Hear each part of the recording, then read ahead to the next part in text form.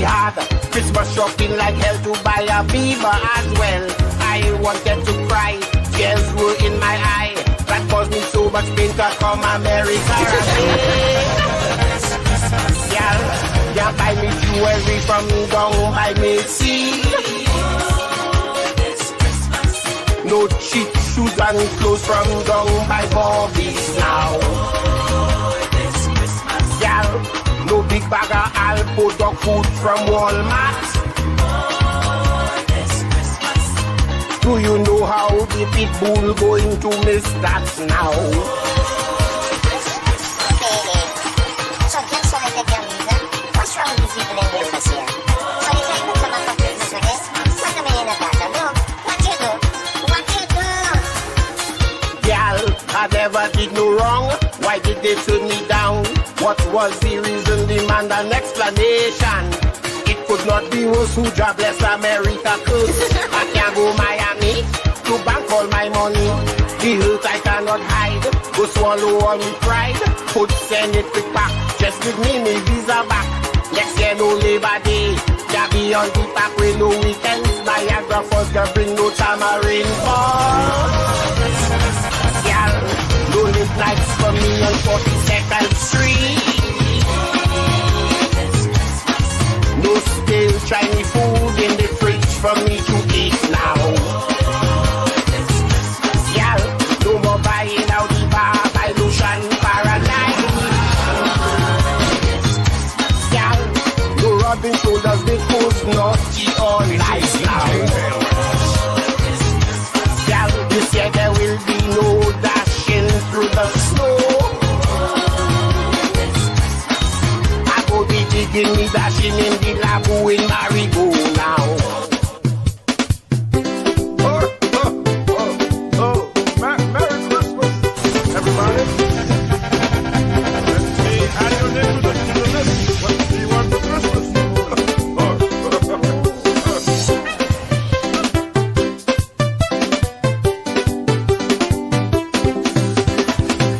One Christmas Eve morning, I heard this poor lady crying. So I went over to her door to ask what she was crying for. She said, I've done all that I could. This whole house is no good. Oh Lord, I need some wood for the Christmas. And she's singing, I want some wood for the Christmas. I need some wood for the Christmas. The roof start to leak, the floor getting weak, Santa. I need some wood for the Christmas. Give me some 2x4 to strengthen the front door. The door I have behind, which by go will just fine. 2 length 1x3 to break the shelves for me. Christmas will be great if this house I could renovate.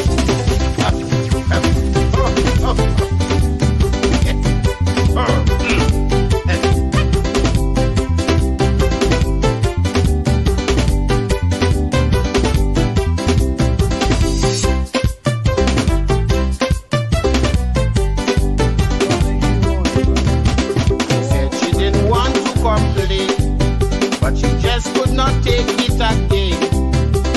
Said she's had so many people, some willing and some not able. Some of them intention good, but to live splinter wood, oh no, I need more wood for the Christmas. And she's singing, I want some wood for the Christmas. I need some wood for the Christmas. The whole in the floor too wide, windows on that side, oh Lord, I need some wood for the Christmas. Give me some 2x4 to strengthen the front door. The door I have behind, which by go work just fine.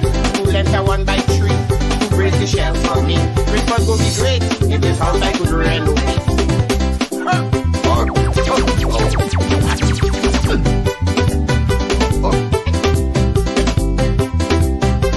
Merry Christmas.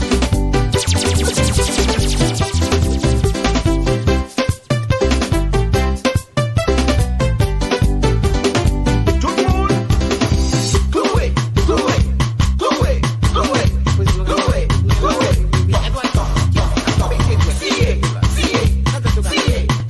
Bring some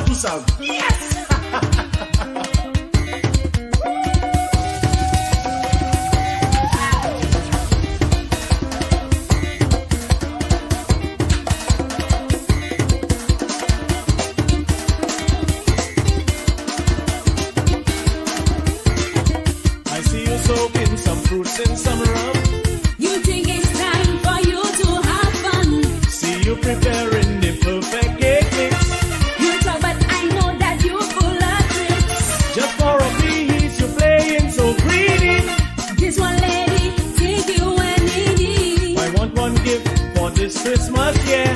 Well, this is one wish that I want to have. I want peace. Talking to that you won't agree. I want peace. Like I feel the and you is peace. I want peace. That is all that's on your mind. I want peace. Maybe you got it. Since this is Christmas time. Oui, tout le monde, moi je vais lever de ce ou ça. Ça y est, chantez ça tout ça. Yes!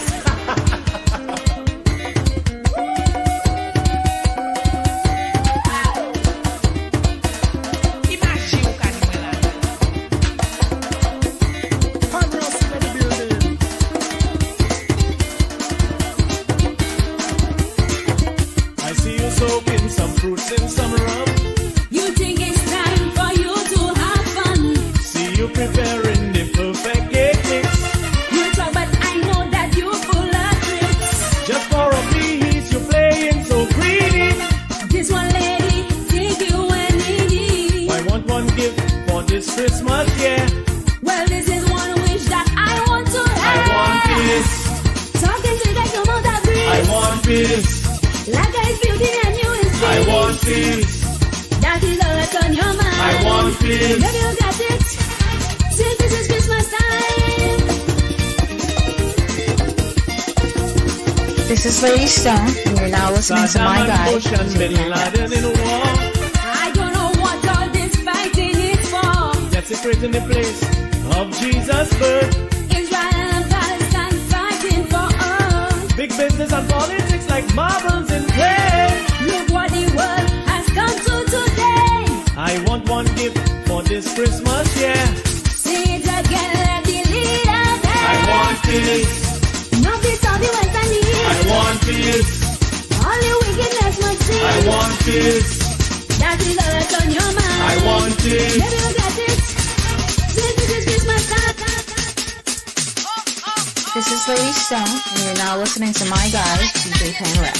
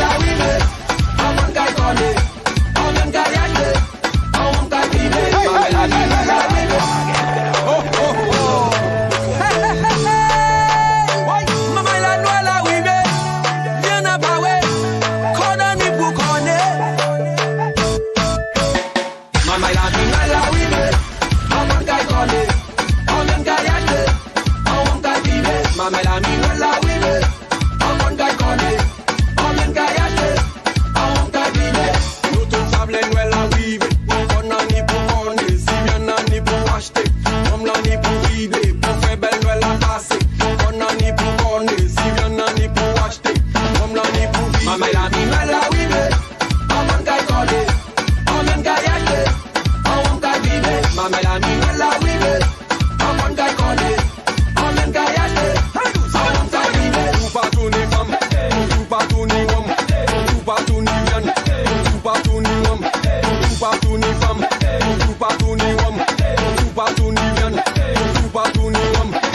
Mamma la mi mala wibe, awan kai kole, awan kai yate, awan kai vive. Mamma la mi mala wibe, awan kai kole, awan kai yate, awan kai vive.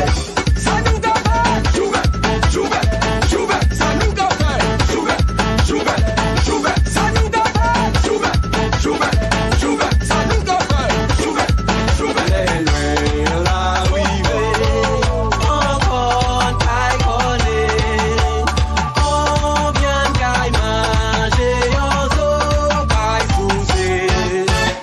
Mamma la mi mala wibe, awan kai kole, awan kai yate, awan kai vive. Mamma la mi mala wibe, awan kai kole, awan kai yate, awan kai vive. Sanunga fa, chuve, chuve, chuve, sanunga fa, chuve, chuve, chuve, sanunga fa, chuve, chuve, chuve, sanunga fa, chuve, chuve. Kole kona, mala wibe, kole kona, mala wibe, kole kona, mala wibe.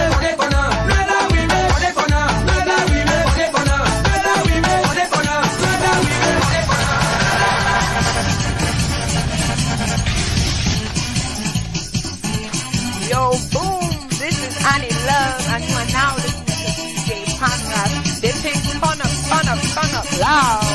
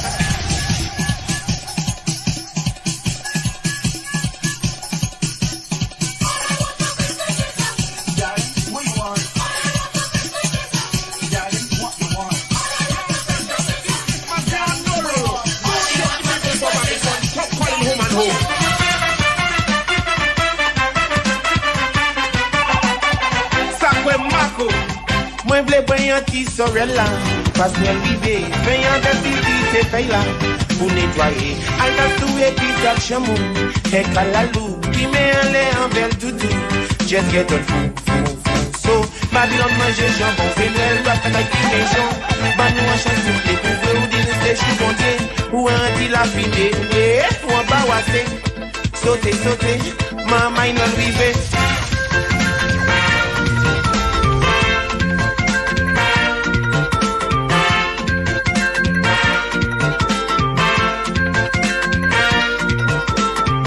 Babylon gadi la terre, Rastaman pas connaître papa mon Dieu. Babylon gadi la terre, Rastaman pas connaître papa mon Dieu. Babylon, Yo, Santa, this Christmas me on no loro. Don't take the people for Babylon. Stop calling home and home. Yo, boom, this is Annie Love, and you are now listening to DJ Conrad. Sakwe Mako, moi vle boyan ti sorella. Pas bien vive, ben avec petit c'est paila. Pour nettoyer, I got to et puis t'as chamou, et calalou, qui met un lait en belle toutou. Just get on fou. So, Babylon manger jambon, fenel, rap avec qui maison. Bah nous en chance de pour ou dîner, je suis content. Ou un dit la fumée, ou un bawassé. Sauter, ma main non rivé.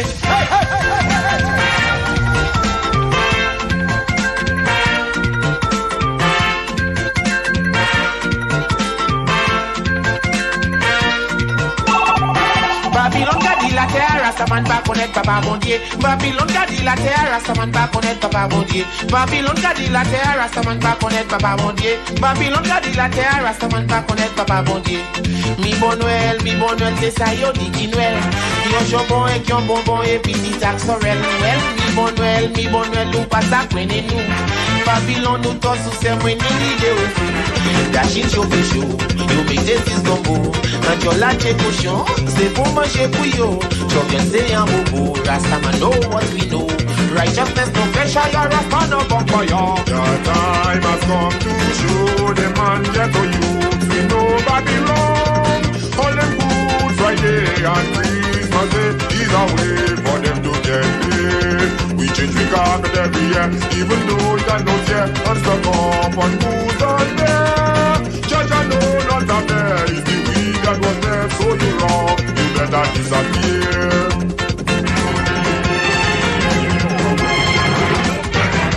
Chupakiki and going well, this bagay patrabel. Kenny you can step aside, you can wear tax sorrel. Tell water it is not too late to get it under trace. Santa Claus, we never want celebrate. Santa Claus, if I want a dog change. My Christmas bells are ringing, they bang along the long. I hear the bundmen playing country songs along the long. This bell was a coin when me a pass a touch. Santa Claus, bring the journey in a me. Santa Claus, that's the one of joy and cheese. Christmas was the time we used to go. I think I want never run. That was Christmas, a Merry Christmas.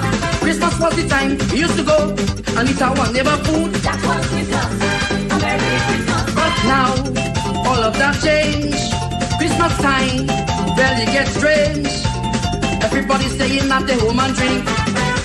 They forget about the friends and family link. So I say, bring it back the old time Christmas. The masquerade and the toast.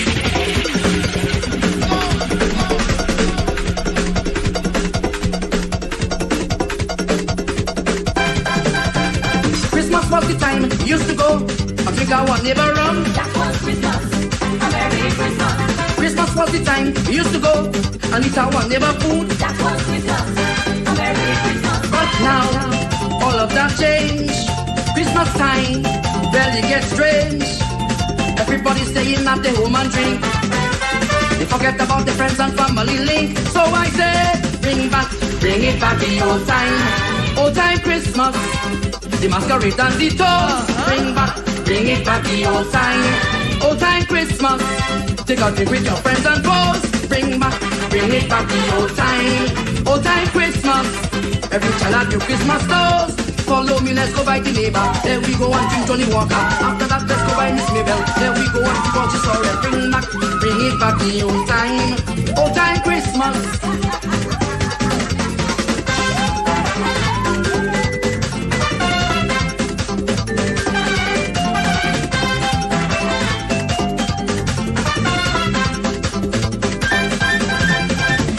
was the time we used to buy and exchange gifts with a friend. That was Christmas.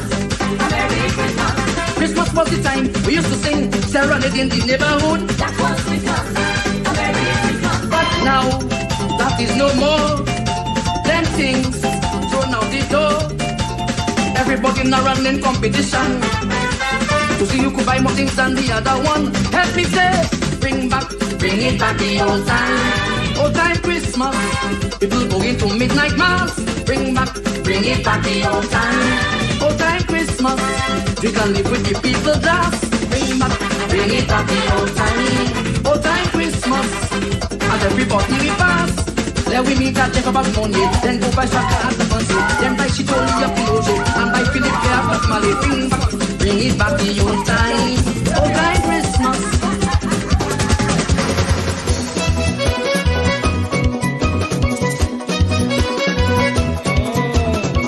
It's all about DJ Thomas. If you don't know, you'll get to know. It's just plain Latin.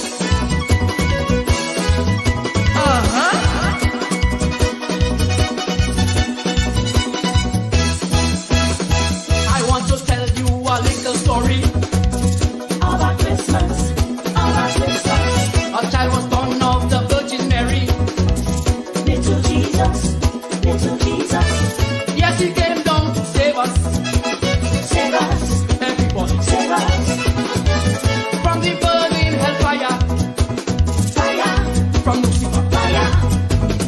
So when you felt in at Christmas time, drinking your wine, having a good time, please remember, oh Christ the King, and stop all them bad things that you doing, that you saying, the bad life you living. Give it up for Christmas. Give it up. Give it up. Them bad things we have to stop. Give it up. Give it up. Give it up for Christmas. Give it up. Give it up. Them bad habits there we drop. Give it up. The lying, Give it up. the stealing, Give it up. the shooting. Give it up.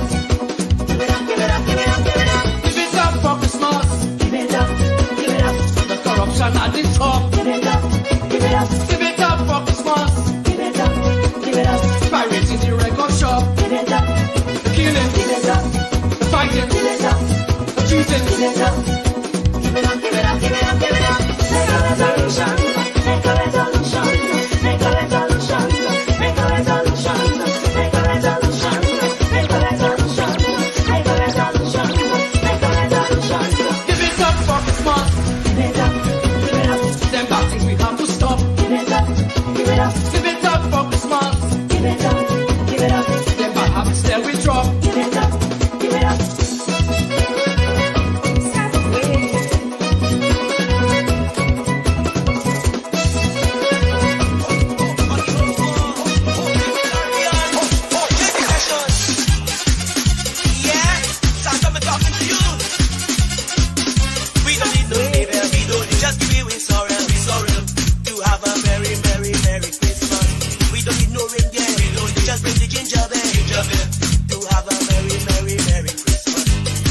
Santa, we don't care, but we got each other, to have a merry, merry, merry Christmas. When Santa comes to the creek and he's looking for a woman in action, in a pocket soon and start his vacation. Why I say, good on, with Santa. Come on, everybody go. Christmas morning. Yeah, but there you go down. And you can pass it up, come on. It's Christmas morning. It's Christmas morning. It's Christmas morning. What you eating? It's Christmas morning. Tell me what you drinking now. Why I say? Alright. Sometimes you listen, alright. Watch this. We don't need no snow. And little snow we don't know. To have a merry, merry, merry Christmas. We don't need no snowman. We could use spy banner. To have a merry, merry, merry Christmas. We don't have no chimney. After you careful, we'll have a merry, merry, merry Christmas. Just in the hobby party, winding down low with his lady. This year he ain't got time for nobody. What you say? Good on. Yes, with Santa. It's Christmas morning. When you're drinking, come on. It's Christmas morning.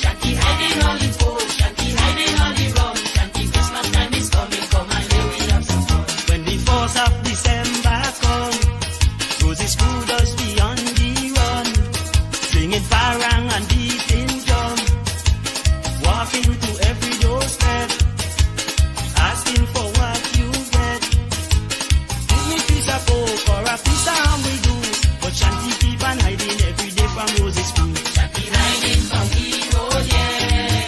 Jackie hiding, she ginger, yeah. Jackie hiding all the food, Jackie hiding all the rum. Jackie, Christmas time is coming, come and here we have some fun. You're listening to DJ Aaron, aka DJ Panross.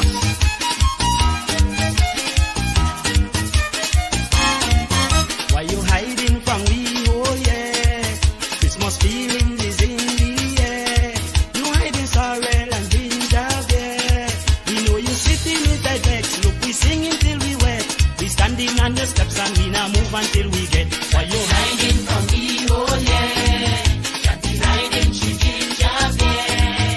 Jackie hiding all the food, Jackie hiding all the rum. Jackie, Christmas time is coming, come and here we have some fun.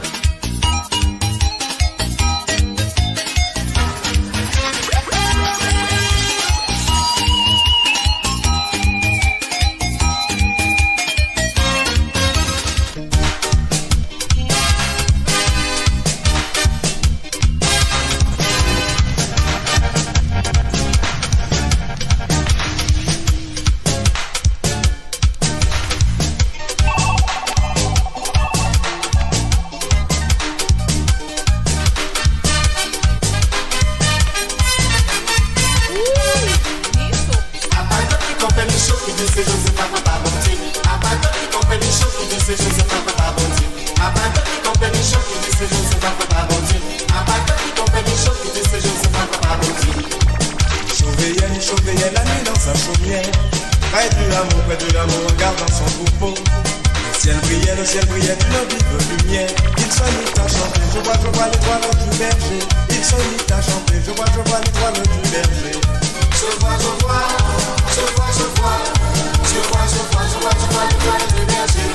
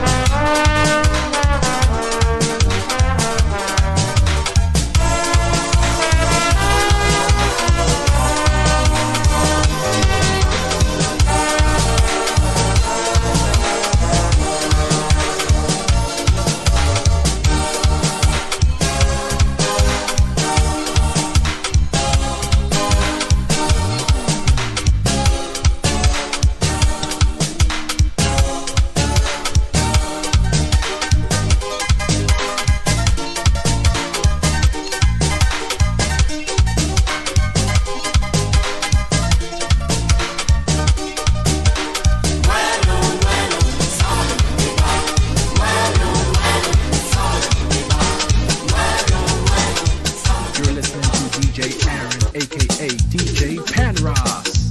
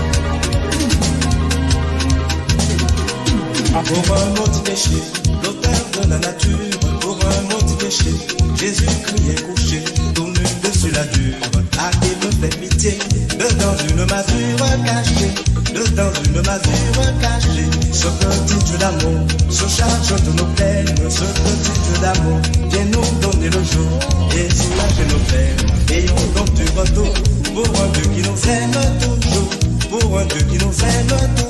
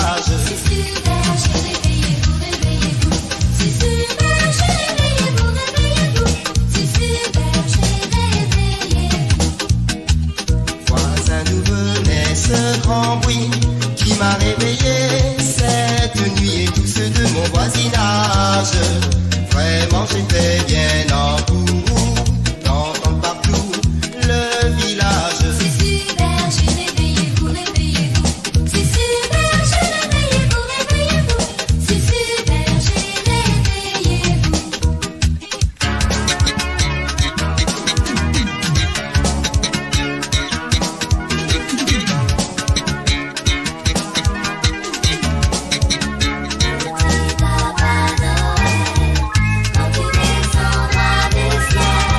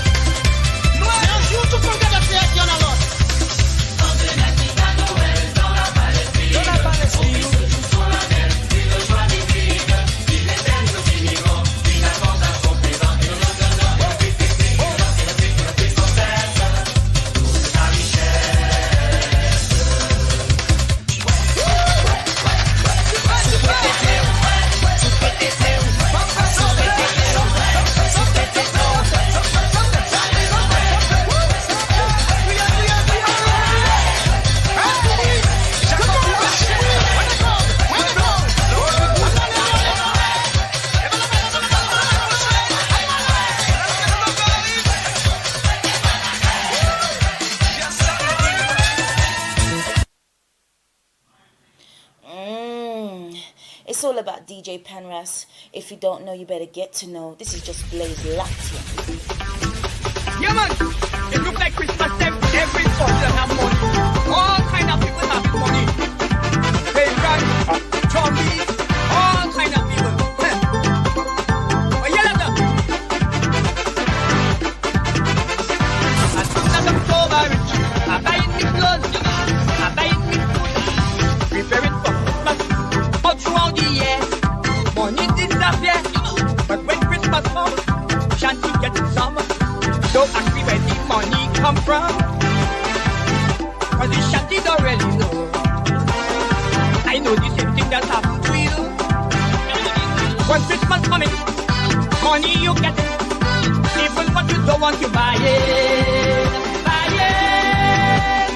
When you drink your rum and you tumble down on the ground, man, the Christmas spirit that's doing you that. Yeah, man. It looks like Christmas time. Every person have money. All kind of people have money. Pagan, zombies, all kind of people. Oh, yeah, that's as soon as October rich, I'm buying me clothes, I'm buying me food, preparing for Christmas. All throughout the year, money disappear. But when Christmas comes, shanty getting some. Don't ask me where the money come from, cause the shanty don't really know. I know the same thing that happened to you. When Christmas coming, money you get, even what you don't want you buy it, buy it. When you drink your rum and you tumble down on the ground, man, the Christmas spirit that's doing you that. One black cake book and give some people dancing music everywhere. The Christmas spirit that's doing you down. Shanty sing, shanty sing, shanty sing the melody. The Christmas spirit that's doing you down. Shanty sing, shanty sing, shanty sing the melody. The Christmas spirit that's doing you down.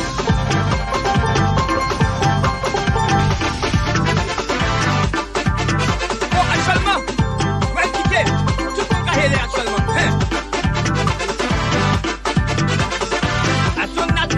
Done. We scratching we head, we ain't had no bread, bang book in the red, but we start planning for Christmas coming. We don't give a damn where food coming from. Something is our tradition, but some just can't understand why people that make them sacrifice for black cake and rum, for smoke and ham, and when Christmas done the ballin'. New York you live in, and when Christmas then you crying, man. The Christmas spirit that's doing you that. You missing, you reminiscing, carol singing, eating and drinking. The Christmas spirit that's doing you that. Shanty sing, shanty sing, shanty sing the melody. The Christmas spirit that's doing you that. Shanty sing, shanty sing, shanty sing the melody. The Christmas spirit that's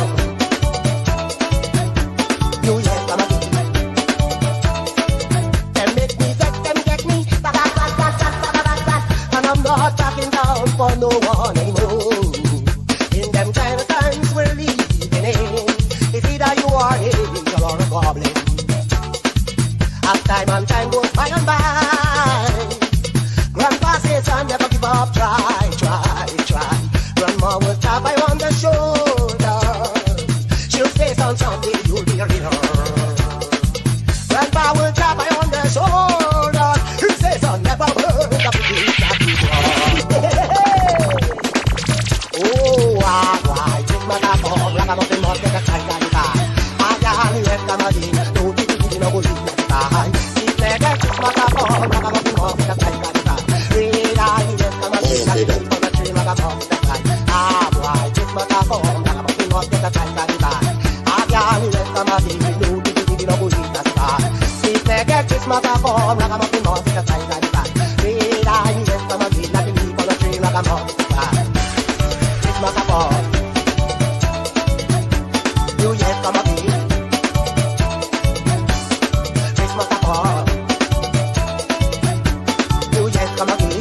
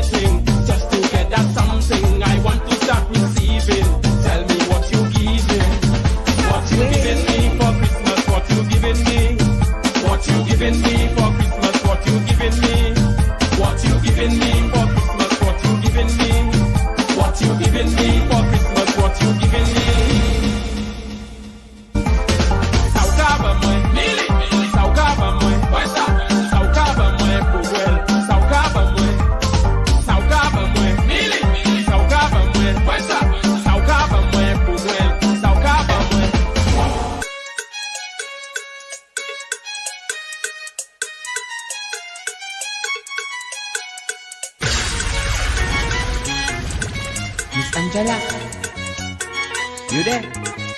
Wake up this morning. Miss Angela giving fuck. Boy, the Christmas fuck. The container missing. So in what I go put my pork? Boy, the Christmas fuck. In what I put in my fucking. Angela give me my fucking. In what I go put my fucking. In what I go put my fucking. Come give me my fucking. In what I go put my. In what I put in it, Miss Angela. Angela give me my Christmas. In what I put in it, Miss Angela. Angela give me my New Year. In what I put in it, Miss Angela. Give me my Christmas. In what I put in it, Miss Angela. So one early Sunday morning, the woman started cooking. She telling me, come on baby, come and help me peel up the dashing. So she de peeling the pumpkin, and she de peeling the plantain. I tell her, Miss Angela, give me your container to put it in. Fucking. Angela, give me my fucking. In what I go put my fucking. Come give me my fucking. In what I go put my. In what I put in it, Miss Angela. Angela, give me my Christmas. In what I put in it, Miss Angela. Angela, give me my New Year. In what I put in it, Miss Angela. Give me my Christmas. In what I put in it, Miss Angela. Gimme. What you want?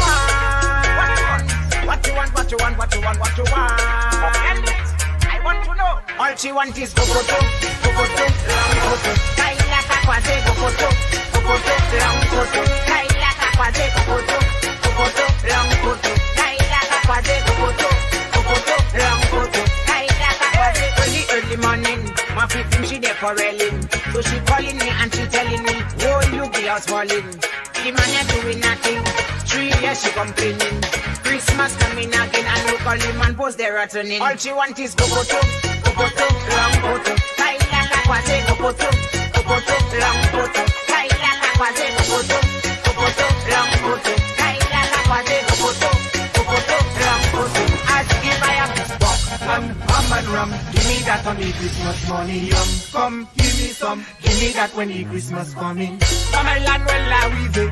Mama land well I weave it. Mama land well I weave it. Well I weave it.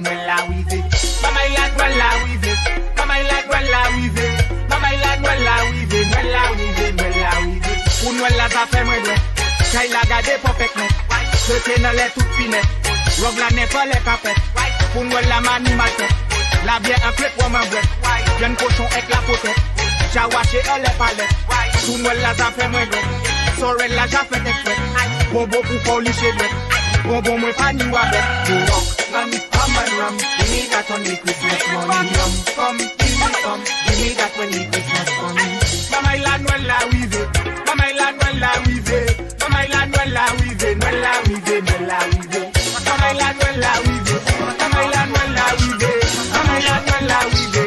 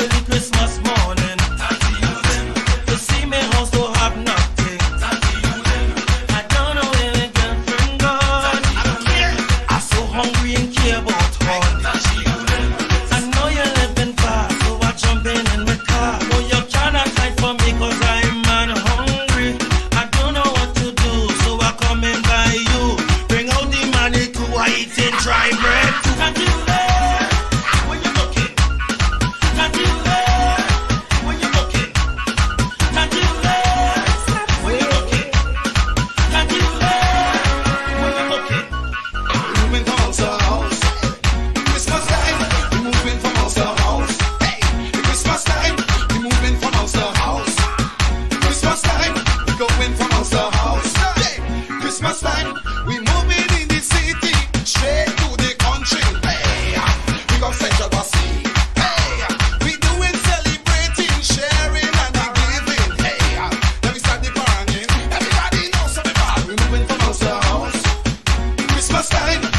moving from house to house.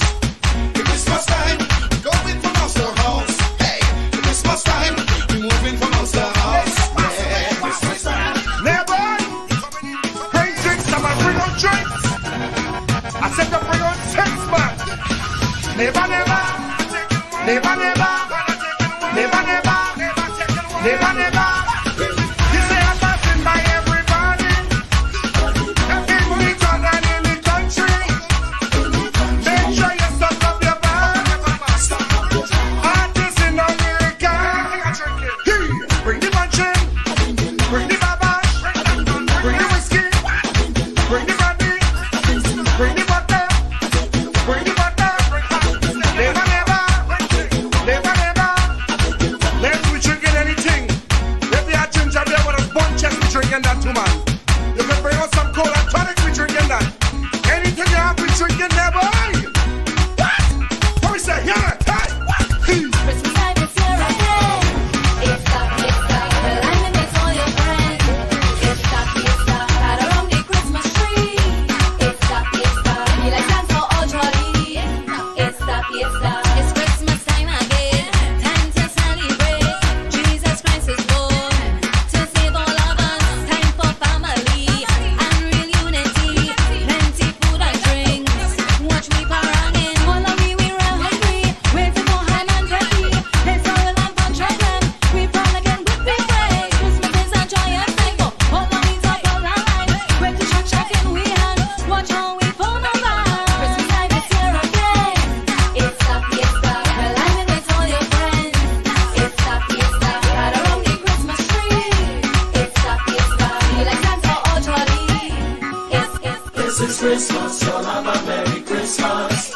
This is Christmas, a sweet drink make up Christmas. This is Christmas, y'all have a Merry Christmas. This is Lady Stone, and you're now listening to my guy, DJ Panda.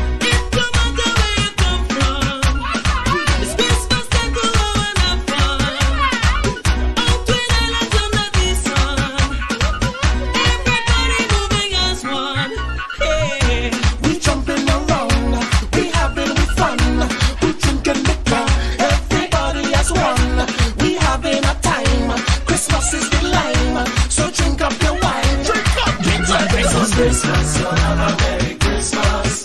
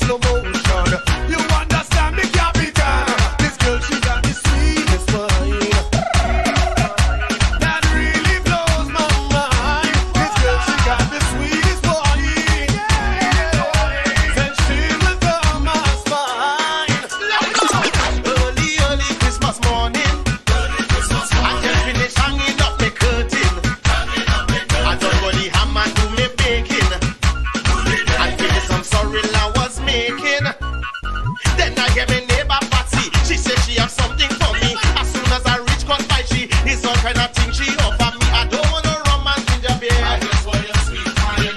Have so much pastel I could share. Give me your sweet wine. This time only come but once a year. I just want your sweet wine. Any kind of wine you line up there. Give me your sweet wine. Put it on the table, rest it on the floor. Any way you're able, I'm coming for more. Girl, I want it, girl, I want it, girl, I want your sweet wine. Just give me your, just give me your, just give me your sweet wine.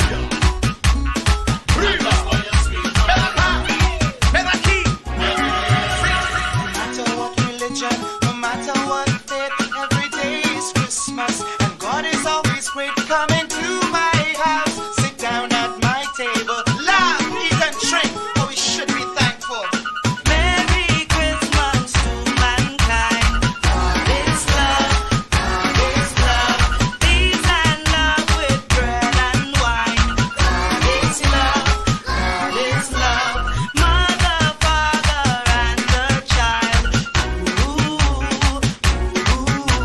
Sharing love is so divine. God is love. Joy. Spreading joy. Spreading joy. Joy. Spreading joy. Spreading joy. Follow that star.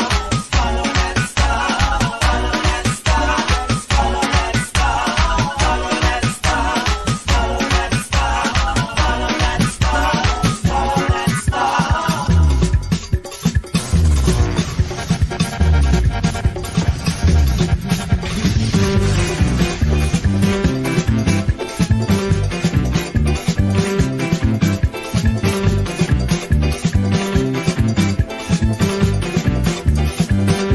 This is Lady Stone. You're now listening to my guy, DJ Penrith.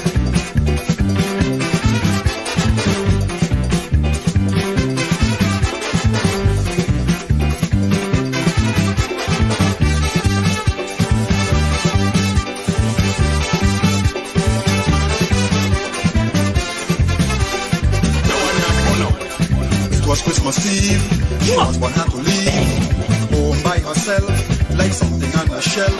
I went by her house, she asked me what's the matter. I tell her I am here in place of Santa.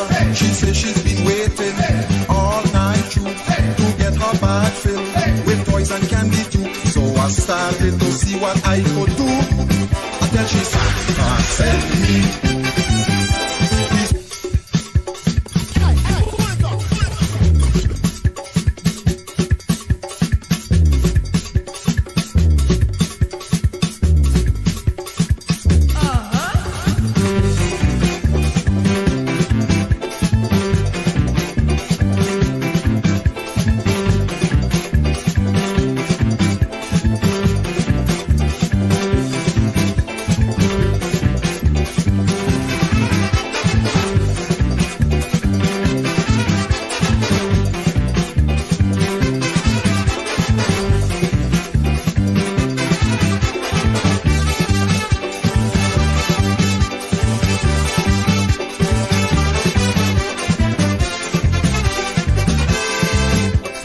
It was Christmas Eve, she husband had to leave home by herself, like something on a shelf.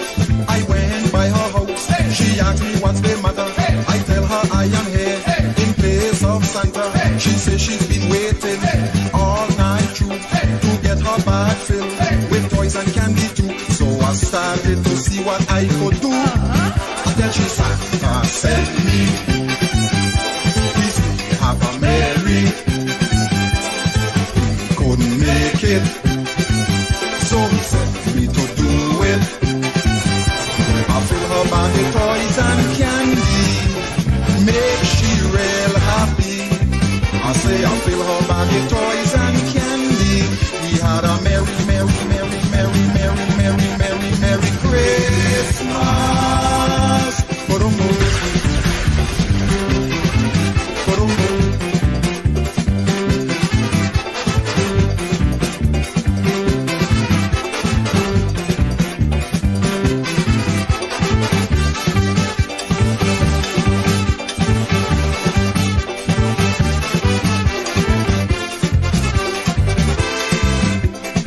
asks me my name, I tell her it's Sifu. You are a nice boy, you walk for Santa too. She say that this is good, the party is nice. She wish that Christmas could come not once but twice. She offered me a drink, that's when I start to think. No, it's a good time to have a jolly line. So I tell she one more time, I tell she Santa sent me. He said have a merry, couldn't make it. So he sent me to do it.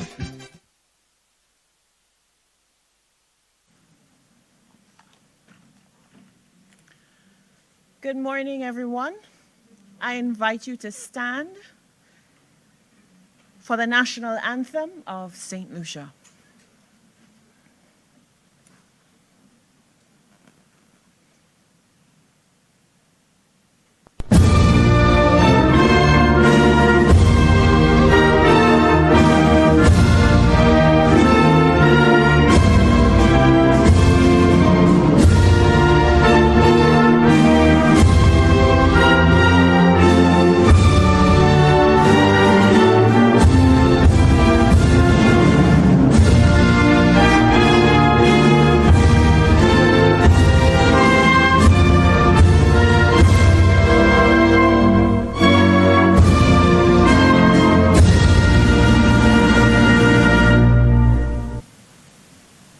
Please remain standing as I call on the Field Officer of the Youth Economy Agency, Ryan James. We are going to set things off right.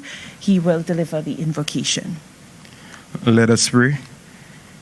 Heavenly Father, we gather here today at this Youth Investment Forum with grateful hearts for the vision and purpose behind the Youth Economy Agency.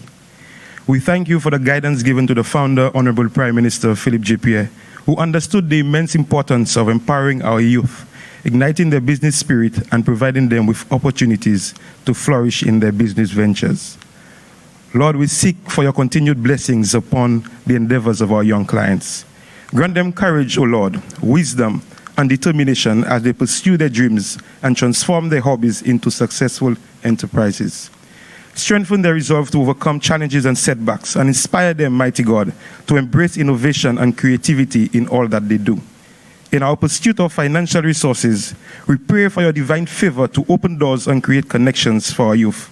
Help them, Father, to access adequate financing and find supportive mentors and partners who can guide them on their business journey. May the Youth Economy Agency be a channel of transformation, O God, equipping our young entrepreneurs with the skills, knowledge, and network they need to thrive. Remember your words in Jeremiah 29, verse 11. For I know the plans I have for you, declares the Lord. Plans to prosper you and not to harm you. Plans to give you hope and a future.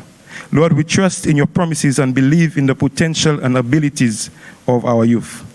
As we move forward in this Youth Investment Forum, grant us, mighty God, clarity of mind, collaborative spirits, and open hearts to truly invest in the dreams and aspirations of our young entrepreneurs. May our efforts here today bring about positive change in their lives and contribute to the growth and advancement of our economy. In your holy name we pray. Amen, amen. Thank you, Mr. James. Please be seated.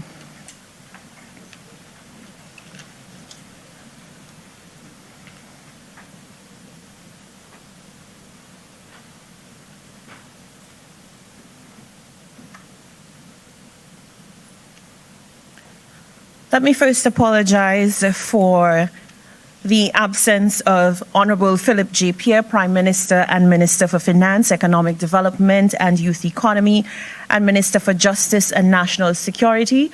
He is on his way and hopefully will be joining us shortly. Also, Dr. Ernest Hilaire, Deputy Prime Minister and Minister for Tourism, Investment, Creative Industries, Culture and Information. He will also be joining us.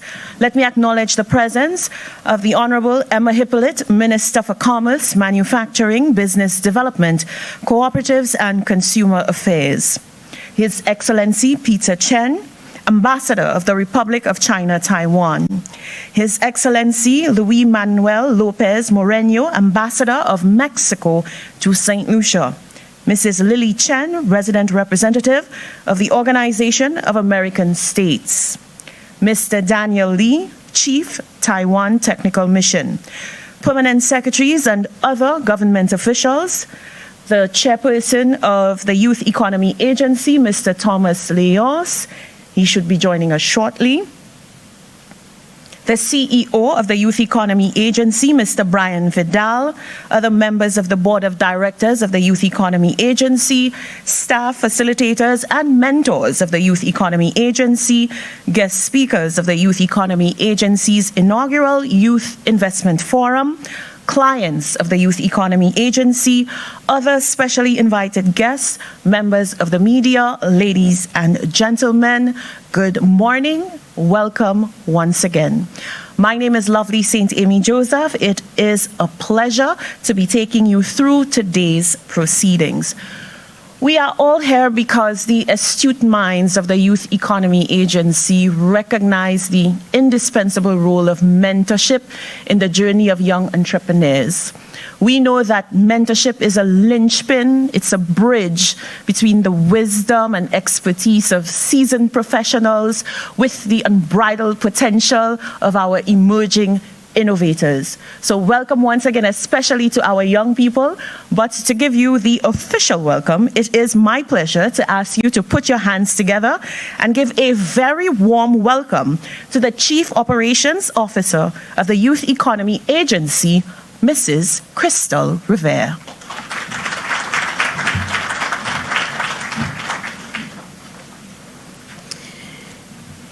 I'd like to adopt the protocol that has already been established. Thank you very much, Mistress of Ceremonies, Mrs. Lovely St. Amy Joseph. I would like to recognize the presence of our Minister for Commerce, Honorable Emma Hippolyte. Thank you so very much for joining us, braving the traffic and the weather from the Sulphur City to be here with us this morning. And I'd also like to recognize the presence of His Excellency Peter Chen. Thank you for joining us, your Ambassador.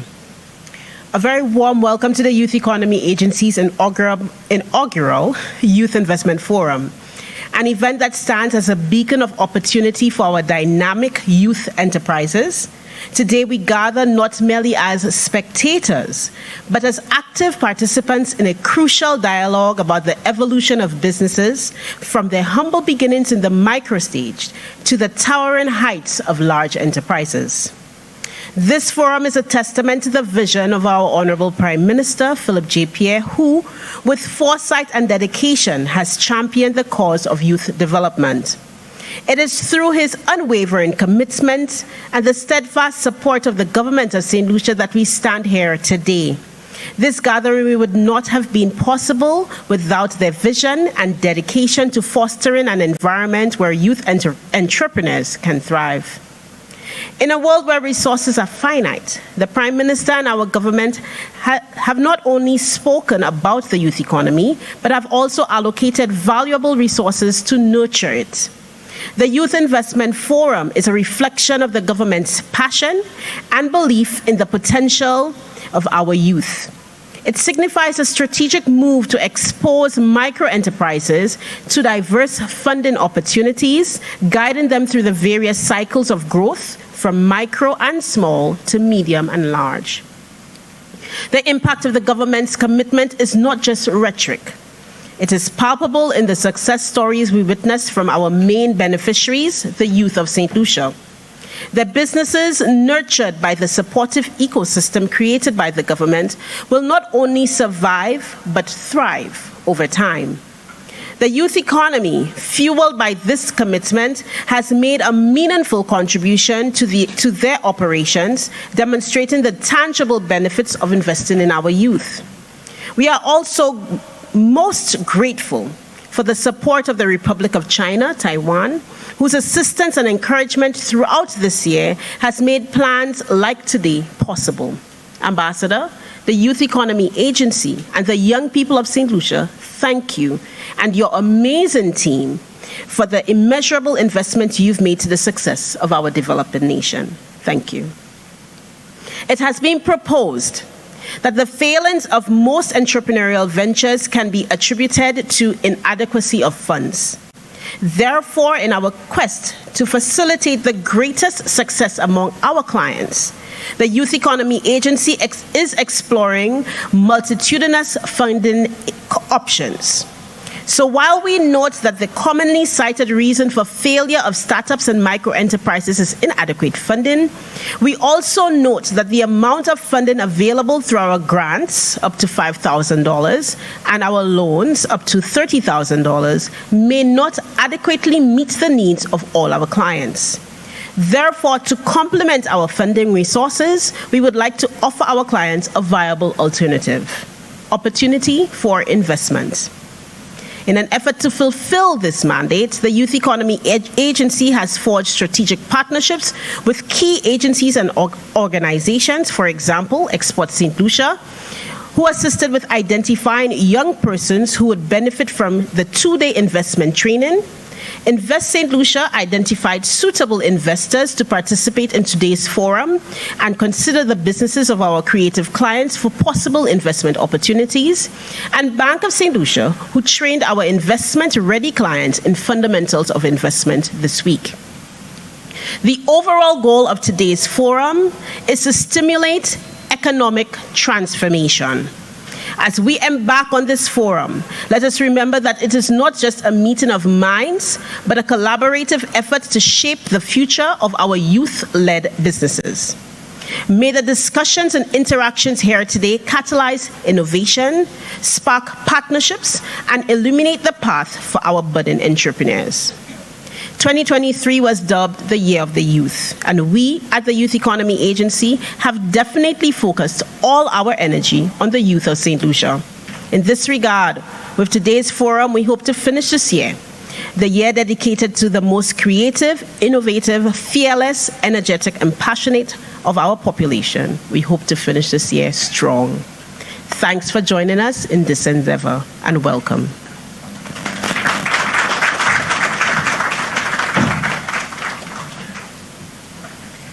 Thank you very much, Mrs. Crystal Revere. Now, the Youth Economy Agency, since being launched, I think a mere 8 months ago, the 3rd of April 2023, the office was opened, has been able to undertake substantial work. And I know recently we had a first cohort of young people, about 100 young people were able to receive training, introduction to business planning. Currently, there's a second cohort of young people undertaking that training, all made possible by the Embassy of China, Taiwan, and of course, the invaluable support to today's Youth Investment Forum. That being said, ladies and gentlemen, help me give a warm welcome to His Excellency Peter Chen, Ambassador, China, Taiwan.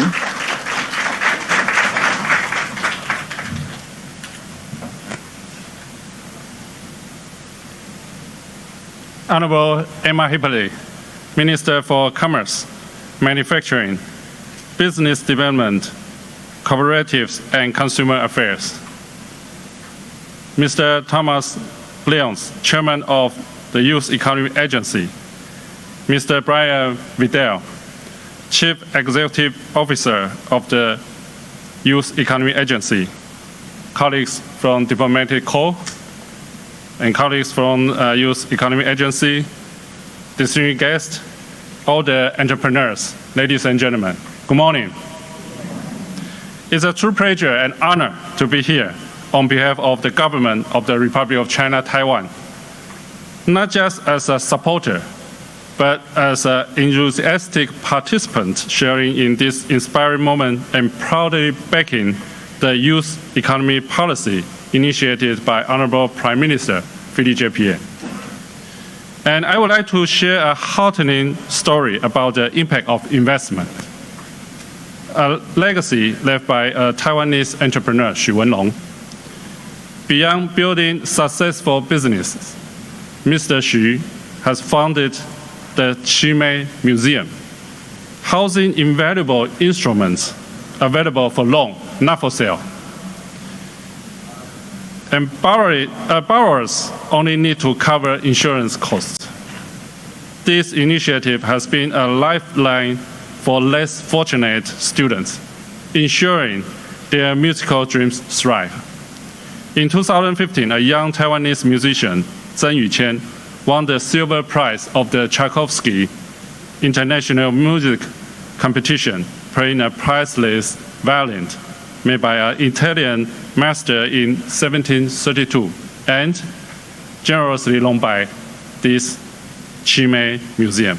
This example not only underscores the significant benefits of investing in talented youth, but also shows that investment goes beyond monetary contributions. AI pioneer and NVIDIA founder Jason Huang once said, "The path of entrepreneurship is filled with pain, vulnerability, challenges, embarrassment, and shame, qualities that ultimately become the superpowers of entrepreneurs." Therefore, I encourage all the young minds here to fearlessly pursue your dreams and embrace challenges. For you are the future of the nation and catalysts for global development. This forum is not just a stage for listening, but a platform collaboratively constructing the blueprint for the youth entrepreneurs. The government of the Republic of China, Taiwan remains committed to partnering with the government of St. Lucia to assist and invest in more young individuals in seizing entrepreneurial opportunities, thereby transforming not only individual lives, but also shaping the future of our nations. And I would like to take this opportunity to commend the hard work, the efforts, and the achievement for the promotion of development of the youth in St. Lucia for Youth Economy Agency. Can we put our hands together for Youth Economy Agency? And I wish this forum achieves resounding success. Thank you.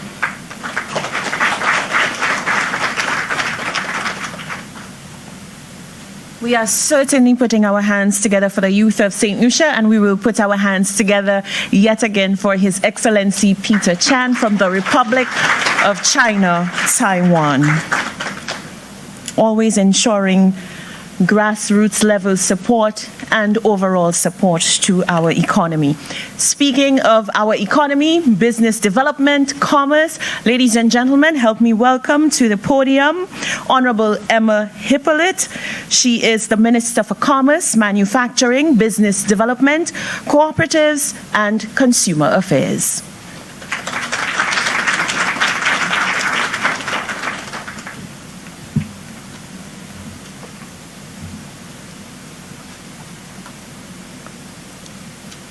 Ambassador Peter Chan, Ambassador for the Republic of China, Taiwan. We have with us the other members of the Diplomatic Corps, and I recognize the Ambassador for Mexico and Miss Lily Soto, who's representing the OAS, and Mr. Lee representing the ICDF, and other members of the Diplomatic Corps. I recognize Dr. James Fletcher, a gentleman that we have a lot of respect for, that I expect to transform things around for us. I want to recognize the chairperson of the Youth Economy. He's not in yet, Mr. Leos. I recognize Mr. Vidal, Mrs. Where is she? Riviere, and the senior managers of the Youth Economy. I want to recognize here, and I have a young list here of persons who are going to share their knowledge with us today, and that is Dr. Donathan Gustave, Mr. Clemio Hodge, and Miss Donna Regis Prosper, and I think I knew the name at some point as Donna Regis, so she's done other things in recent times. Miss Tamu Petra Brown, Dr. Tamu Petra Brown, and Mr. Raphael Saul. As members of the panelists. I recognize as well our exhibitors, our youth who have really benefited from the youth economy.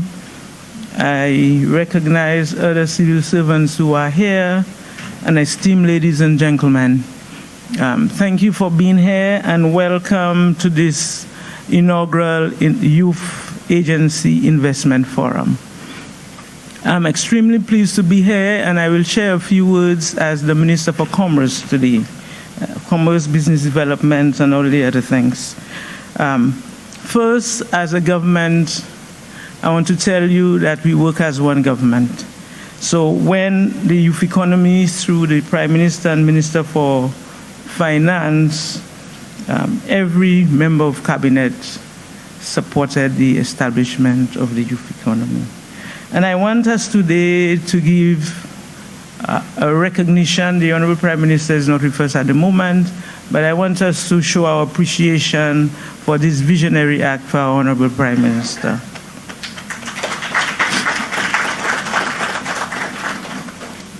And as the Minister for Commerce, it was very important for us at our ministry to understand what was happening because of the role that we play in business in general. And we saw the youth economy as providing to us a new crop of business persons.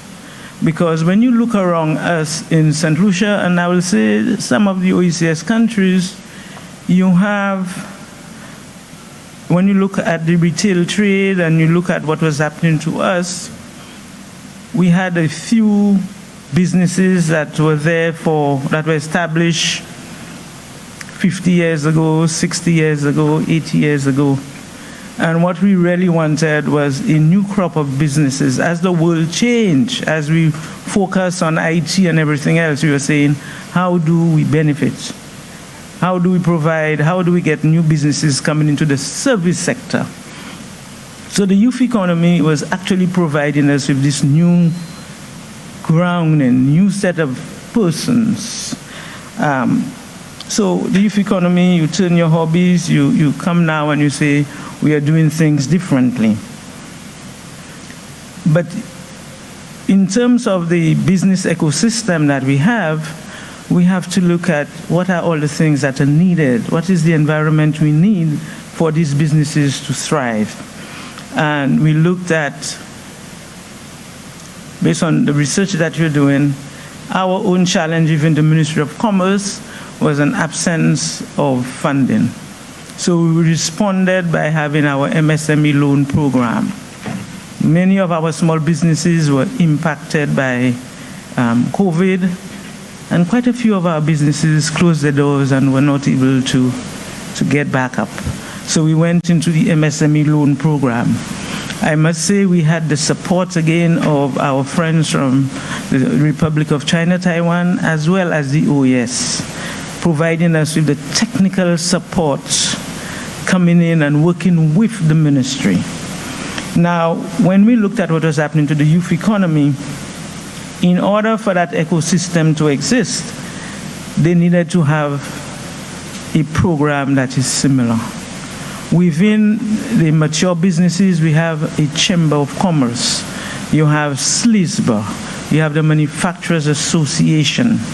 Now, I know most times when I engage with the young persons, they believe that they would be out, don't feel comfortable in that environment. They're speaking a different language. And they believe that these organizations needed to be transformed to facilitate them. So I'm hoping that with the youth economy, you now have the inaugural investment forum, but you then have to start talking about putting that ecosystem that is addressing this young environment. Because the language is different, the method of work your method of work is different, your thinking is different. But one thing I want to tell you, that you need to have a partnership with the older businesses. You need to have a partnership. Like 2 weeks ago, we recognized companies such as the companies that we had the JQ group of companies, JQ Childs group of companies, and you can see the transformation that they went through, those of us who understand what JQ was. We looked at Carrasco and Company, you see the transformation. You look at J. Gas and Company, significant transformation. But some of the older companies still require a lot of assistance. So I'm hoping that that partnership that we have within government is also a partnership that we will have within the private sector. Mature companies partnering with young companies. When I went across there, I'm looking at your marketing, very fresh. And that is what the mature companies need. So in creating your new companies here, you need to see opportunities. How can you provide services to the mature companies to cause them to expand? When I look at the other partnerships that we have, you've heard that you need the support of agencies within the Ministry of Commerce. Export St. Lucia, for example. It is an agency of the Ministry of Commerce. One other agency that is extremely important for your manufacturing sector is the St. Lucia Bureau of Standards. I want you to pay attention to this institution, because as you try to scale up your companies and provide services to the outside world, the recognition that you have to embrace standards is critical, both in the service industry and other manufacturing industry that you have. You need to embrace international standards. So you need to know, walk through the doors of the St. Lucia Bureau of Standards to understand the standards that you need to embrace now, to understand the support that you need, whether it is within the Ministry of Commerce or within the Youth Economy Agency. The standards are important. You need to embrace quality, and it is quality that is going to cause your client to come back to you day after day. In terms of the investment forum that you have here, you started your businesses, you've received your $5,000 grant, you have an opportunity to get loans up to $30,000. But in order to scale up that business, you need investors. You need funding. And one key way of getting funding is to invite investors. But you need to be able to sell your product properly. The investor needs to see an opportunity for profit, because investors, when they come to you, that is what's in their head. What is the potential for my investment to give me returns?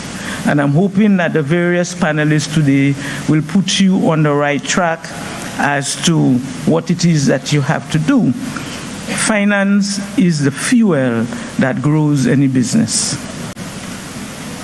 Your investor as well might come with various specific skill sets that your business requires. So today I am hoping that as I look around, as I walk around, I see quite a few products that are very attractive.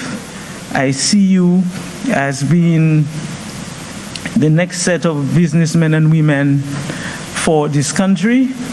I believe that the partnership between the youth economy and the Ministry of Commerce is critical for that growth. As the minister responsible for the Ministry of Commerce, I tell you that we are available day in, day out to work with you, because you are the youth economy. As soon as you get into the age 30, you've got to move to the Ministry of Commerce. So I'm telling you, so I am looking at all of you here and saying these are future clients of my ministry. Today I speak with you because your Minister for Investment is unable to be here. And as one government, I felt it was so important that I stand here today to say that as a cabinet, we are proud of what you have achieved. We are proud of the energy that the youth economy is bringing to the work that it has to do. But it is when we work together, that we will move that angle and that we will move this economy. So I want to thank our partners. Let us give all our partners, the OAS, the China, Taiwan, for the support that they have done to our economy in general. Let us show our appreciation to them. And let us give you, the beneficiaries of the youth economy, a round of applause for taking that bold step. I thank all of you, and I pray blessings upon your respective initiatives. I thank you.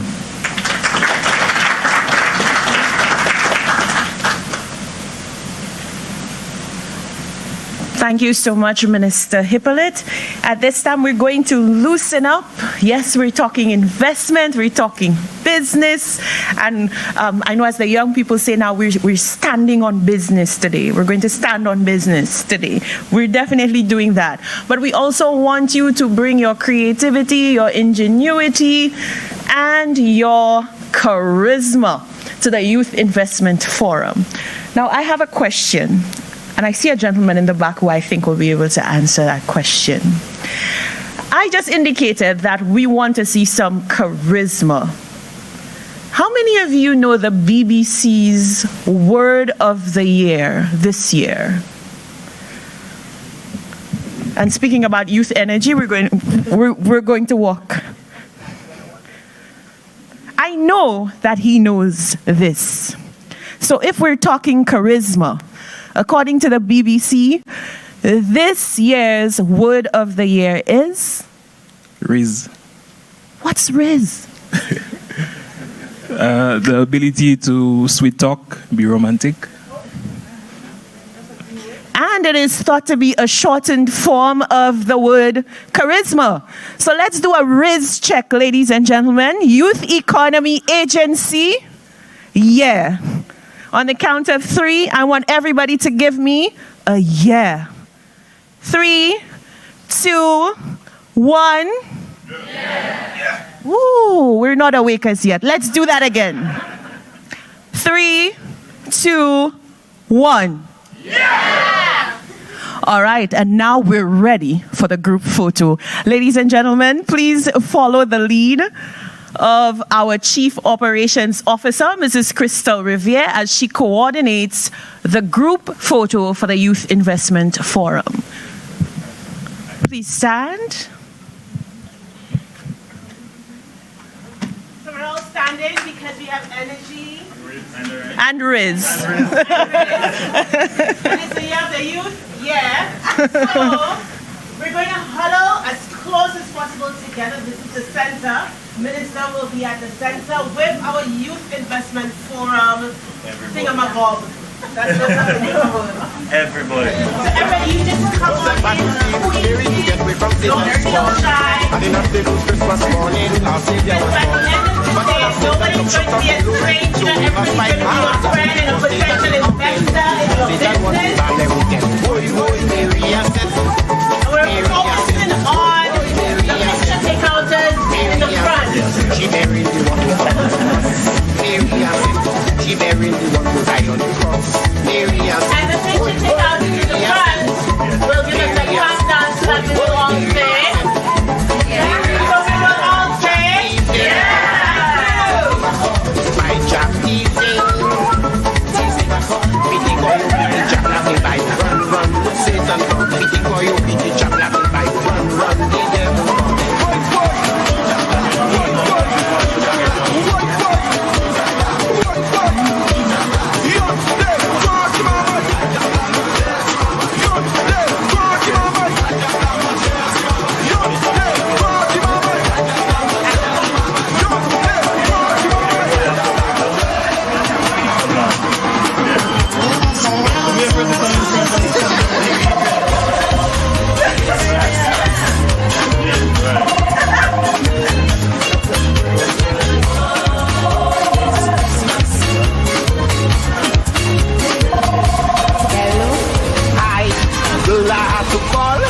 New York at all. The U.S. Embassy have Lucia under scrutiny, and it ain't no joke when one visa get revoked, and with no visa I can. After the blue suit goes to the red, which come in. Looking forward.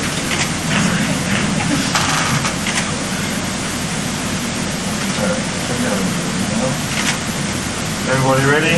Yeah. All right. 3, 2, 1. Yeah. Yes, one more.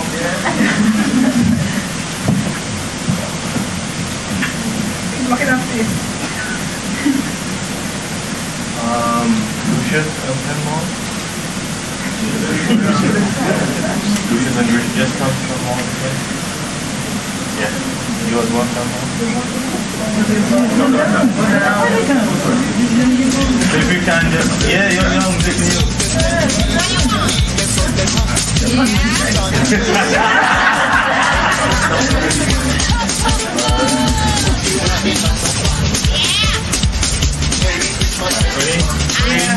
2, 1. Yeah.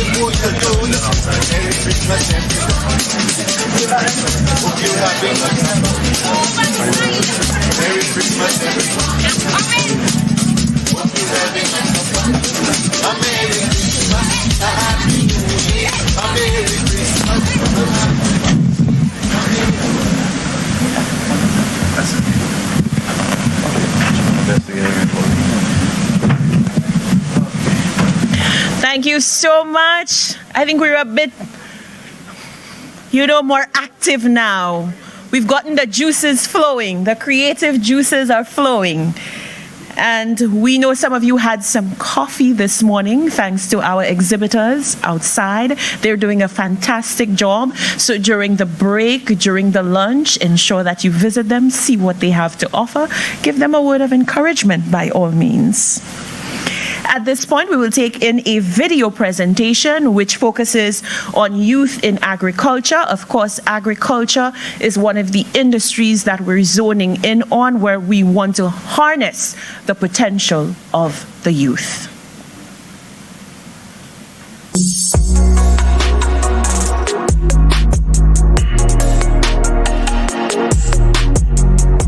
I've been doing farming for 2 years now. After I lost my job, I went into farming full-time. I grew up doing farming with my parents. They had bananas, coconuts, and other crops, vegetable crops. I've taken it not just as a passion, but on a serious level in terms of sustainability, as well as an income. I've been planting seasoning peppers, cucumbers, watermelon, corn, broccoli, cauliflower, chives, celery. Sometimes it don't go as planned. I lost some of my crops to pests. I lost some of them to the heavy rains. I will continue because it gives me great pleasure knowing that I make a contribution to my community, to my family. When I plant and I see that I can harvest and I can share, I can sell, it gives me great joy to know that I have the potential to make a difference in persons' lives. We started off in 2020, and originally the farm used to be a banana farm, which was owned by my great-grandparents, then my grandparents. So for the last 2 years, we've been very successful. We held the largest market share of sales for 2021-2022, be it both tilapia and shrimp. Currently, we're looking to expand into aquaponics. We have the guys from the engineering department, Joel and Mr. Quint Odlum, assisting us with that. 5 to 10 years, I see we exporting. Looking to be in all supermarkets. We've been working with Export St. Lucia, Bureau standards to get all our labeling and stuff done, so we could package the shrimp, tilapia, and produce and have it in stores and on the shelves, both locally and regionally. In the next 5 to 10 years, I see Royalty Farm as a supplier to hotels, vendors, restaurants, because right now we don't do it on such a large scale. Right now it's just hotels, but in the future I want it to be like import-export.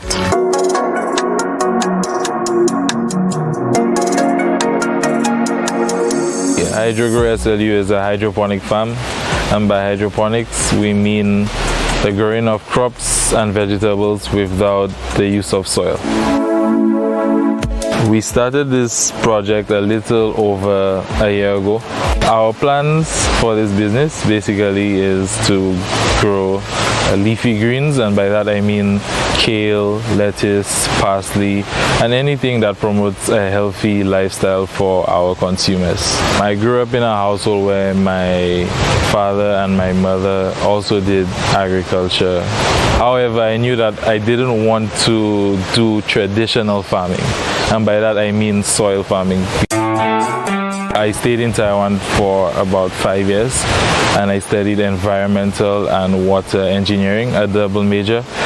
I am a doctor, so I am in the field of medicine, and you know we always promote preventative medicine, like your diet is your medicine, right? So we don't use pesticides, we don't use herbicides in our plants, so it's 100% organic. In the next 5 to 10 years, we would like to expand beyond what we have right now. Right now we are working with approximately 3 acres. Also, we would love to start exporting, not only regionally but internationally, putting St. Lucia on the map. The same way that we can import stuff like romaine lettuce to St. Lucia, we would love to see romaine lettuce from St. Lucia in the markets like Canada and the US.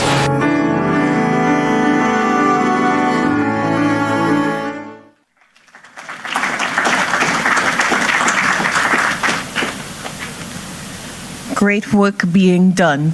At this point, we would like to express our gratitude to Honorable Emma Hippolyte, Minister for Commerce, Business Development. She has to attend Parliament, so we thank you for your insight, your advice, always much appreciated.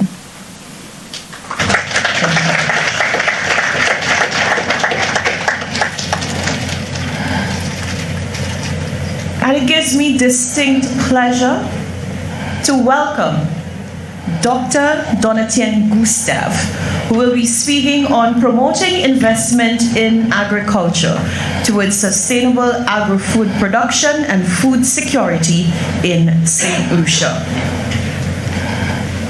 Let me tell you a little about Dr. Gustave before he makes his way to the podium. Originally from Maynard Hill, Marshall, born the last of 7 children to Miss Christiana Gustave and Mr. Albert Emmanuel, Dr. Gustave's passion resides in the empowerment of community organizations to facilitate healthy relationships and strategic thinking to achieve goals.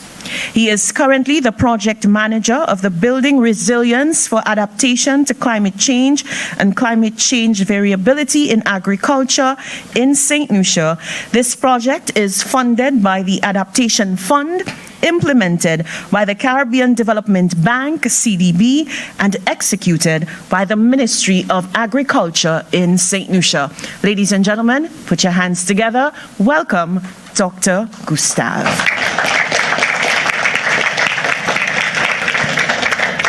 Pleasant morning, everybody. It gives me absolute pleasure to be with you. Bear in mind that I wear the hat of a project manager. So having said that, I want you to first organize yourselves in women. Can all the women stand?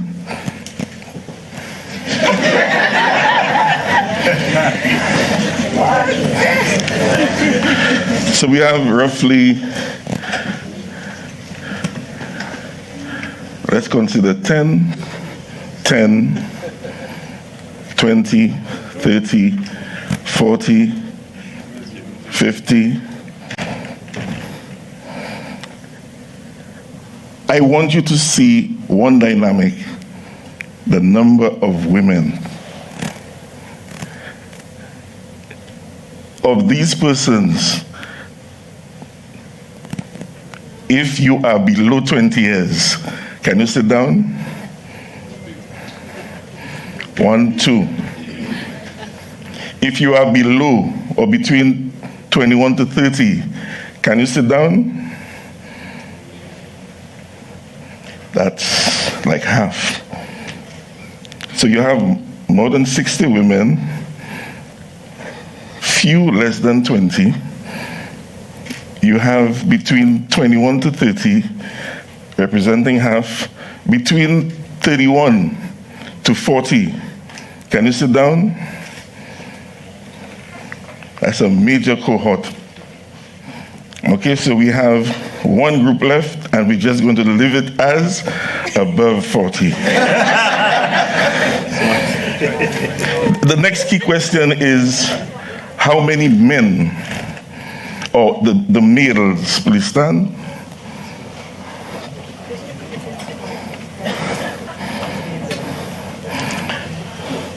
Okay, 3, 10, 20, 30, roughly 50. But of that cohort, less than 20 years old, can you sit down? By age. Between 21 to 30, can you sit down? It's not a small group, but look at the numbers left. It's not as significant. We're doing some simple statistics. We did 21 to 30, right? Yes. 31 to 40. And coincidentally, they've grouped on that side.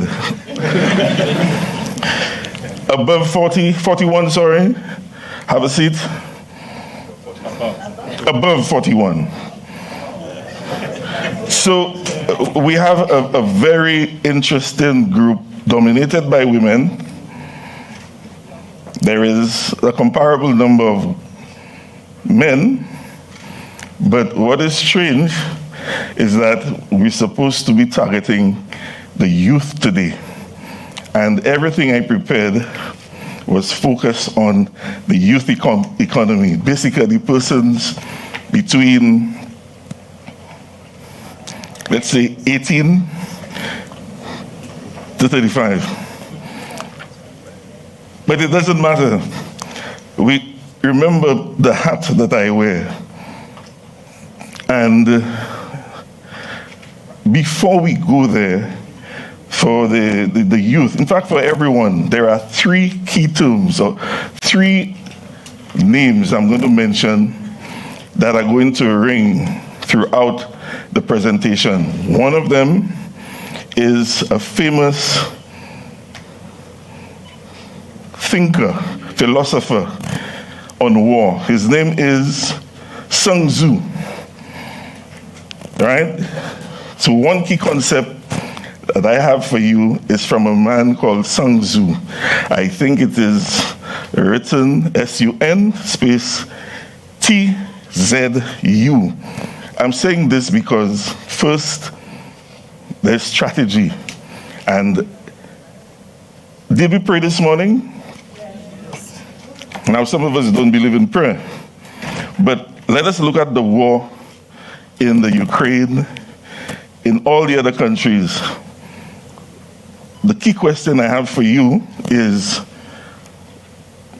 what is strategy? Or what must strategy guarantee? Can anyone just say? Success, your victory. So, one key action for you is to have a strategy going forward. You need to guarantee that whatever you do, that you succeed. And I mentioned one key person called Sun Tzu.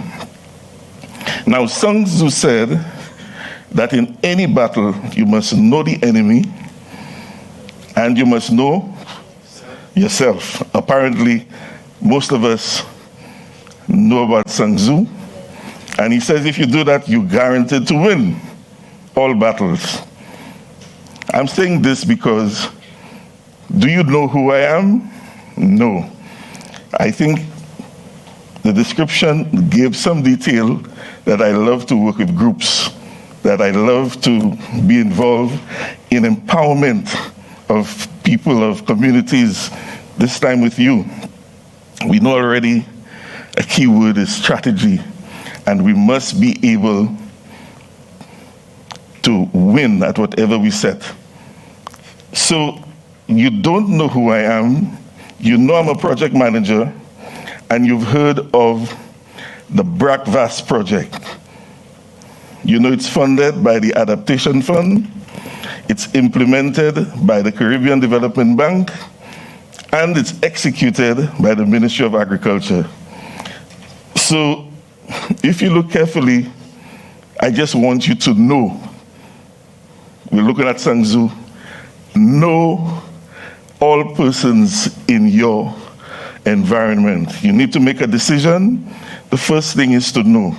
And I'm using that context so that at the end of the day, if there's one project the youth should know is the BRAC-VAS project, building resilience for adaptation to climate change and climate variability. But more than that, it's important, this project is important not just as an example of Sun Tzu and the need to be strategic in your thinking. It's important as a strategy going forward to adapt to climate change, because anyone who's going to go into agriculture, you know there's less water, you know there's more rain, you know you must be able to adapt. Can you tell me who's this young man on the screen? Oh, it's going too quickly. No fault of mine. Do you know this person? I think he's the recipient of a recent prize.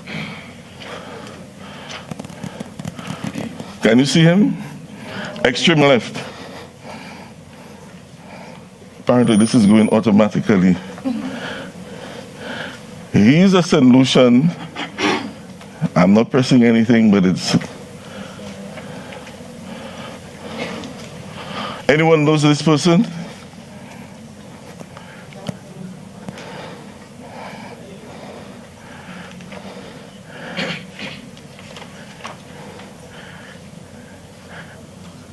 We'll leave it as an assignment, because you must know. It is your duty to be curious and to engage. Hopefully we'll discuss who's this person at the end. But what I want you to know, without a doubt, is going forward, you should be in a position to know these keywords. Strategy, guaranteeing success with certain actions. Remember, we're trying, at least with this project, you can approach us dealing with food security. I will give some details on how. How many people are interested in agriculture in the year group? Can you just stand so I can get an idea? Persons interested in agriculture or intend to? We have, you can meet me after. There are 4 females, and 1 male. But I think there are others, and hopefully what I am hoping you realize is that there's a lot of funding available in the agriculture sector to facilitate you participating actively as a farmer. But going back, Sun Tzu strategy. Food security is another key concept I want you to be familiar with. You want to provide nutritious food, you want to supply adequate food, and you want to make sure it is accessible. Not only that, you want to be able, this brings us to why we are here, why I was called to engage you, investments. What are the tactics that we can employ for investments? How do you take the finance that Honorable Emma Hippolyte referred to as the flow and inject it with other factors we're going to discuss? So I'm going to try to explore all of these factors with you, and we can win, we can make it. So the first key action for you is due diligence. Do not assume that you know the players on board. Do not assume that this person is going to help you. You must practice due diligence. Having said that, you need professional advice. It doesn't make sense to engage in an activity and you're not familiar with the persons who are experts in the field. So for example, you have the Ministry of Agriculture with many experts. You also have the ICA, International Institute for International Cooperation on Agriculture. You also have FAO. All of these persons also give financial assistance. Leverage. What assets do you bring to the table? What is it that is existing within your family, a friend, a trusted person that you can ensure? Not just ensure, but it's a cost that it's not free, but by default, because you have access to it, you can exploit it. Another key action or strategy, you need to be able to do the financials. How many persons in the youth, that this group, know the term amortize? Amortization. Can you stand? I'm just trying to understand one person, two, and both are women. So if someone, three, we're not the youth, so four, and all are women. Is it the case that the guys don't know that if we borrow money, we have to pay back in time, so we break it in smaller chunks? So this is a term in the heading of financial analysis. Let me recap. I'm going to slow down. Sun Tzu, strategy. The Breakfast Project is here to assist you. We're a stakeholder in the Ministry of Agriculture, a project. I'm trying to make you know this one stakeholder. And I'm using this example to indicate to you the different processes you must follow. So it's not just about leverage. I see some people taking notes.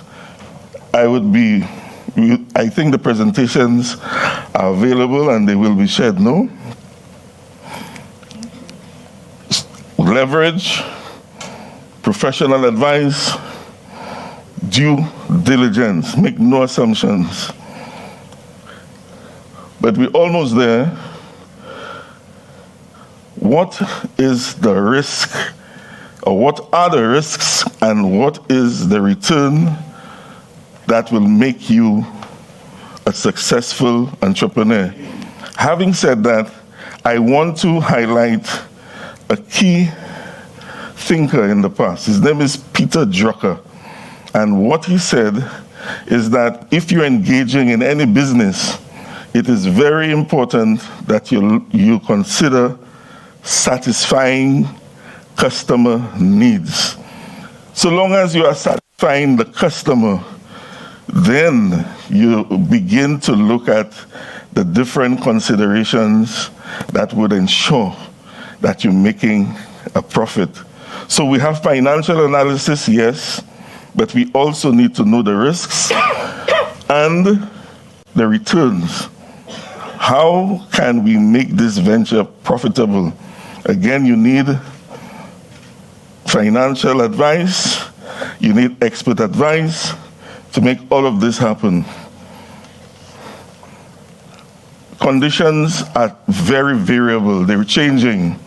It's very important that you are engaged in monitoring and evaluation of not just your business activity, but also of, if you're in agriculture, you need to be monitoring your plants on a daily basis.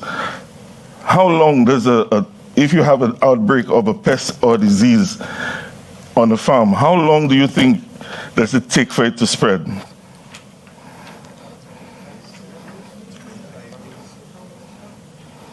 I was just thinking it depends on the pest and maybe the general crop. But on average, a day, somebody said a day. A day, it takes, because if you can nip it in the bud, it means you can control. So the more time you spend monitoring, it should be an action that is integrated into your planning. This one, I think, is for you. And if you didn't know these names, I think you should be in a position to approach the Breakfast Project. How many, for those persons who want to approach us, you can do it individually. You can come to us. We're located at Odson, upstairs, the marketing board. You must also work with your extension officer. We started this year, and the project is really going on the ground starting next year. So the Breakfast Project, you have your commercial banks, you have your credit unions, you have FAO, the Food and Agriculture Organization, you have ECA, you have the Jeff Small Grants Global Environmental Fund, you have the St. Lucia Development Bank, and the St. Lucia National Conservation Fund. I'm hoping that we can meet after, anyone interested in getting more information. But what is essential is that you realize you must be strategic in the actions that you do on the ground. You must know all the different stakeholders who are going to be part of your strategy. Remember, a series of actions that will lead to success. I'm encouraging you to read on Sun Tzu. I'm encouraging you to read on Peter Drucker, because his focus is on customer satisfaction. How do you satisfy the customer? You know his needs. When you know his needs, how do you produce the product that they want? Innovation. Are we going to produce food without soil? Is soil a major?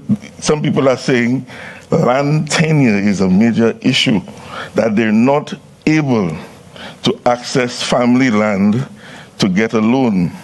So is it a case that in a smaller space you can do some vertical farming? Is it a case that you need infrastructure so that you can approach the Breakfast Project or FAO or all the other friendly governments in our region? Having said all of that, I'm thanking you on behalf of the Ministry of Agriculture. I'm hoping we can meet to discuss at any time going forward. I think it is your business to exercise due diligence, to know your financial and risk analysis. To be able to succeed, you must be strategic. Thank you.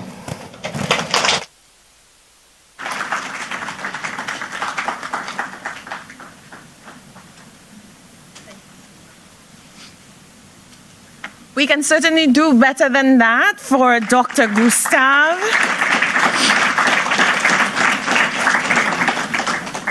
And of course, we do apologize for the late start, and we know some of you are very well aware that we are overdue for a tea break. So we will have a tea break right now.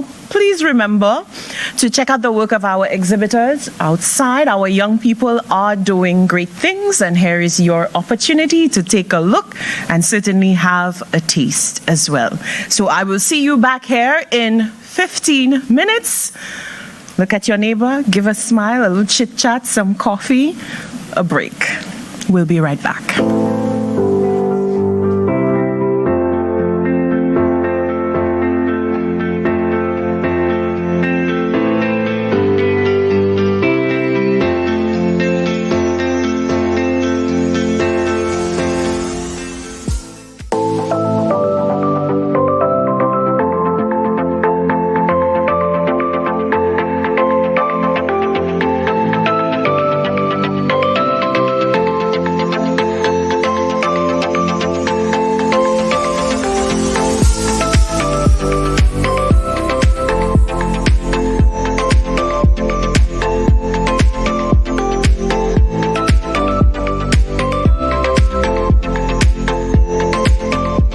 We at the agency are on a mission to help you, the young entrepreneurs, to turn your hobbies into entrepreneurship and skills into business. So in addition to your interaction with industry experts this evening, please take some time to ask us about how the Youth Economy Agency can serve you. Today, as we host you, aspiring businessmen and women from Choiseul, Soufrière, and Canarines, please capitalize on this opportunity to mix and mingle with each other, network with industry professionals, and tap into the expertise of business professionals. I urge you to take advantage of this unique opportunity to ask as many questions as possible. Soak up as much knowledge as you can. It is our sincere hope that the invaluable information you will garner today will help propel your business into a season of success. The Youth Economy Agency has successfully completed the Entrepreneurial Development Training Program. Over the past few weeks, we embarked on an Introduction to Business Planning training initiative aimed at empowering our aspiring entrepreneurs and equipping them with the necessary skills to bring their business ideas to life. By facilitating this training program, we are hoping to upskill 100 St. Lucians between the ages of 18 and 35 years old. Today, I am thrilled to announce that our business planning training has been a resounding success in terms of attendance, completion rates, and most importantly, angel fund qualification for the various business startups. The objective of the training was to help our young entrepreneurs develop a deeper appreciation for the importance of planning. At the conclusion of 3 weeks, participants prepared a comprehensive business plan for their individual business ventures. The business plan was then submitted to the Youth Economy Agency to be reviewed by an evaluation committee. Once approved, participants qualify for an angel fund of $5,000 cash injection to their respective businesses. These funds will provide much needed financial assistance and resources to turn the entrepreneurial dreams into a tangible reality. This achievement demonstrates not only the caliber of training, but also the potential for economic growth and prosperity within our country. To conclude, as we embark on the next phase of our journey together, I encourage you all to seize the opportunity to learn, grow, and succeed through our mentorship program, as well as our training programs. Thank you all for being a part of this remarkable journey with us, and we look forward to witnessing the incredible accomplishments that will unfold for each and every one of you. I would like to call to the mic Mr. Donald Bob, the General Manager of the Force Jacques Credit Cooperative Society Limited, to speak briefly. There is a reason why a lot of businesses, or you don't have so many businesses coming up, or so many businesses are failing, and that's because it's a high-risk business, but it has a high reward. And so I want to commend each and every one of you here for taking that decision to go into this very special area. And I wish you all the best. I support the youth economy fully because I understand what it can do for young persons and what it can do for our economy and our country. So I wish you all the best. Yes, so in terms of credit unions and what they are, I would like to start by letting you know the importance of money. Money is seen by many as a means by which we can pay for, purchase goods and services, but it's more than that. There are benefits such as a store of value. It can help you determine the value of your products and services. It can be used as collateral. It can be used as investments, and so on and so forth. And hence the reason why it's important that you manage your money properly, not just as an individual, but as a business. So you would know of the traditional commercial banks, investment banks, online banking, and so on and so forth, all there to assist you with that. But credit unions are a very special creature. They are a type of cooperative. And cooperatives are businesses that are owned and operated by members to provide benefits to members that those members felt were not being provided for well enough for them. And so credit unions date back all the way to the 1800s in Europe. And before we had credit unions in St. Lucia, we had things like susus and other means of causing persons, primarily persons who are not well off, to be able to save and be able to afford goods and services that they would not be able to do on a normal basis. Credit unions are a financial cooperative. In other words, they provide financial services to their members. We are in the business to improve lives for our members. So when you come in and you join a credit union, you're not seen as a customer or an individual that we're looking to maximize profits, but rather we're looking at you as the owner. So if you're a member of a credit union, you're the owner of that credit union, or you're a part owner of that credit union. And as such, we are supposed to treat you like owners. We are supposed to look after your best interests. And so we provide financial services for you, not with the intention of making a profit from you. One of the things I tell young people when they start businesses, put in there as one of your expenses your salary or your wage, and pay yourself, if you can afford to pay yourself a wage, but do not use the business money and mix it with your personal expenses and your personal business. All right? So managing your money, a lot of businesses fail because they don't manage. They have a good product, good price, they have customers, they're making the money, but where's the money? And a lot of people come to me and say, Mr. Bob, I can't save her. Help me save her, please. Help me save. And what we put in place for y'all is a special depositor's account within your account where we put instructions there. Do not allow J-Buds to withdraw money unless it's an emergency, unless approved by the manager. So you will save, you'd save in there, and when you need money from that account, you will have to seek permission to get your own money. Now, to deliver our feature presentation this evening, it is my pleasure to introduce Mrs. Mauricia Thomas Francis. It is my distinct honor and privilege to be here this evening to address you, and I immensely thank the leadership of the Youth Economy Agency for this opportunity. Of course, when I received the request, I was dealing with a number of competing priorities, as I always do. But of course, anything to do with the development of the youth, number one. Anything to do with empowering suffragans, I show up. I will start my address by boldly stating that becoming a business entrepreneur has proven to be one of the most rewarding endeavors that one can undertake. The fact that you have decided to capitalize on that tremendous opportunity afforded to you by the government of St. Lucia to become entrepreneurs speak volumes. It speaks to your ambition, your focus, your passion to contribute to your own empowerment as well as to contribute to the development of your country. Let's give them a round of applause, please.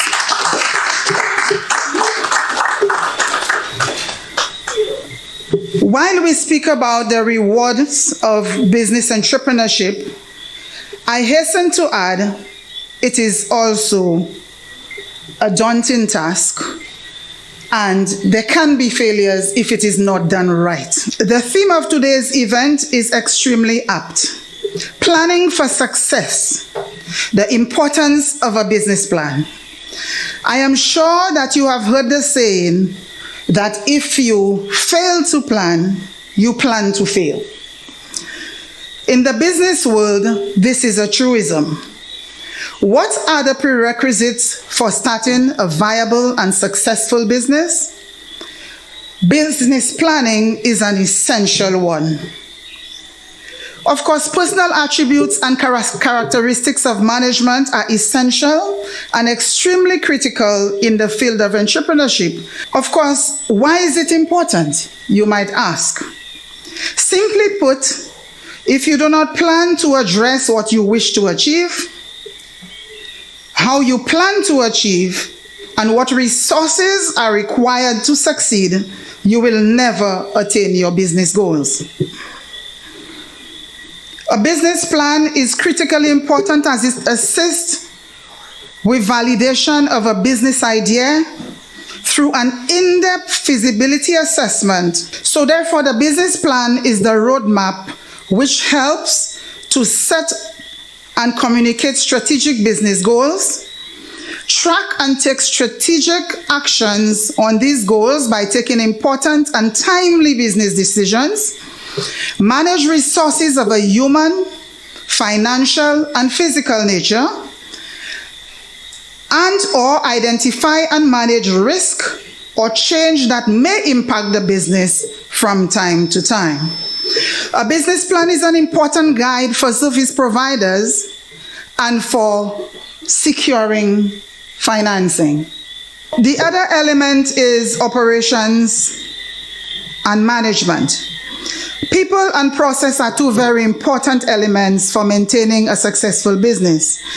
Ensuring the correct workforce, both in terms of quantity and quality, is key to ensuring efficiency in your business. In recruiting people to assist you in the business, you have to make sure you recruit the right fit. You might have a family member who is unemployed, but you have to ask yourself, hey, while I want to be charitable to my family, does the person have the skills, the requisite skills to ensure that my business venture succeeds? And if you're going to be a sole trader, it is very important for you to acquire the skills necessary to ensure success in your business. So those of you who have not done a customer service course, there are small courses that can be done. And these days, YouTube is replete with all kinds of courses. You can teach yourself customer service. You can teach yourself sales, techniques, business operations. If you cannot afford the time and the financial resources to do a course, go to YouTube. It's all there. One of the areas that sink businesses or cause business failure is the credit policy. How much credit you give. And the same way I spoke to you about managing stock efficiently, in that same vein, you need to be able to manage credit. Because if you take stock and you give it on credit and the cash is not coming, at the end of the month, when you need to meet your overheads, you'll need to face the bank again. And again, the bank will ask you the question, let me see your sales book, let me see your records, what did you sell? All the sales are there, but you've sold on credit and you cannot collect. So your credit policy has to be effective. It has to be one. For small businesses, the better thing is not to give credit. Management and staffing is another key element. So therefore, your business plan must contain an organization chart which would show the level of management, how many staff you're going to have, what are your staff going to be doing, what will be their role in the business, and of course, you must include a financial plan as to how much it's going to cost you. In other words, you must know how much you're going to pay the staff. And you don't just pull that from a hat, you have to do the analysis to determine at what rate do they pay a teller in Soufrière? At what rate do they pay a bartender in Soufrière? At what rate do they pay a masseuse in Soufrière? So that at the end of the day, you can do a comparison and determine how you're going to cater for those salaries and ensure that you attract the best talent and talent that you can keep motivated, because pay is very, very important as well. The final element of the business plan is the financial plan. The financial plan is one of the most important elements of your business plan. This is especially true if the business plans to borrow capital from a financial institution. The financial institution, apart from everything else that I have mentioned that you must include in the plan, you must have cash flow projections. If it's an existing business, you have to include your balance sheet for your last financial year. You have to include your income and expenditure statement for the last financial year, and that would show what you achieved for the last financial year. If it is a new business, we are dealing with projections. And even if it's an existing business, you would have both the projections and the historic data. But for new businesses, you have to have the projections. My experience has shown that entrepreneurs have a false notion that business plans are developed for the bank. Business plans are not developed for the bank. This is far from the truth. The business plan is used by the bank to assist you to achieve your financial needs. However, the plan is for you as the investor to know how you're going to approach your investment. It's going to help you with making decisions in terms of changes that you need to make in your business to ensure that it remains viable, whether you are looking at risk, whether you're looking at opportunities, whether you're looking at threats, and what have you. Ladies and gentlemen, running a successful business, especially a micro business, is not for the faint-hearted. I want to let you know that. It's not for the faint-hearted. There is inherent risk in entrepreneurship. Entrepreneurs must possess the ability to multitask, mitigate numerous business-related risks, as I said, while simultaneously bringing a product or service to market at a price point that meets customer demands. The life of a sole trader, as many of you are or will become, is even more daunting and demanding. If done well, however, the end result can be extremely rewarding. You must be passionate about your venture, your goals and achievements. Keep in mind that there is no going back. Once you've made that decision to invest, you are in it, and you are in it to win. This will ensure that you are in it wholeheartedly, and it's not just another job. Understand your business in and out. Do not get into something you don't have a passion for. You should be ready to eat, sleep, and breathe your business. Treat it as the epicenter of your life. That's how you will succeed. Exercise resilience and patience to navigate the daily demands associated with your business. As you are now starting your journey, this is particularly important as there are several hoops to jump before you can start to operate your business. Hoops to get licenses, to get funding, to get inputs. From my experience, this can be extremely daunting. I must mention government agencies whom sometimes do not have the requisite sense of urgency. Don't lose patience. Continue to beat the pavement and continue to focus on your dreams. Practice good interpersonal and communication skills to interact professionally with all your different stakeholders, including, very importantly, your staff and your customers. Be disciplined and prudent. to maintain the correct focus, especially with management of the financial resources of the business, as I mentioned earlier on. Sales do not equate profits. We cannot overemphasize that. Be highly organized, learn to multitask, and manage time efficiently. Management effectiveness also requires the discipline of hard work, adaptability, flexibility, agility, and continuous learning and development. Enroll in related courses to enhance your entrepreneurial skills in customer service, sales, as I mentioned earlier on, and so forth. Honesty, fairness,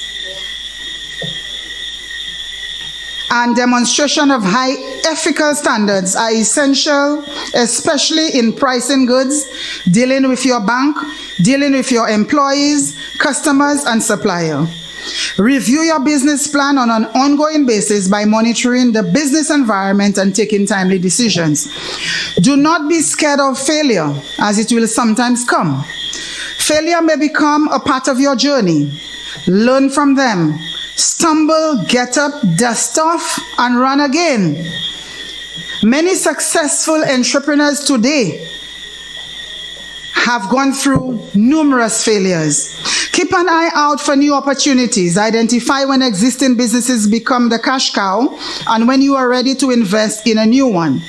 Do not ignore opportunities, as if you ignore good opportunities, you will not grow your business. Give yourself a chance. Step out of your comfort zone. There is a plethora of opportunities out there. Pursue avenues for diversification. If you fail in one, you know that there is another one to hold straight. Ladies and gentlemen, you have taken the first admirable step to capitalize on this tremendous opportunity given to you by the government of St. Lucia to become entrepreneurs and to empower yourselves. Go out there and be the best entrepreneur that you can be, and your reward will be massive, I can guarantee you. Good luck in your respective endeavors. Remember always, if you fail to plan, you plan to fail. So at what point in your entrepreneurial journey did you decide to create a business plan, or at what point did you realize that you needed it and how important it was? I'm giving the best years of my life to a faceless entity.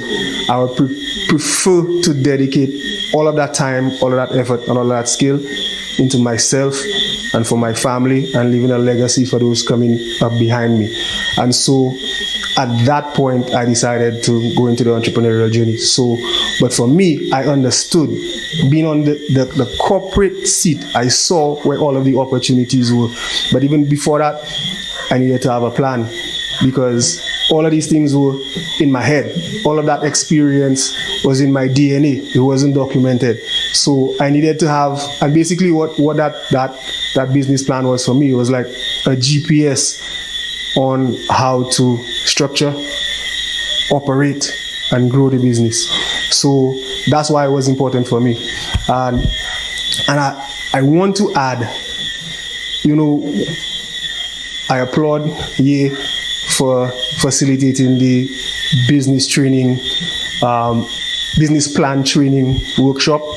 I see a lot of that going on for encouraging entrepreneurs to develop business plans, but I have a different philosophy when it comes to that.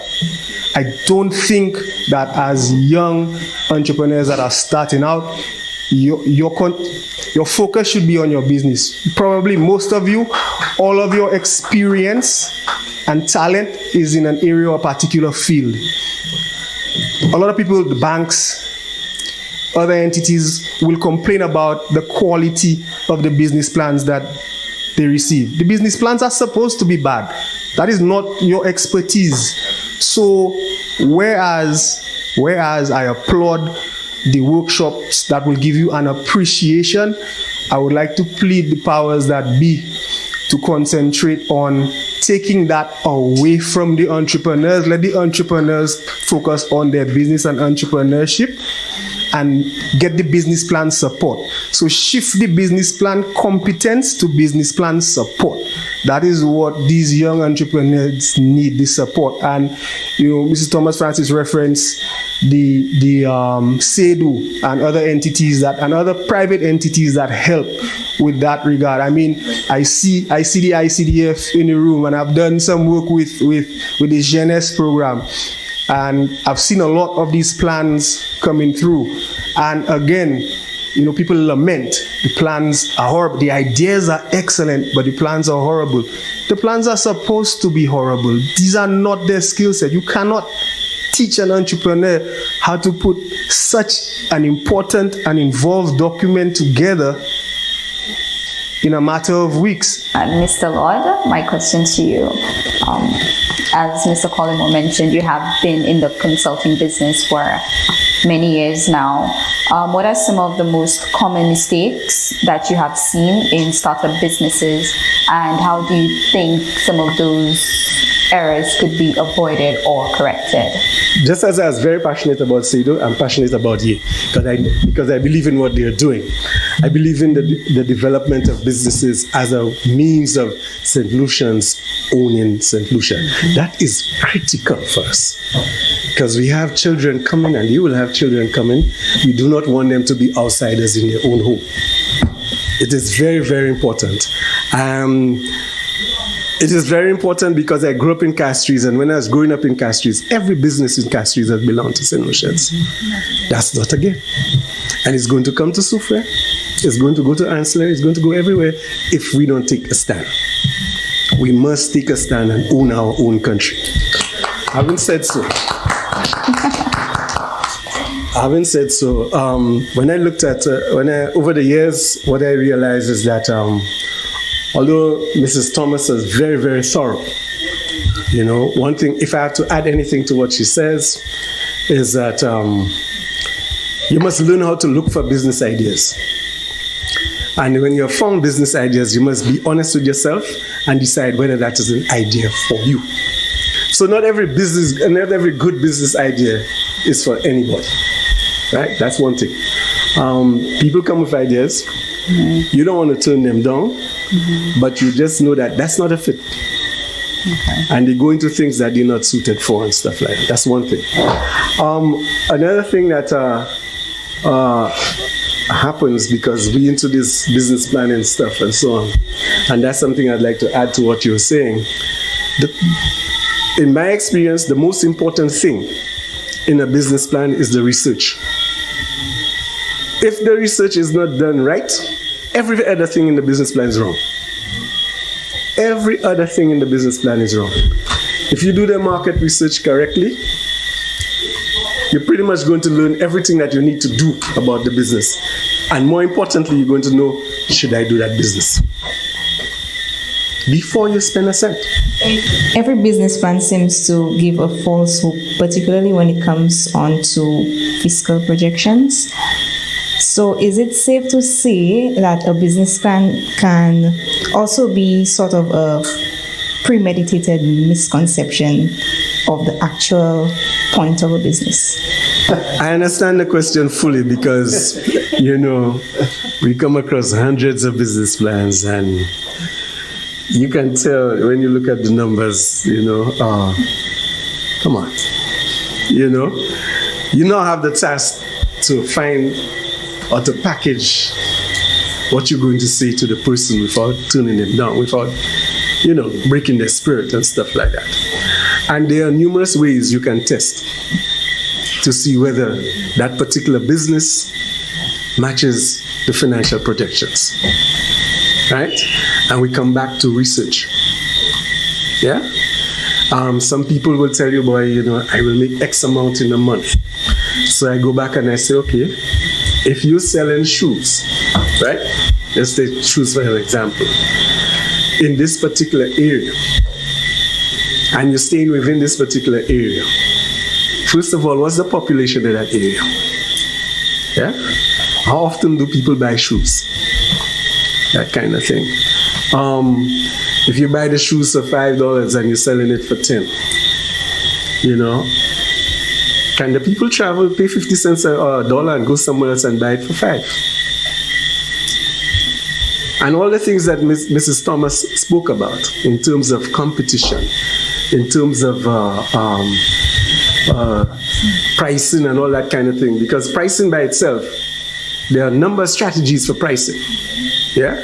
And that you must understand that you don't exist alone in the market.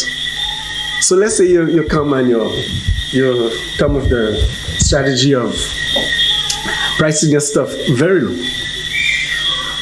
Nobody's just going to, the people are already in the market, and nobody's going to just stay there and allow you to just come and eat the bread.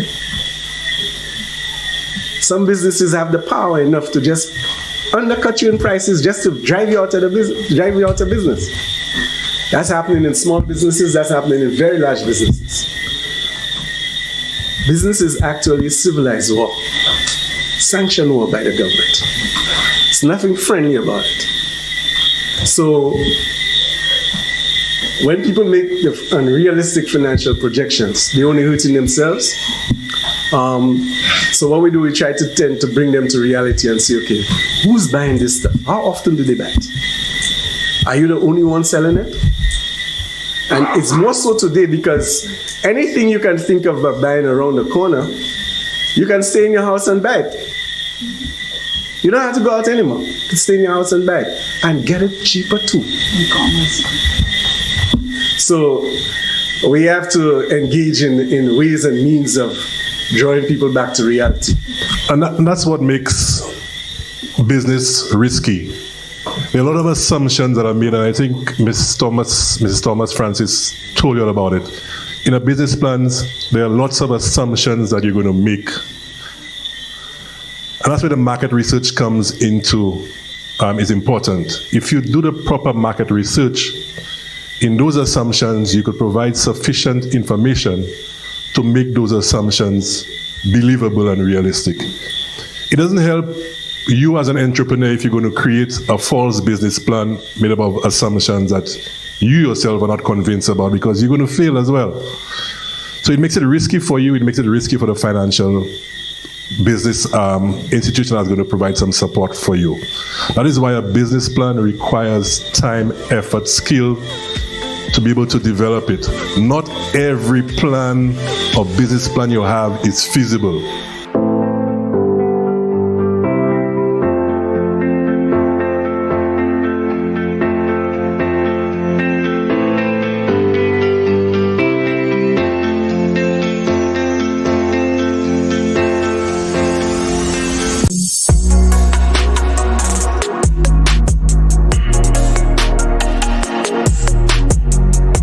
I've been doing farming for 2 years now.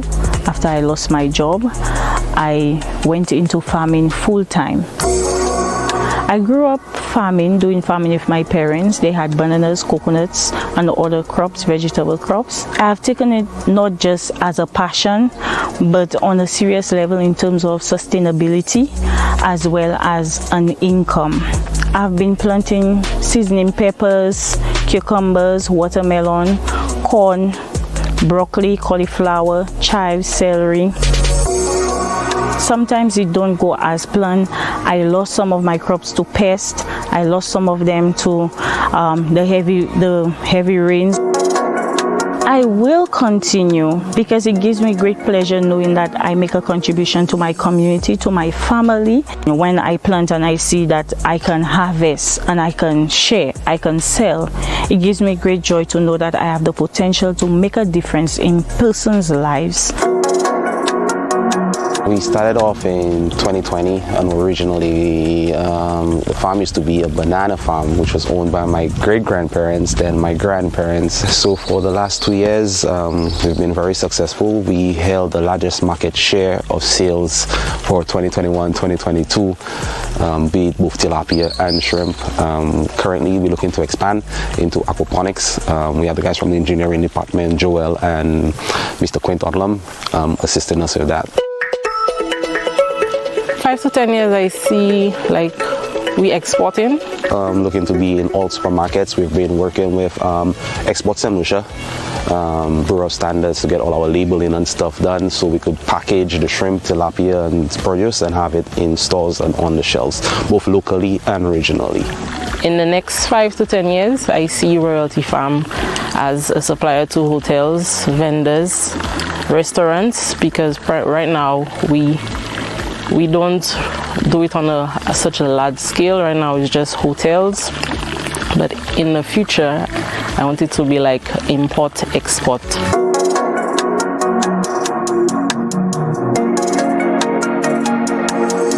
HydroGrow SLU is a hydroponic farm, and by hydroponics we mean the growing of crops and vegetables without the use of soil.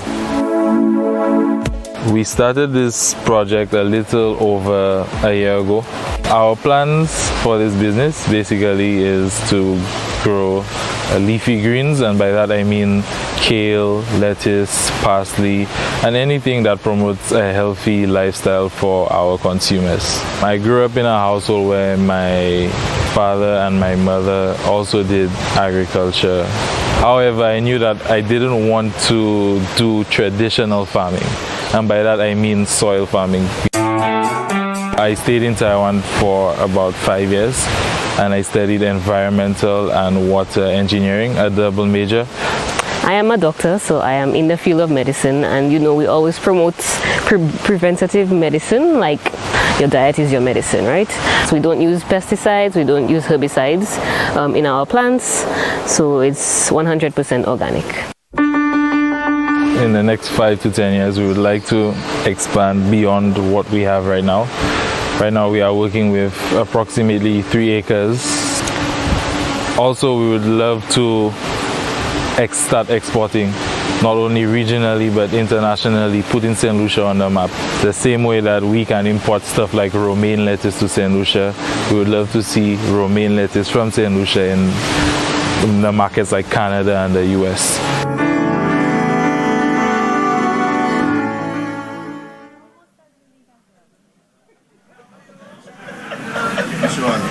My mother was something else. Yeah, she literally said that was just the first thing she thought of, and she was like, okay, that's it.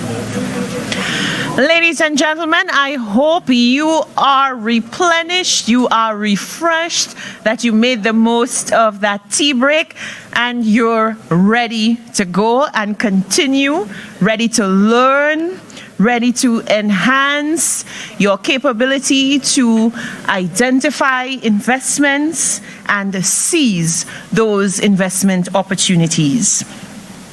At this point in our program, we will present a video presentation on the digital economy.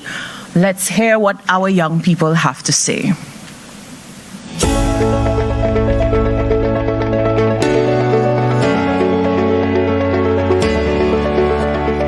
Real Pretty Printing is a local manufacturing company which is capable of fabricating or making a wide range of products.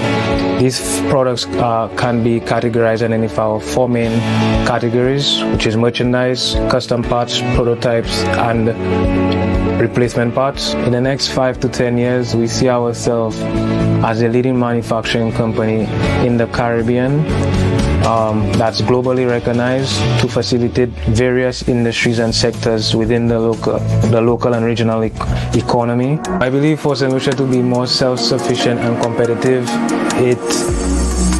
it starts with us being more self-reliant and a bit more dependable on each other as a community. We do web development, web applications, and custom WordPress plugins. We've been around since 2016, actually registered. We sell software online, so Sorin is actually a software online that people can purchase from around the world. When the first time I touched a computer, I just knew, I knew that's what I wanted to get into.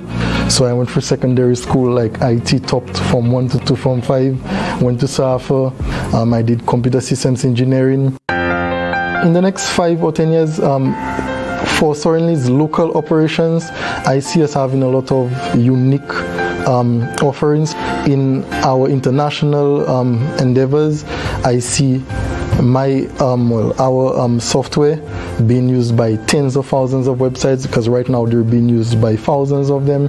What we need to do is look outward. I am in St. Lucia and I'm building stuff in St. Lucia. I'm building software in St. Lucia. People overseas purchase my software and the money comes to St. Lucia. I attended a summer camp in Barbados, and it was there I really got exposed to engineering, STEM subjects, and that's when I realized that with STEM I could have the widest impact. So just one product, just one idea, and you have an impact on millions of people. Keegan, Patrick, and I would have started Optronics.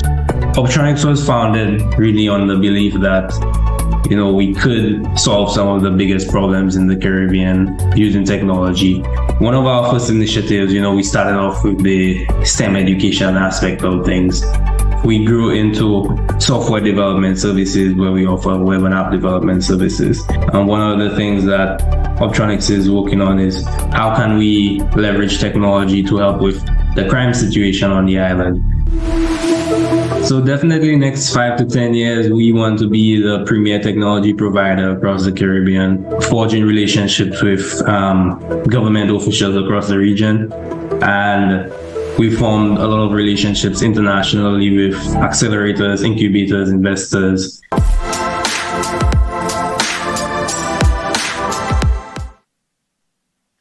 There you have it, ladies and gentlemen. Now help me welcome our next feature presenter to speak on promoting investment in digital economy, digital business and technology for entrepreneurial viability, Mr. Clem Vio Hodge. And let me tell you a bit about Mr. Clem Vio Hodge. In 2015, Clem Vio Hodge assumed the role of Chief Minister of Anguilla's inaugural National Youth Parliament, following his prior involvement with the Anguilla National Youth Council and his 2-year stint as a CARICOM Youth Ambassador. During the same year, he took on the role of managing his family's tourism magazine, What We Do in Anguilla, during its 25th anniversary celebration. Over time, What We Do in Anguilla has evolved into a prominent marketing company in Anguilla, offering a wide array of services, including consulting, digital and print marketing, graphic design, videography, photography, and more. Currently, Clem Vio Hodge serves as the chairman of the Anguilla Youth Business Foundation and holds the position of deputy chair for the Anguilla Social Security Board. He is passionate about youth development, entrepreneurship, and the pursuit of meaningful solutions to societal changes. Ladies and gentlemen, let us welcome our next presenter, Mr. Clem Vio Hodge. Thank you very much. It's a pleasure to be here with you all today. And this is my first time in St. Lucia, and I'm very proud to be able to make this journey from up to the north in Anguilla to be here with you all today. Now, I have been in business for quite a bit of time now. It's approximately 8 years, and I'm not even 30 years yet. And I would like to say that that's a testament to the fact that, you're never too young or never too early to go into business or to go into entrepreneurship. So today my topic is promoting investment in digital economy, digital business, and technology for entrepreneurial viability. So a bit about who I am. You would have heard my bio, which would have mentioned me as having 2 businesses. What We Do in Anguilla, which is one that I inherited from my father, as a magazine, a tourism magazine for Anguilla, which myself and my sister have grown to now become a marketing company that represents many businesses in Anguilla and even the government of Anguilla.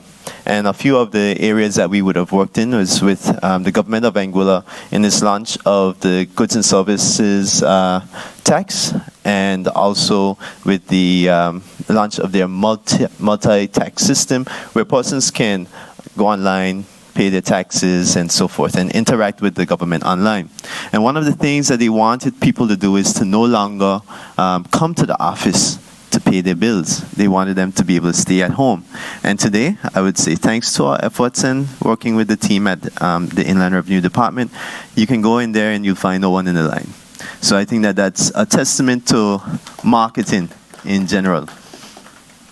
So as it relates to our other business, Quest Experiences, that one we wanted to make it easy and possible for persons to really engage with our tourism, our local culture and history in tourism. It was something that was not really done. Anguilla is a very beautiful place, so people like it for the beaches, the food, and even the hotels and so forth. But Anguilla has a depth of culture and history. And as a very small country, we also are plagued by acculturation, especially from the United States of America. And we found that a lot of young persons on the island felt that there's no culture and there's no value to our culture.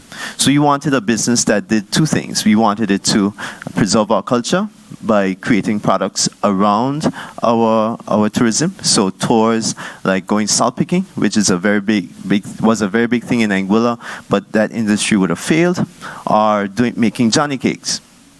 And the next thing is to be able to find all of these experiences online and be able to book your entire itinerary before you even got to Anguilla. And I would say we've been able to successfully accomplish that over the past 4 years, and we've revolutionized our tourism product to an extent. And today we work very closely with the Anguilla Tourist Board to offer very unique experiences that make people say, wow, I was in Anguilla. And this is why I did in Anguilla, to be able to show a photo of them going salt picking, to be able to tell their friends stories about their time while they were there. And we've made all of that digital because you can go on our website, you can find all of these experiences and book it. You can follow your itinerary. There's automation, so you get automatic emails, reminders saying that you have a tour coming up tomorrow. And those things are not novel to the rest of the world. You can go anywhere else and you can find those things available. But we brought that to Anguilla, which it was not in existence for. Now, in my capacity as chairman of the Anguilla Business Foundation, we are much like the Anguilla, the Youth Economy Agency here in St. Lucia. We've been around since 2016, and our goal is to remove the barriers of entry for young persons to go into entrepreneurship, because we know that entrepreneurship is the backbone of any economy. Do you agree? Yes, our entrepreneurs are the ones that offer the goods and services that we have available to us, and the better that they do, the better our lifestyle is, and even the better our country is as a whole. And what we do is we offer access to training, because that's one of the barriers that young persons face going into entrepreneurship, getting an understanding of what it takes to be an entrepreneur and even what directions they can go with their businesses and their business ideas. The other thing is financing, and that's investment. So we offer a low interest loan of up to 28,000 EC dollars that they can access to start their business. It is completely backed, so they don't have to put up anything up front. And that is another barrier that is removed to an extent. And the other thing is mentorship, because it is even more so important that when you did your business plan, when you did your training, and you receive the money, that you have someone who is knowledgeable and capable of pushing you in the right direction and showing you the way that you need to go. And that is what we've been doing for Anguilla. We've had over 100 clients to have done our programs, and over 17 businesses funded. And in addition, it's not just about those that would have accessed the funding, it's about those who would have started their businesses as well, because in a lot of instances, it's not just money that we need. Most people don't just need money, they need that push in the right direction. So, moving on, it's very important for us to define our key terms. As we know in university or in school, we need to know what the key topics are to be able to move forward. So entrepreneurship, I have it up on the board, but I would like for at least one person to give me a summarized version of what entrepreneurship is to you. Can I get a hand from our younger group of persons here? Anybody brave enough? No? As entrepreneurs, you have to be brave enough to be able to present to a group like what I'm doing here today, because your clients and persons who are willing to take on your businesses and services have to hear from you. And this is that opportunity. But if not, we have it on the screen, but a very simple way of describing what an entrepreneur is someone who takes a risk to create a business around a skill, a hobby, or something that they find as being a societal issue, so a problem, and presenting it as a product for persons to solve that problem that they're facing and create profit from it, to make money from it. I think that is a rather simple way of defining what an entrepreneur is. And there are a number of names that we give to entrepreneurs. So there are hustlers, and there are the people who go fishing, there are farmers. So they're not just persons who are out there in a tie or in a suit. You know, they have on hard shoes and they work very hard to accomplish what they want to accomplish. Next up is the digital economy. And the digital economy is the economic activity that results from billions of everyday online connections among people, businesses, devices, data, and processes, resulting from the internet, mobile technology, and the Internet of Things. Now, the word Internet of Things is not a foreign word. It's not anything that is, a difficult concept to understand.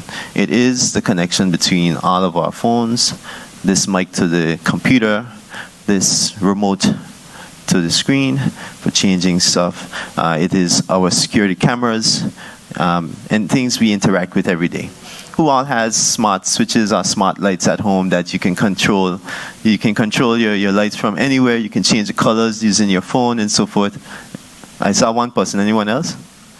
Okay, well, that's something you could get. A smart light, screw in the bulb, and on your phone you can turn on the lights. If you're running home late from work, you can turn it on before you get home, or you can turn it on from outside. But that is the level of technology that is available to us, and very cheaply in today's world. And then investment is, we know the investment of money, but we also can invest other things such as time, our skills. We can invest our knowledge into our businesses. And this is very important for us to understand, that investment does not only mean money. So, coming up now, everything is digital.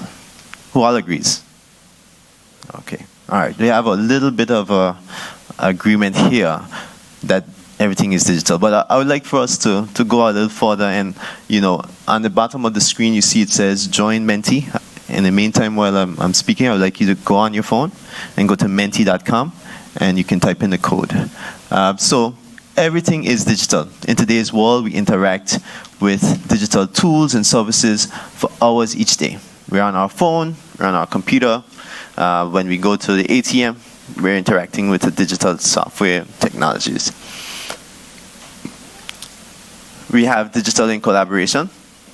We use Teams, we use Zoom to collaborate across borders. We use Microsoft and Excel, and all of these devices and programs have a level of communication between each other. Like, for instance, I can copy a graph from on Excel and put it in Word, and it would automatically populate. That's the level of collaboration that happens. But also, I can bring someone on a Word document and have them collaborate and work on that document with me at the same time. And we don't have to be in the same space to accomplish that. Also, we have digital for marketing, and I think most people, when they think about digital, they think about marketing a business. And that would be social media, that would be TV and so forth. Anything that we can view digitally on our phones and so forth. But that also includes like videography, photography, graphics designs, and so forth. Now, at this point, I'd like for us to move on to the Menti screen. And there, I want you to type in what digital means to you. So, what is digital, And on the screen, we've already had some responses, which is great. So digital is, let's see, steel pan is digital. Family, cocoa, navy, let's see, houses, chips. And you know, as some of them we might consider or laugh at them and think that it's absurd, but everything is digital. That's a fact. On the chips bags, the Lay's and so forth, you'll find that there are QR codes now that you can scan, and you can go onto their website and interact with the brands through that. I started Navy.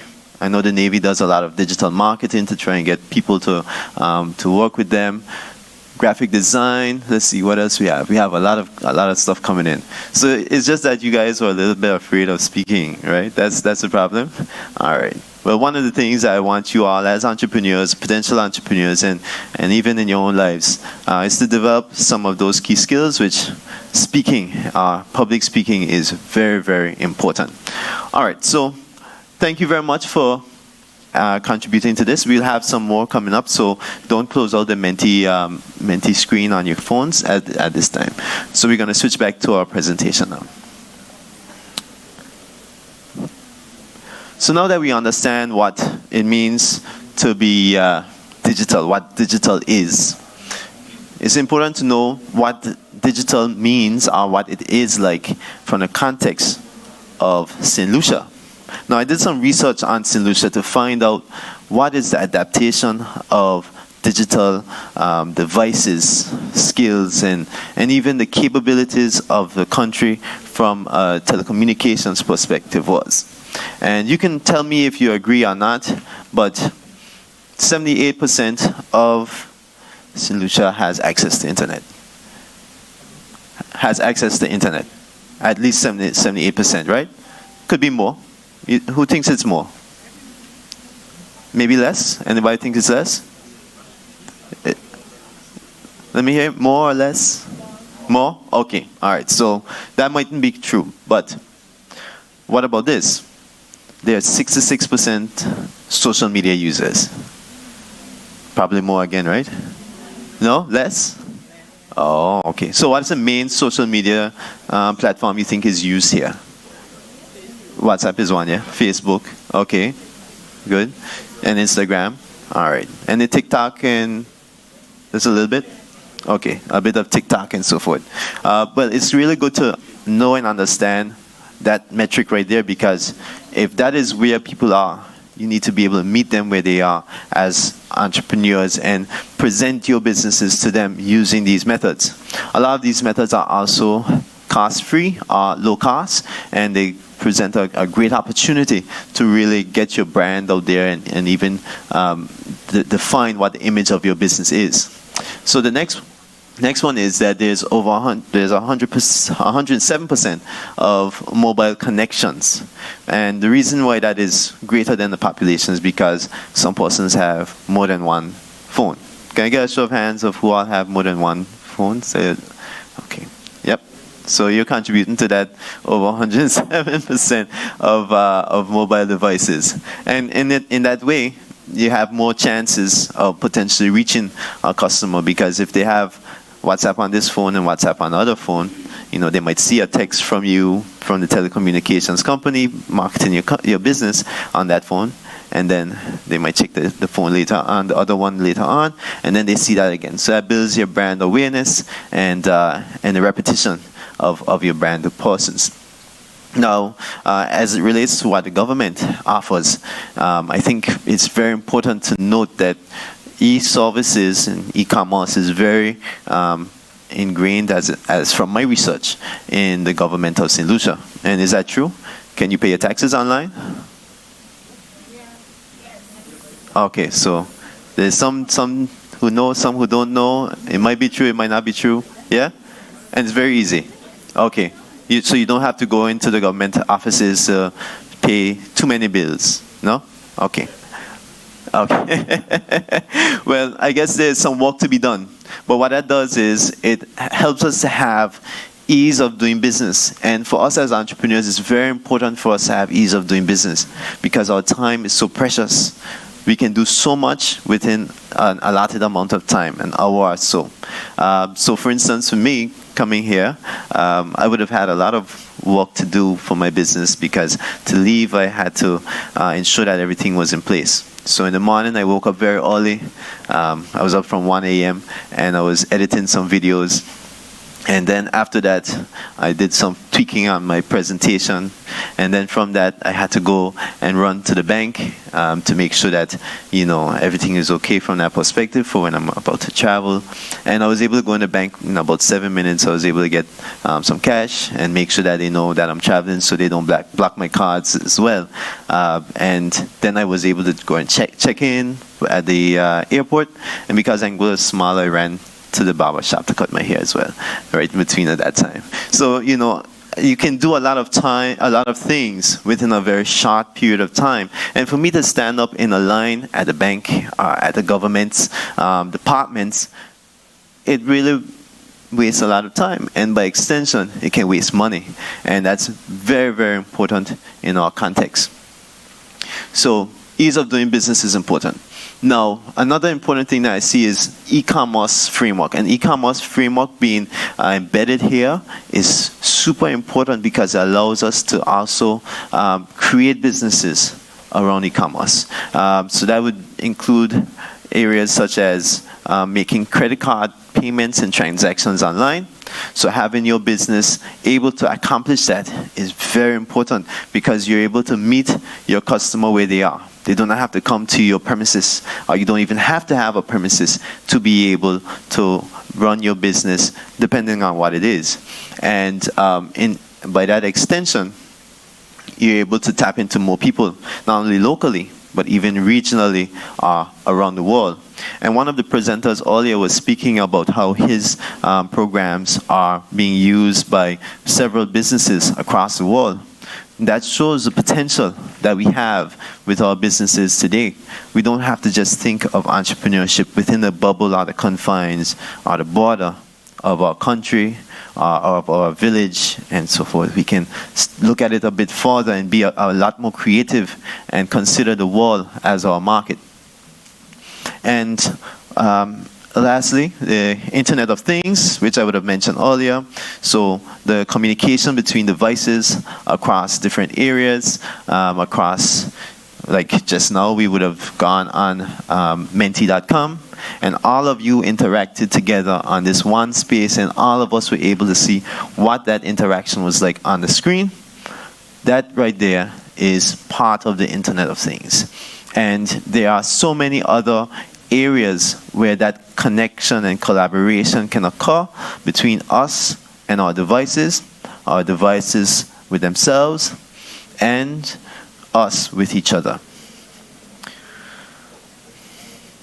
So now, we're going to go back to Menti, and we want to speak on some of our digital opportunities. And I found 3 persons that I think operate within a digital or even technical space. One such being DJ Styles, who is an Anguillian. He's a DJ, and during COVID he would have grown his business tremendously, and not in Anguilla. As you can imagine, during COVID there was no movement, really there weren't any events, no one was focusing on any music. But what he did is he would have gone to beaches and very scenic locations on the island, and he would have set up his deck and play his mixes and have someone record him. And Anguilla has some very beautiful landscapes, and he posted those on YouTube, and within the space of COVID till now, he's garnered millions and millions of views for his mixes, and you can see him holding up an award that he got from YouTube itself for that. Then we also have Moto. Moto has a very strong social media following, and leveraging that social media following around the world is very important. Everyone knows Moto, right? Okay, good. What's his slogan? Motor day. Yeah. And me from Anguilla, I know motor. We love soccer as well, you know. So, you know, that is one of the areas where people can gravitate and learn about who you are as a person, who you are as a business, and so forth. So his stuff would be on YouTube as well. He has Instagram, so people can follow him. And he's a social influencer. Now, the next one that I saw was Invictus Inc., which is a social solution company that is into renewable energy solutions. And I felt that was very fitting because this presentation is also about technology and the use of technology in creating a better life for us and the investment that we can make into businesses that are able to accomplish that. Do you all know Invictus? Yeah? Okay. And the renewable energy scape is a very vast one. There's so many emerging technologies that are occurring, and there's so many opportunities for us as Caribbean nations who are, in this case, reliant on fossil fuels to be able to delve into this technologies and even present those as solutions for people who are plagued with high electricity bills, issues when it comes to fluctuations in accessibility to electricity. And even so, I would have spoken to one of the persons who was here, and he was saying even for security of his property, he's able to now be able to use solar cameras in areas that are more remote to be able to protect his property. And I find that to be very, very important. So we're going now to Menti, and I want to find out some more persons who you feel are digital influencers, who are businesses that are operating in that sphere. So we go to the next slide, and if you lost the screen, you can just type in the code at the top, and you'll be able to give your input. So names of successful persons, businesses that you know who are operating in the digital economy.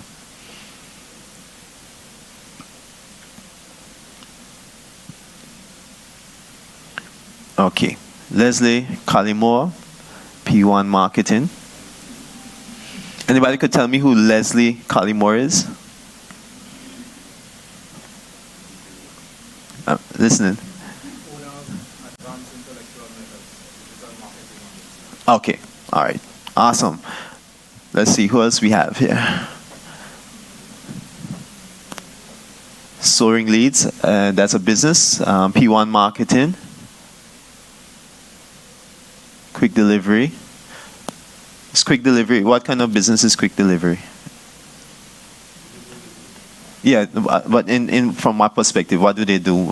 Do they use food, medical, and so forth? And do they use digital technology to accomplish that? Can you order it online? Yeah? Okay, awesome.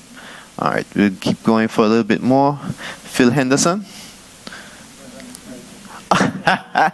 That's a smart guy right there. And what do you do, Phil? Wonderful, wonderful. And just like that, Phil has now marketed himself. Merry Christmas to you too. All right, good. So I think we've challenged our thoughts on who we find are digital influencers, what businesses operate within those fields. So now we're going to continue on to our next slide.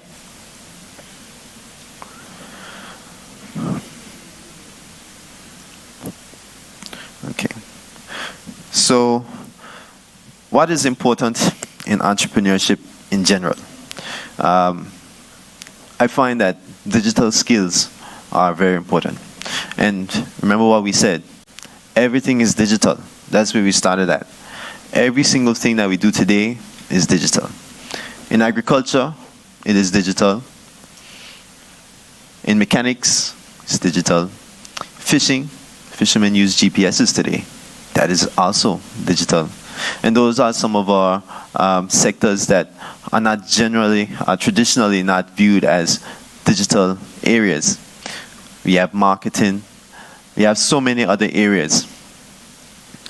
And there's an ever accessible user base of information accessible to all of us when it comes to developing our businesses. We have YouTube. Who all have ever used YouTube to learn new skills, new technology for their businesses? Right. Have any of you ever paid YouTube for that knowledge? Not a soul, right? And that just goes to show you that technology, there's so much information out there that you shouldn't necessarily have an excuse for why you're not really going into your business from a skills perspective, from a knowledge and skills perspective. There are a lot of opportunities similar to what the Youth Economic Agency is offering that you should take up at a moment's notice. You should just say, I'm going to do it, because it benefits me. And I'm sure the cost to you is no more than a little time, a little effort, and some learning. And that has been where I benefited. I benefited from actually doing the Get Set program that the Angular Youth Business Foundation would have created. And I would say that assisted me in learning how to grow my business. It assisted me in also being able to speak well. And that's why I could be up here today. All right, so discuss digital skills from the perspective of accessing information and knowledge and skills is very easy to do today. Children, I'm very sure that you've seen your child, sister, brother, cousin, at 1 year old or 2 years old, pick up the phone and go on YouTube and pull up Cocomelon. How did they do that? It's as if they're born knowing how to use this technology. Yeah, they will go in. You might even have a lock screen on your phone, and they're in.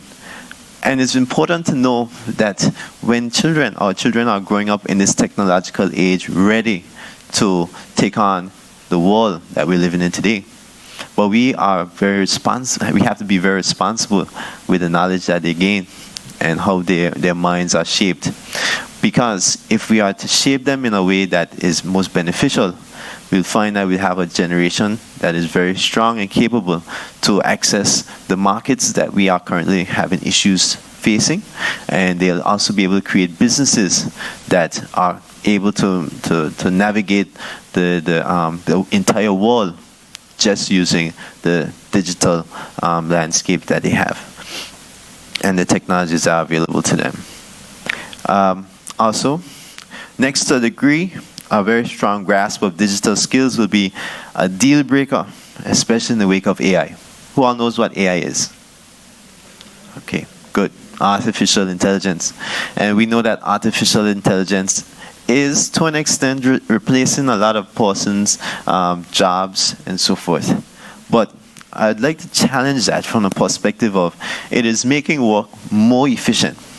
And what we'll find in the next few years is that persons will have to redeploy the skills and knowledge that they have to be able to navigate in today's world. Now, artificial intelligence it does not think on its own. It gathers information from across the world, across the web, and it just regurgitates it. It's very important for us to be able to have the knowledge to put in the prompts to tell it what to do, because without putting in the prompts appropriately, you get a response that reflects the information that you put in. Because I think in IT, all of us would have learned that a device works from inputs, then it processes that input, and it produces an output from that. It's as simple as that when it comes to artificial intelligence. So understanding how to do the inputs is important. Understanding how it processes as well, and even how to understand the outputs. So as persons working in businesses across all sectors, we have to come to understand how artificial intelligence will play a part in our lives in general, but also in our businesses. Now, from the perspective of capital, to be able to purchase the software, the hardware that you need for equipment, for product development, marketing it locally, regionally, and so forth. And also, the capital that you'd like to get can come from yourself, if you have some money, put away. It can come from your friends, loans, grants, and so forth. Mentorship. I put a lot of emphasis on mentorship because our mentors are people who can point us in the right direction. They don't have to hold our hand to get there, but they can be very influential in the success of our businesses. They can be the ones who tell us, don't quit. It's not time to quit. You know, they're the ones that can tell us, you know, that you're not doing the right thing at this time, and I think that you need to pull up your socks. I think you need to focus and get your act together so your business can continue to grow. Who in here has mentors or have someone that they can really say is a mentor to them? Okay, so we have a few, yeah? Okay, good. And I'm sure you say that those mentors were very influential in your lives, right? Good. Now, programs much like the Youth Economic Agency and all across the world, mentors play an integral part in the successes of businesses. Now, they don't necessarily have to be in the same area as we are operating in. And usually that's for the best because essentially you'll be great in your own competitor. And that may not lead to the best for either business. But they can come from any field because they have knowledge about how banking works. They might have knowledge about marketing. They might know the right person who is able to assist you with a problem that your business is facing and just point you to the right direction. I'll even give a good recommendation. So in my years of being an entrepreneur, that has been the most valuable thing for me. I have had several persons say, Clemvio, I think you need to go in this direction. You should check out this. Should attend this. You should try this this training. And I've seen the rewards of that mentorship from them. So let's build a digital business. Right here, right now, we're going to build a digital business. And we're going to do it from the perspective of problem and solution. All I would have told you that the best way to create a business is to find a problem that your society is facing and create a solution that you can monetize. So we've identified a problem. You can take a read of that. Then we're going to find a solution to that.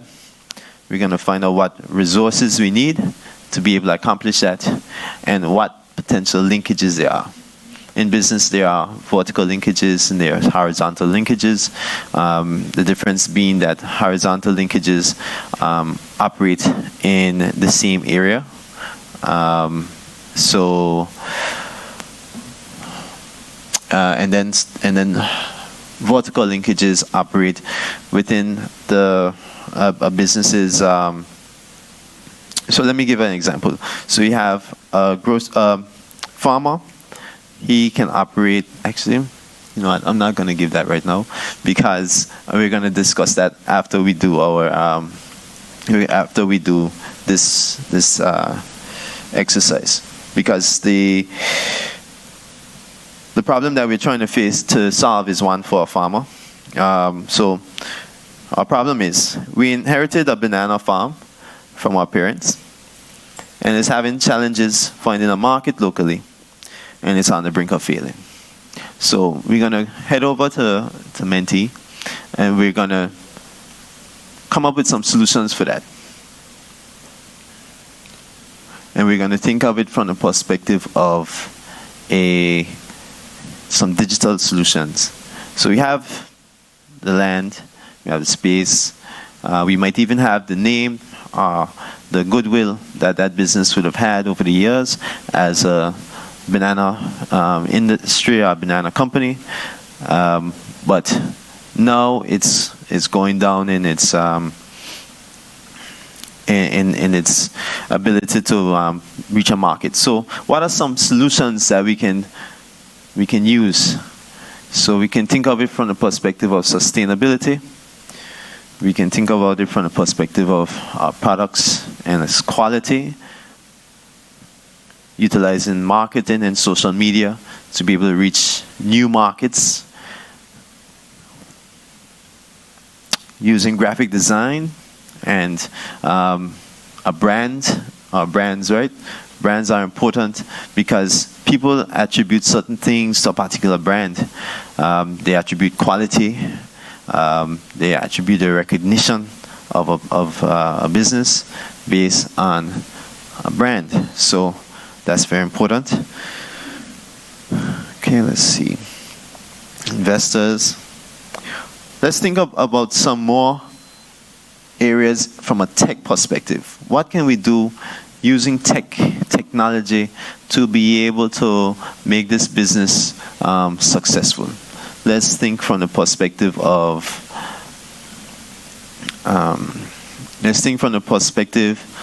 streamlining the business.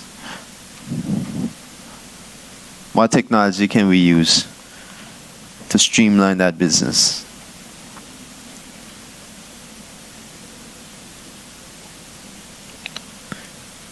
Okay. Video tutorials. So video tutorials is it the perspective of understanding how the business work?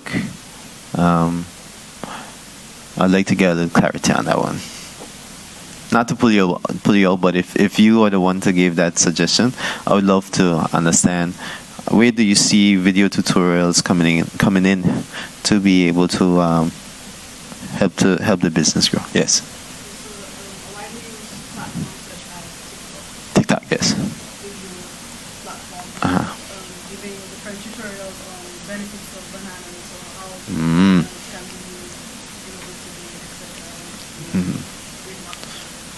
Nice. All right. So using video tutorials to sensitize persons about what the business is, what it offers. So bananas, how they taste, what's good about them, maybe even some of the challenges, and get people really involved in the business a little deeper. Helps them to feel a lot more of a connection with the brand. All right. So we're gonna continue on, and I'm gonna see if let's go back to the presentation. I'm gonna see if what I would have come up with is much similar to what you all would have done.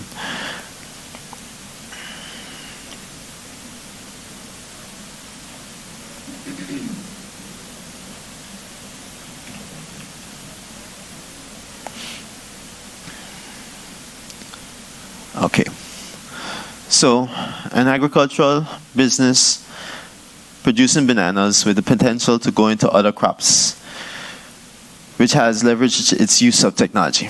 That is essentially where I would have envisioned this business going, to potentially assist it in growing, and tapping into new markets and so forth. So that would have been some vertical linkages and also some horizontal linkages. So instead of just doing bananas, we could go into avocado production, vanilla, cocoa, and so forth.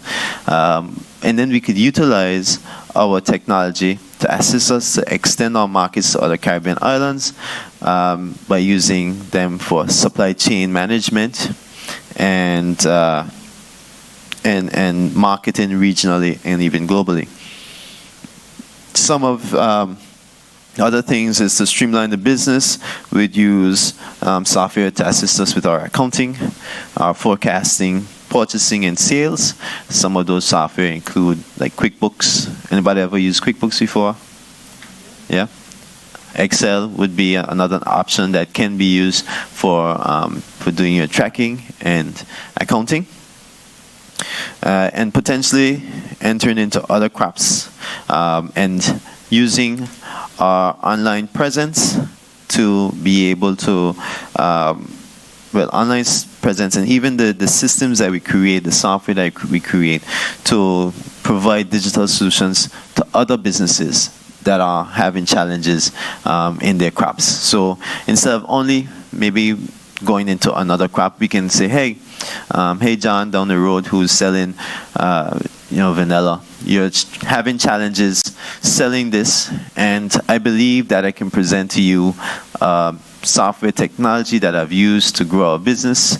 Our business is a great case study for the growth that we've seen through digital means, and I would like you to purchase this from us.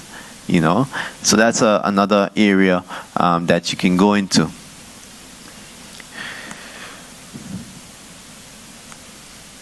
Now, one of the key things I want us to think of when we think of business from a digital perspective is that our businesses can become businesses without borders. We are not plagued by the fact that in order to cross from St. Lucia to Dominica, we'd have to get on a boat. For me to get to from Anguilla here, it would take maybe 12 hours traveling. We can communicate and connect in an instant using our technology. So we're no longer bounded by those physical restrictions in business to a great extent. And there's an interconnectivity of people and our devices, our goods and services that occurs as easy as it is to breathe. Right now you can take up your phone and type a message and send to your friends.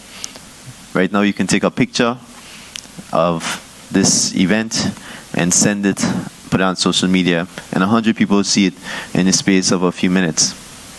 And that ease of doing things was one that was not the case in the past. In the past, in order to let your family back home know that you're doing good, you had to send a letter, and that letter might have taken 6 months. And by time they understand that today you had a cup of tea, you probably already had 100 cups of tea since then. So understanding that how much we've grown and how much potential there is for more growth, but even how much potential it is for us to utilize what we have today to get us leaps and bounds farther than what our forebears would have had, is very important for us to grow our businesses in this economy.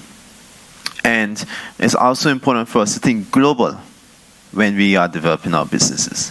And for us in Anguilla, I think that is one of the challenges that we face when we see more young persons presenting businesses. We've seen a lot of them thinking about going into food because everyone has to eat.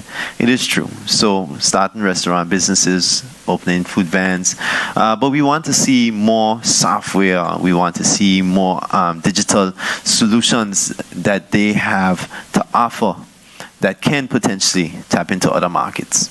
Now, the limitations that we would have faced, or we still face, is issues with frameworks. So e-commerce is not really as big of a thing as yet, but it's growing in Anguilla.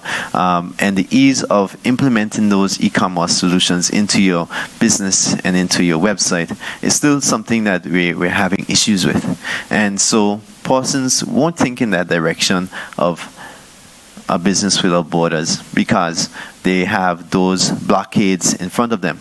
But it is my intention and my hope, and also the team that we have at the Anguilla Youth Business Foundation, to be able to remove those barriers and have them participate in a global economy in growing their business. I also believe in starting small and scaling. It's very easy for us to look at the big mountain that we have to climb to create the business of our dreams. But a lot of times, all you need to do is move a grain of sand. And it's just as easy as, and you just move the grain of sand from one location to the next.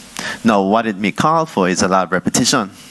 And what repetition does for us, it helps us to develop those skills better. It's just like playing any sport. You shoot 1,000 basketballs. Eventually, you'll be doing it as if you can do it in your sleep. Same applies for business. And when you start small, it's easier to get financing for it. It's easy to operate on assumptions and even question the growth of the business. So when you start a business, you can say, okay, I need to do this much output. So let's say I need to sell 10 hands of bananas a day to be able to grow my business. That's a very small number, but it's a manageable one that we can really understand and say, okay, if I didn't make the 10 hands today, why did I not make it on Wednesday, but I made it on Friday or Saturday? And it may be a case that on Wednesday, everybody's working, they don't have time. So a Saturday is a better day because everyone is out, they're going to the market, they're purchasing. And then you can question that and say, okay, so if I want to sell on a Wednesday, how can I get that done? Do I need to go to their businesses? Should I not go to the market and sell to them directly? Should I have the business online? And if I have it online, they can purchase from the comfort of their desks while they're at work and then solve that problem. So starting small allows us time to test those theories and then adjust quickly and swiftly. And then use a problem and solution approach in developing your business ideas. Because at the basis of it, if there's a problem that needs solving, it won't be solved unless someone does it. And if it's a big enough problem, people will pay for it to be solved. And by that extension, you already automatically have a captive audience. You already have a market. So now our borders would be, borders still exist, and a lot of them are mental blockades that we'd have, thinking that we're not ready, thinking we don't have the money for it, we don't have the support, there's not enough market for it, because in our small country that we have today, you don't think anyone is going to buy. But you need to start, and you need to start small. And you'll find that over time, your business will evolve. And it may not take the shape of what it was originally when you started it, but it'll become something more grand as time progresses. And I'll give you an example of our family business, what we do in Anguilla, the magazine. It started off as a magazine to represent the island, because when we went into tourism, there was no print publication that vividly represented and captured what Anguilla is and what it had to offer. And that was a problem that my dad wanted to solve. And he did it. And he did it for 25 years. And from that, when he handed it over, I'm sure he would have never thought that that business would have grown to become a marketing company that does video editing and graphic design and consulting, and that would also be able to tap into other markets such as government and so forth, and still have the potential to grow further than that. Also, invest in the things that you already have. You may not have money, but you have time, you have skills, you have knowledge and energy. And even if you feel like you don't, sometimes we have to sacrifice. We have to make sacrifices for the greater good, for the businesses that we hope to produce. Now, don't be daunted. Don't feel daunted by the scale of your aspirations or the scale of your dreams. As we always have heard, I'm sure you've heard before, they say, shoot for the stars. And how does it go? Shoot for the stars, shoot for the moon, and right, good. So everybody knows that. So it's not bad, it's not wrong for you to have large aspirations. You know, those large aspirations will help you to shoot way beyond what you currently believe is possible for you. So there is no failure, but a failure not to learn from your mistakes. In business, you may think that your business failed, but I would like to challenge you to not think of it from the perspective of a failure. It is a lesson about life, a lesson about business, and the opportunity for you to continue to grow your businesses in the future. Thank you very much for listening. And, you know, if you have any questions, I'm here. If you have any questions, you can always pose them to me at the end of today. Yes, thank you very much. All right.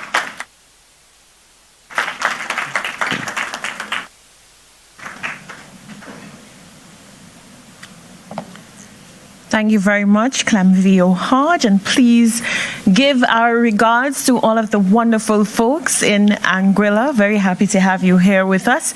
Be sure to visit the Sulphur Springs and, of course, hike Gopito. I had to put in a plug. Ladies and gentlemen, it gives me great pleasure to welcome a gentleman who I'm sure you all agree has certainly earned his stripes and earned the respect of every St. Lucian, every member of the Caribbean, the work that he has done in terms of climate change internationally. It simply cannot be overemphasized, the importance of the work that he has put in. Our next presentation is on artificial intelligence, AI. Now, I know you've been hearing a lot about AI, and there are so many fears concerning AI. So I will be glued to this presentation because I'm very interested to know what the potential is, what the possible threats are, and I'm sure we will find out so much about this emerging artificial intelligence. His presentation focuses on positioning St. Lucia for economic development. Dr. James Fletcher was the Minister for the Public Service, Information, Broadcasting, Sustainable Development, Energy, Science, and Technology in St. Lucia from 2011 to 2016.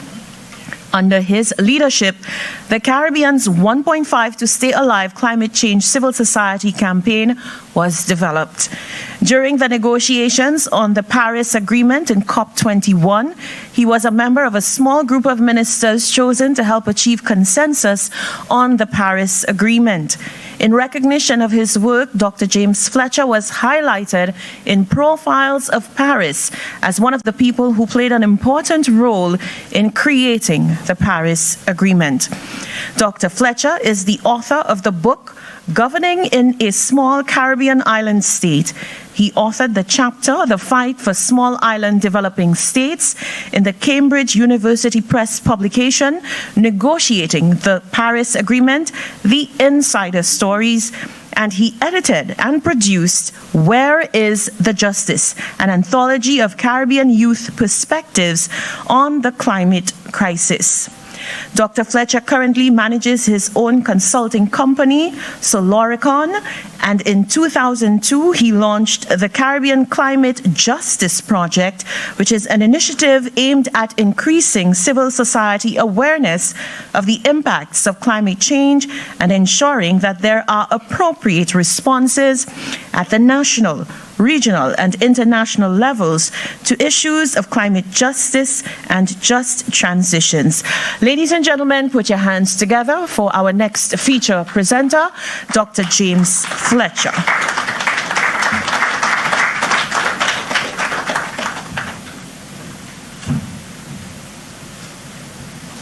Thank you very much, Mistress of Ceremonies, and good afternoon, everyone. I apologize for standing between you and lunch. I'll try to not make this any more painful than it needs to be, and I hope I don't hear any stomachs grumbling. Artificial intelligence, positioning St. Lucia for economic development. This will kind of give you an overview of what artificial intelligence is, some of the good, but there's also some of the things that we need to be aware of with artificial intelligence. What is artificial intelligence? Well, let's see. Audio, guys.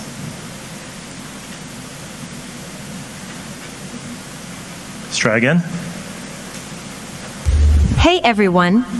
So, let's chat about artificial intelligence, or AI, which is kind of like the brainpower behind a lot of the tech we use every day. Think of AI as a very smart computer brain that's really good at learning how to do things by itself. AI is able to process very large amounts of data very quickly, and it learns from the patterns that it observes.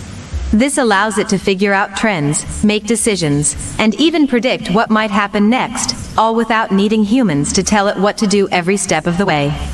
That, my friends, in a small coconut shell, is AI, and as I am sure you have guessed by now, I was created by Jimmy Fletcher using AI.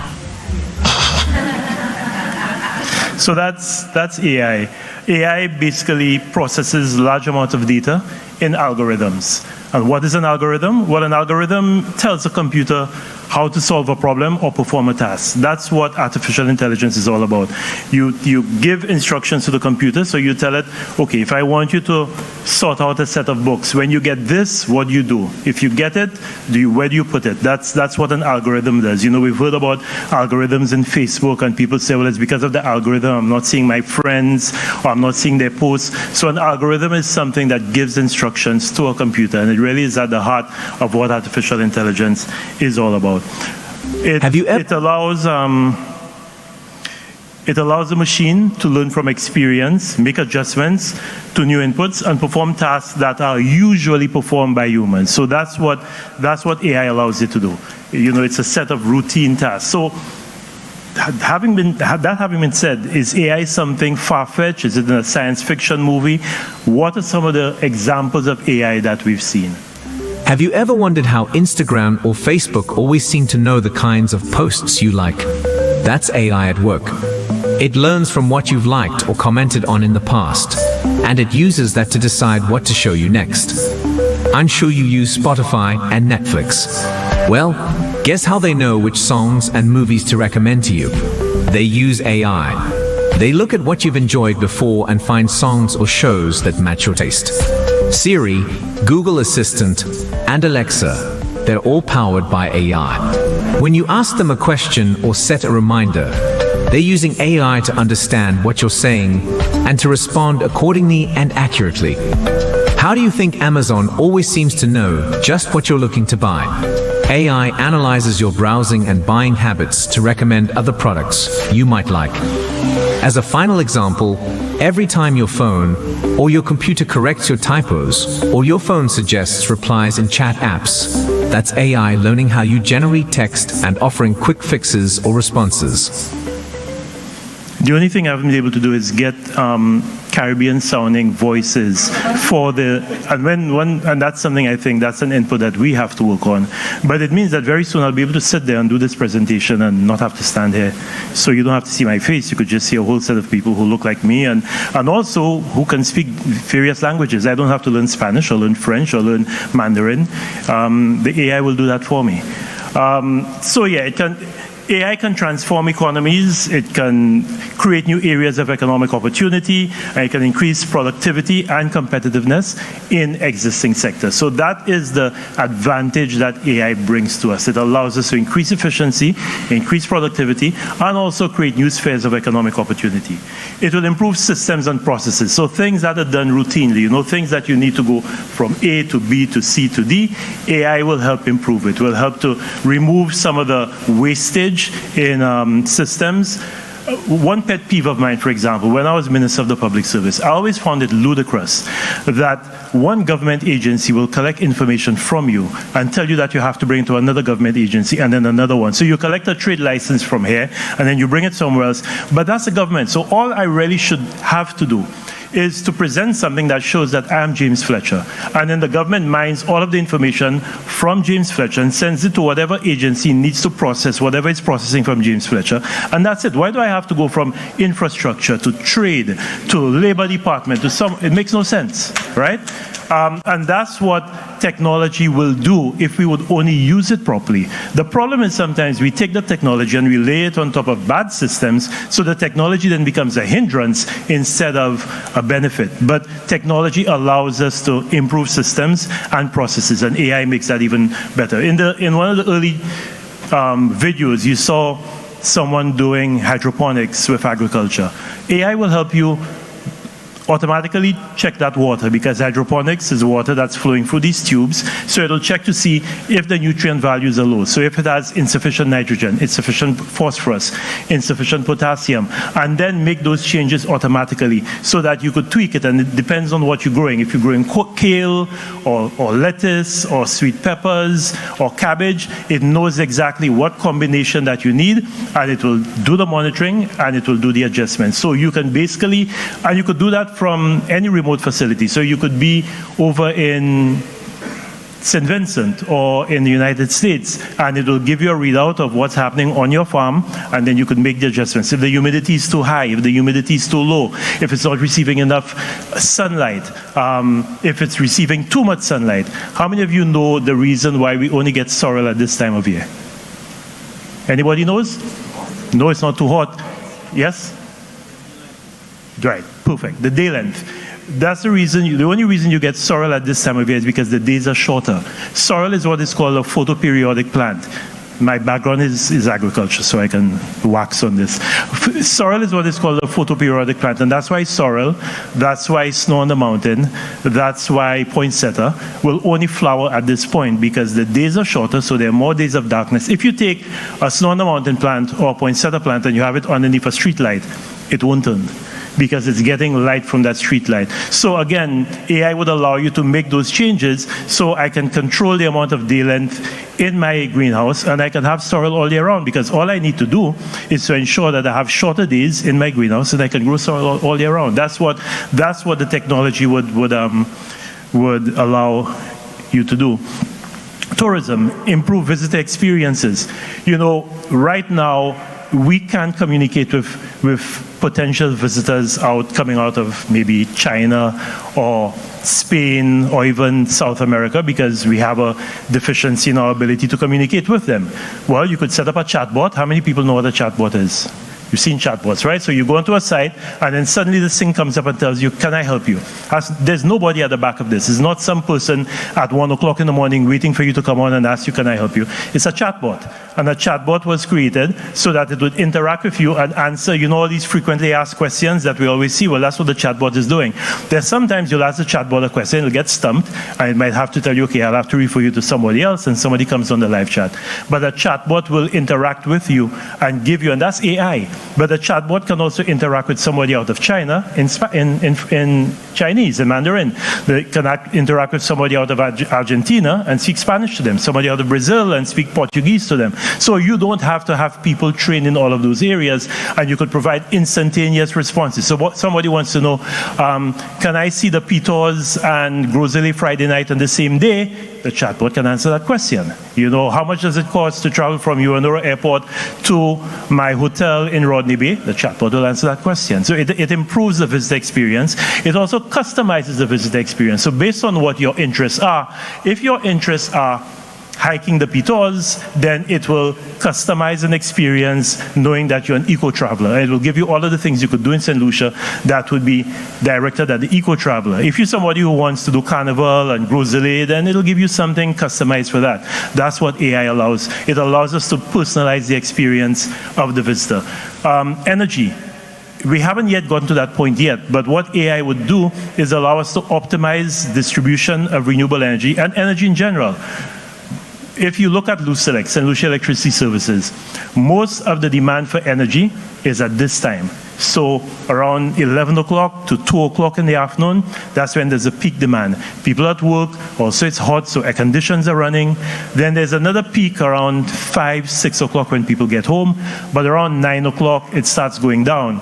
Now really, what should happen is that Lucia should charge us more for electricity during the times that we use their electricity more, and charge us less for electricity during the times we use it less. That's what happens in many countries. So what many people do is they program their washing machine to do the washing at night, because that's when the price of electricity is lower. So again, you could then, and if Lucia does that, for example, if Lucia charges us more for electricity when we're using the electricity at its peak, it allows them to flatten that curve, and it's a lot more cost effective for them. And it also works out better for us. AI allows you to do that. AI allows you to make those intelligent decisions about how you program energy, how you put energy on the grid, how you use energy. Healthcare, robotics. You can now get diagnosed. I read something that said that based on information that was being collected from Google, one of the most difficult cancers to diagnose is prostate cancer. Not prostate, sorry, pancreatic cancer. People who are diagnosed with pancreatic cancer, it's almost a death sentence, because by the time you diagnose pancreatic cancer, the person is usually in stage 3 or stage 4, because it's one of these very, very difficult cancers to diagnose. But they had found that people who have pancreatic cancer, or they believe that there was a correlation between that and people who had back pain in a particular part of their back, because they found that a lot of the people who eventually presented with pancreatic cancer also searched for things to do with back pain. So is there a correlation? If you can mine enough information that can allow you to correlate people with pancreatic cancer, what else did they look for? Did they report a pain in their neck?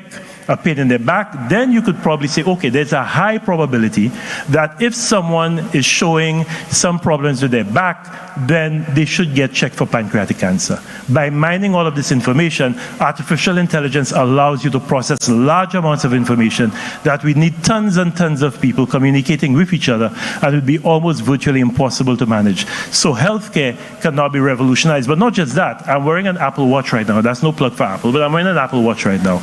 It's collecting information on my heart rate. So it'll tell me if, as I'm speaking to you, if I'm excited, if my heartbeat is going up. I was in a party, I was on a boat in Miami 3, 4, 5 nights ago. A friend was celebrating her birthday. And I got a message telling me that I should get out of this environment because there's a decibel of 95. It's bad for my hearing, get out. Now, a decibel reading of 95, those of you who go to parties know that's nothing. But it's telling you that, okay, this is not good for you. Prolonged exposure to noise above 95 decibels is bad for you. So, you're getting all this instant feedback, but this can now start feeding into a health app that can now start giving you information on, okay, you need to exercise more. I know that, but you don't have to tell me. But you need to exercise more. You need to change your diet. You need to change your lifestyle. All of that information being mined helps you to make better decisions about your own health habits. And that, again, is what AI allows you to do. Social services. In-depth analysis of crime data that will allow you to look at crime prevention and predicting where crime will happen next. Because if you're collecting all of the information, are we seeing an increased incidence of knife crime in a particular part of the city, or crime with a gun in a particular part of the city? There was one part of St. Lucia that was known for a proliferation of cutlass attacks. Do you know that? What do you do in those areas? So it allows you to tailor your police intervention, and it allows you to maybe be a lot more targeted and a lot more specific and a lot more effective in how you deal with preventing crime. And that all is artificial intelligence, because that is mining information from all different sources, putting it in and analyzing it and giving you real-time data. Disaster risk reduction, accurate information on risk analysis to facilitate better risk mitigation. If you know that, okay, these areas are prone to landslides or prone to flooding, then you could make decisions, okay, if there's a weather system moving in, and you know it's going to be a weather system that's going to produce a lot of water, then you could give advance warning to people, get out of those areas. Not just, people living in low-lying areas, the generic message we give, but you could actually target and say, okay, people in Marc, people in Fort Saint-Jacques, people in these areas, we know there's a very strong likelihood that you will experience catastrophic flooding. Get out. Take your animals out. Take your livestock out. Again, AI makes that type of decision making possible. That graphic, by the way, was one that was generated with AI. I told it, do a graphic that shows a country, Caribbean country, that is prone to hurricanes and droughts and flooding, and using AI for disaster risk reduction, and that's what it came up with. Navigation apps. Wednesday, I was driving from Fort Lauderdale to Miami International to catch my flight to come back to St. Lucia. I was traveling on the 826, the Palmetto Expressway. And I get a notice telling me that there's traffic congestion on the 826, get off the 826, and I can save 6 minutes by taking an alternative route, and it routed me through the alternative route. That's AI. But if you think that's only in Miami, yesterday, I put this in to get this graphic. So I asked, how do I get from my home to town? And it gave me this graphic that I used, and I put it in there. But I forgot I still had it active in my phone. So I was driving from my home, going to a meeting, and it told me, there is traffic congestion, use the Moshi Road to save 12 minutes. So it's not just in the developed countries. This is available everywhere. And it's how we use it. It helps us save time. It helps us be more productive. And it told me that to travel 8.8 miles would have taken me 40 minutes. Because of and you could actually see from the yellow marks where the areas of congestion were, because what it's doing is that it is taking digital breadcrumbs from all of the people who are using their phone, and it is saying, okay, to move from this area to this area, it's taking so much longer, so there must be traffic congestion. Nobody's telling it it's traffic congestion, but it can see that from the time it's taking people to move from one area to another, that there must be congestion. That's using AI. Consumer experience, improving online customer experience. It can be a bit of a nuisance sometimes when they actually believe they know what you want better than you know what you want, but that happens. It'll tell you what you should buy. uncannily, it doesn't just work on the app. So if you do a search for something, all of a sudden you see all sorts of things popping up on Amazon telling you that you might want this. And you never searched for it on Amazon before. And it shows you how interconnected all these data systems are and why you have to be careful what you put online.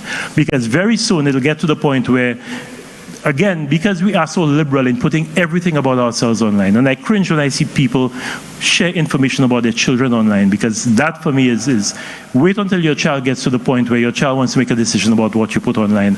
But I see people putting everything about their whole family and where they are. That is information that's there, and it's there in a domain that everybody's using and everybody can use, and is being mined for all sorts of reasons. Some good, but also some nefarious, which you should be aware of. Smart home.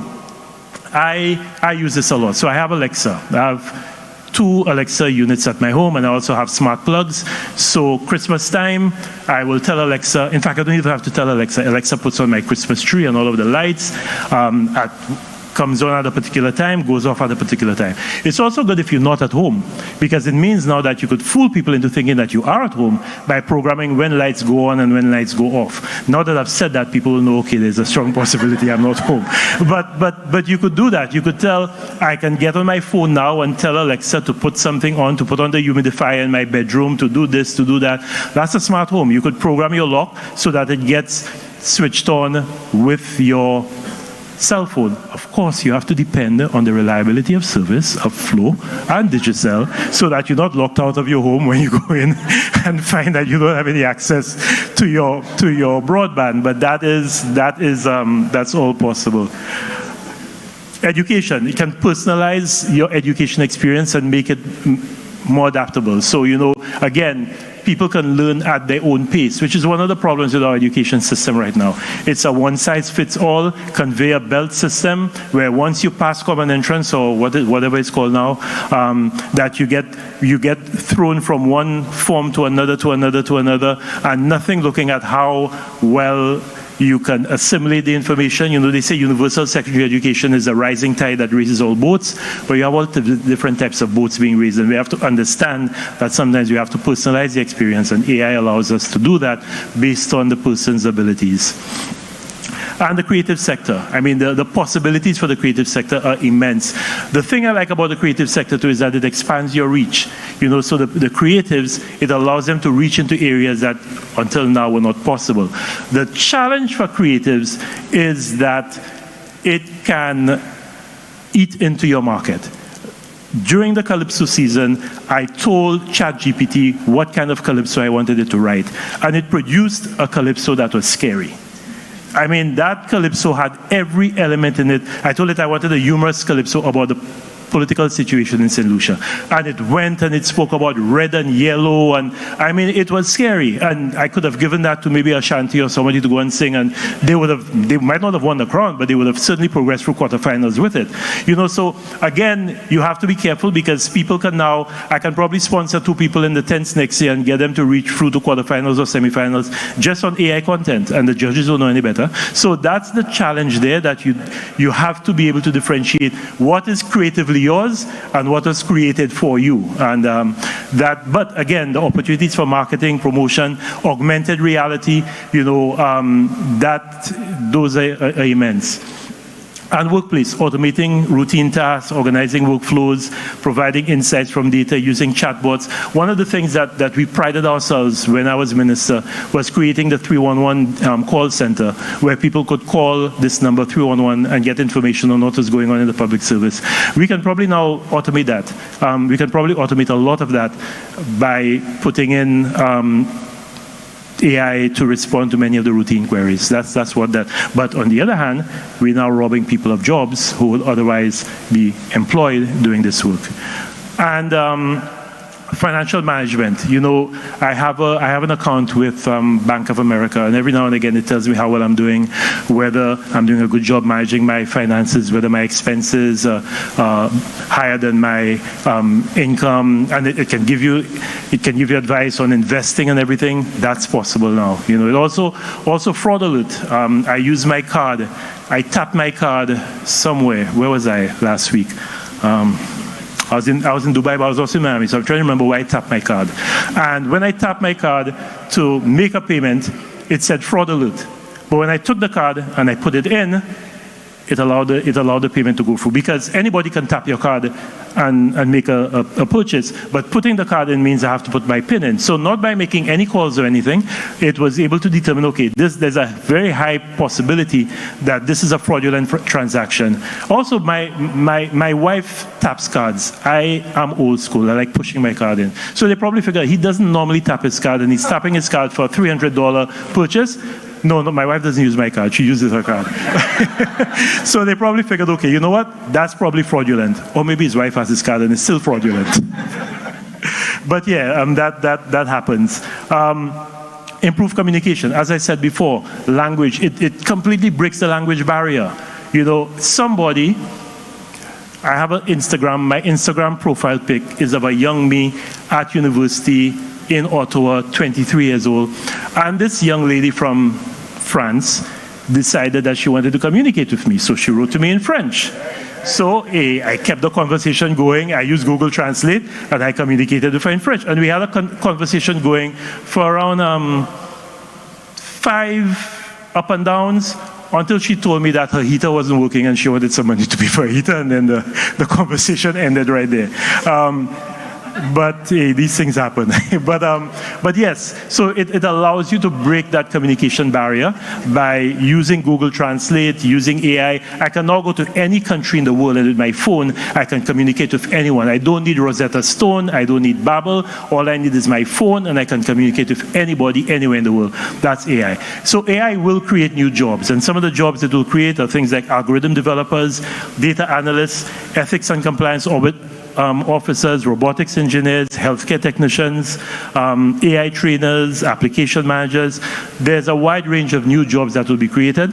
And there are also new entrepreneurial ventures that are becoming possible as a result of AI. So agri-tech, using technology, using AI in the agricultural sector, tourism and hospitality, health tech, the wearables and, education, fintech, which is using AI for financial management, ecotech for making decisions about managing resources, could be water, could be whatever. Creative and entertainment, retail, e-commerce and marketing. But for me, the most exciting thing about AI is that it increases your market access. So you as young entrepreneurs don't have to worry only about the market of 185,000 people who live in St. Lucia, or the market of 600,000 plus people who live in the OECS. Really, the globe is your market. The planet is your market. You have an opportunity that my generation did not have.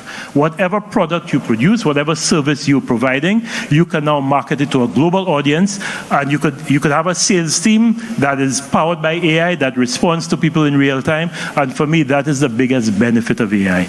But it will also threaten existing jobs. So let's not pretend that this is all rosy.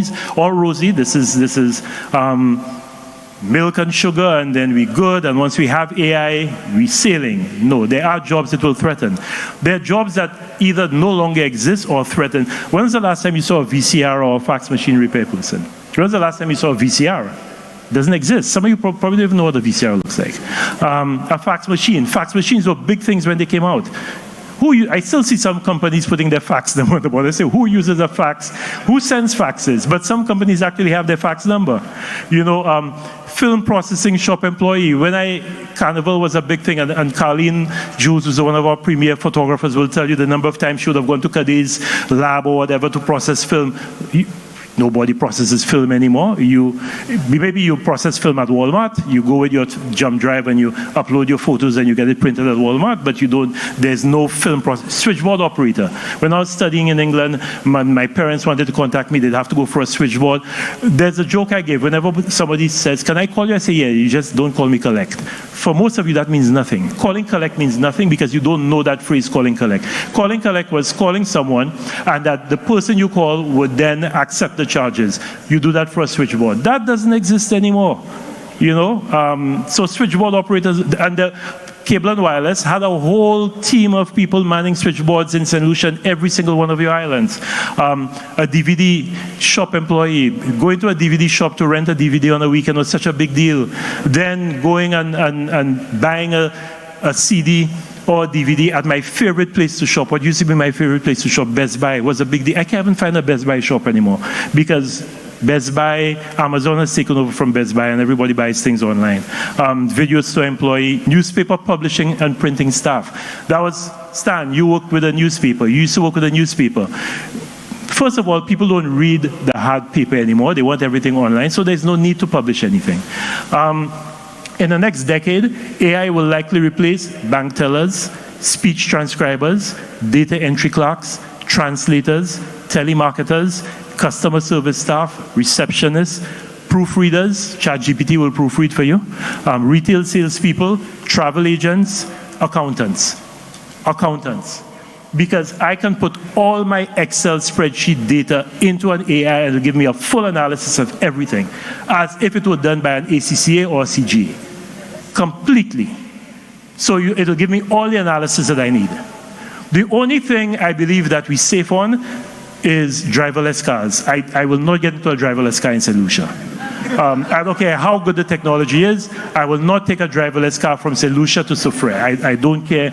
I just believe that there'll be a glitch somewhere along the way and I'll find myself down a cliff somewhere in Canaries.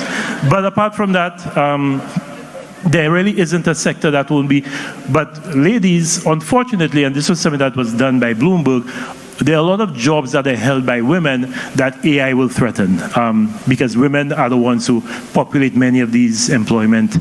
Bill and account collectors, payroll typekeeping clerks, executive secretaries, word processors and typists. And it shows you what the US average is. So this was done for the US market. So that's why I'm saying AI is not all roses. There are things that we have to be aware of. Thank God for marketers. Now, how many of you have ever used Fiverr or Upwork? How many of you know of Fiverr or Upwork? Okay, Fiverr was one of the greatest things that I discovered because I could get on Fiverr and in 24 hours get somebody from Bangladesh or somebody somewhere else producing graphics for me or whatever, very good quality. Now, the downside of this is Fiverr is taking work away from you guys. Because that is work that I would normally have to go to a graphics person in St. Lucia and say, I want this done. Unfortunately, you would probably tell me that it would take me 4 or 5 days to do it. And you would probably charge me 5 times what Fiverr is charging. And through no fault of yours, but it is because you have such a small market to work with, then you have to charge more. The people who operate on Fiverr have a global market to deal with. And it has always bothered me that I've not seen more of our Caribbean people on Fiverr and Upwork, because I think that is an opportunity. And if we're talking the Youth Economy Agency, I think that's something that we need to do to expand our market, get our young people on Fiverr, get them on Upwork, so that they can market their services there, because you have skills that are as good as anybody from Bangladesh or anywhere else. And you speak English. And if you don't speak English, you have a translator that will be able to communicate with anybody for you. But the reason I'm talking about Fiverr and Upwork is that now I don't even use Fiverr and Upwork anymore. ChatGPT gave me these images. I put in different prompts and said I want this, then tweak it up. And in the space of 10 minutes, I got 10 different images from ChatGPT, which I would have probably had to go to somebody on Fiverr, tell them what I wanted, go back and forth with them, and over 24 hours, probably pay them, depending on how good they are, anywhere between 25 US and maybe 85 US for this work. I got it for free on ChatGPT. So again, it shows you how even the market that you're not yet on, that is sophisticated from your end, is now becoming obsolete as a result of AI. These jobs did not exist 15 years ago. App developer, social media manager, Uber, Lyft driver. My father was a taxi driver, so the hardest thing for me to do was to not take a taxi every time I landed in Miami. I just felt solidarity with taxi drivers. But after a while I realized, you're forming the fool. You could take an Uber or a Lyft. It'll cost you a fraction of what the yellow taxi was cost. You didn't have to take money out of your pocket because it's already programmed out of your credit card. You don't have a fellow looking at you, as we say in St. Lucia, gozy with big eyes because he's expecting a tip and he's waiting for you to give him a tip. You can decide whether you give him or her a tip afterwards, depending on the service that you get. You can also have a record, because for me, I need to keep records of my travel so I can claim for it for tax purposes. That's their permanent record. You could now, what both Uber and Lyft have done from for safety reasons, you could share your ride with somebody else so they know exactly where you're going. They can follow you every step of the way. You can't do that with a taxi. But Uber Lyft drivers didn't exist 15 years ago. That, by the way, I said, sorry, Dad, you're long deceased, but Uber and Lyft, I can't deal with taxis anymore. Driverless car engineers, cloud computing specialists, big data analysts, sustainability manager, YouTube content creator, drone operator. We didn't even have drones back then. Now, a drone operator is a big deal, particularly when you need to get assessments, very quick assessments of, could be after a disaster or whatever, just for valuation purposes. If you can operate a drone, you're in big demand. Telemedicine physician, SEO specialist, search engine optimization, so that your website gets at the top of these search engines whenever it's being searched for. Podcast producer. But what we need in St. Lucia is, and in every country in the Caribbean, is a national framework to maximize the opportunities and respond to challenges. Our education system needs to be transformed. The education system we have right now is not ready for this. That education system is stuck somewhere in the 1950s. I read, there's this book called Wounded by School, and it says that if Rip Van Winkle were to return after 100 years of sleep, the only two institutions he would recognize are prisons and schools. They haven't changed in the last 100 years. That's a sad indictment on our education system. For us to be able to respond to the opportunities that AI and the digital economy provide, we need to change our education system. We need to introduce computing, coding, basic AI at the primary school level. We can't wait. And somebody spoke about it earlier, the previous presenter, that the young children now are digital natives. What it will take us a while to figure out, they will get onto a tablet and they'll navigate it like, wow. You know, they don't need a manual. They just know what to do. They know how to swipe. They know what to do. They are digital natives. I don't know what it is. So you need to take advantage of that to get them to be able to take full advantage of this world that they grow. Don't wait until they get to secondary school and start introducing it to them. Develop specialized AI courses and encourage research and innovation. Teach problem solving. That is the most critical thing we have to do. Critical thinking and problem solving, because that is, you have to challenge what you see in front of you. We've never made progress by just accepting the status quo. You make progress by challenging the status quo, saying, why not? Why not? Why can't we do this differently? We don't teach this in our schools. We teach our children to just regurgitate what has been taught to them, and if they do not regurgitate it as it was taught to them, they fail. I dropped geography. Teddy Francis is there. We were in school together. I dropped geography in college because of that. Great geography teacher, Brother O'Connor, at St. Mary's College. If you could not regurgitate it exactly as he taught it, you would not get a high mark. And I mean, I like to internalize and process and reproduce. I wasn't getting good marks, and I said, sorry, to hell with this, I'm dropping this subject. I regret doing it because geography is such an important subject, but that is how our education system works. It works by making us learn by rote, and that's not how we will learn in this new environment. Ensure schools have the necessary infrastructure, because if you have a school that is disconnected, I don't understand how we make our children disconnect when they go to school.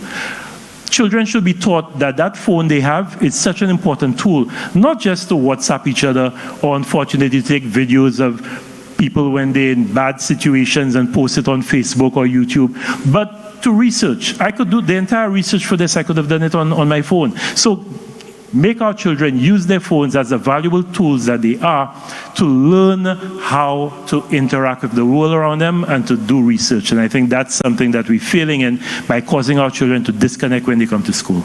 And train teachers to use AI, because the teachers, if they can't use it, will be lost when we try to work, learning, and citizenship in the 21st century demand that we all know how to think, to reason, to analyze, weigh evidence, problem solve, and to communicate effectively.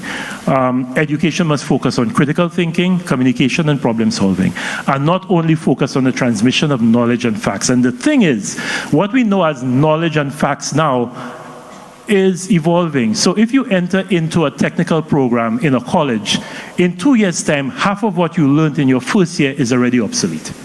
So to get children to just regurgitate what it is that you've taught them really is not serving any purpose. We have to cause them to understand and to think for themselves. the 21st Century Education Skills, and this is from a book by Tony Wagner, The Global Achievement Gap, Critical Thinking and Problem Solving. If we are going to take advantage of the opportunities of AI, we have to now start putting this into our education system. Collaboration across networks, not selfishly doing your homework and not sharing it with anyone. That's not the world you live in anymore. The world you live in anymore right now is a collaborative one where you must learn to communicate with people. So yes, I want to test you on your ability to understand, but I also want to test your ability to work in a team and to collaborate, which unfortunately we don't do enough of in our education system. Agility and adaptability, initiative and entrepreneurialism, effective oral and written communication. If you can't communicate, it doesn't matter what you know, you will get left behind because what you know is not being communicated and you're not convincing anybody that you know anything. Assessing and analyzing information and curiosity and imagination. We beat that out of our children. From a very early stage. When they ask questions, you're asking too many questions. Big people are talking. Don't put yourself in a conversation. We stifle the natural creativity and imagination that they have, which is what will allow them to be the trailblazers later on. Some of them do it despite, but a lot of them are beaten into submission at a very early age, and that's not good. Make sure that we have the laws and the regulations, particularly for ethics, incentives for investment.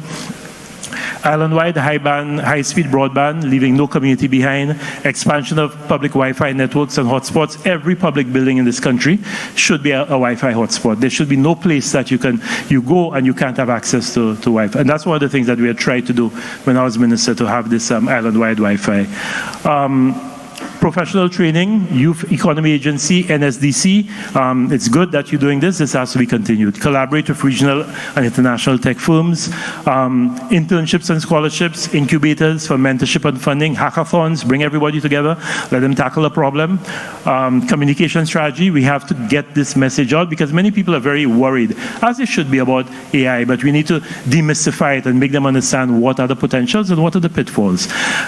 AI is very important to our economic development for all of these reasons: promoting economic diversification and expansion, improving efficiency of public services, enhancing educational opportunities, encouraging innovation and entrepreneurship, overcoming physical and geographical limitations, better natural resource management.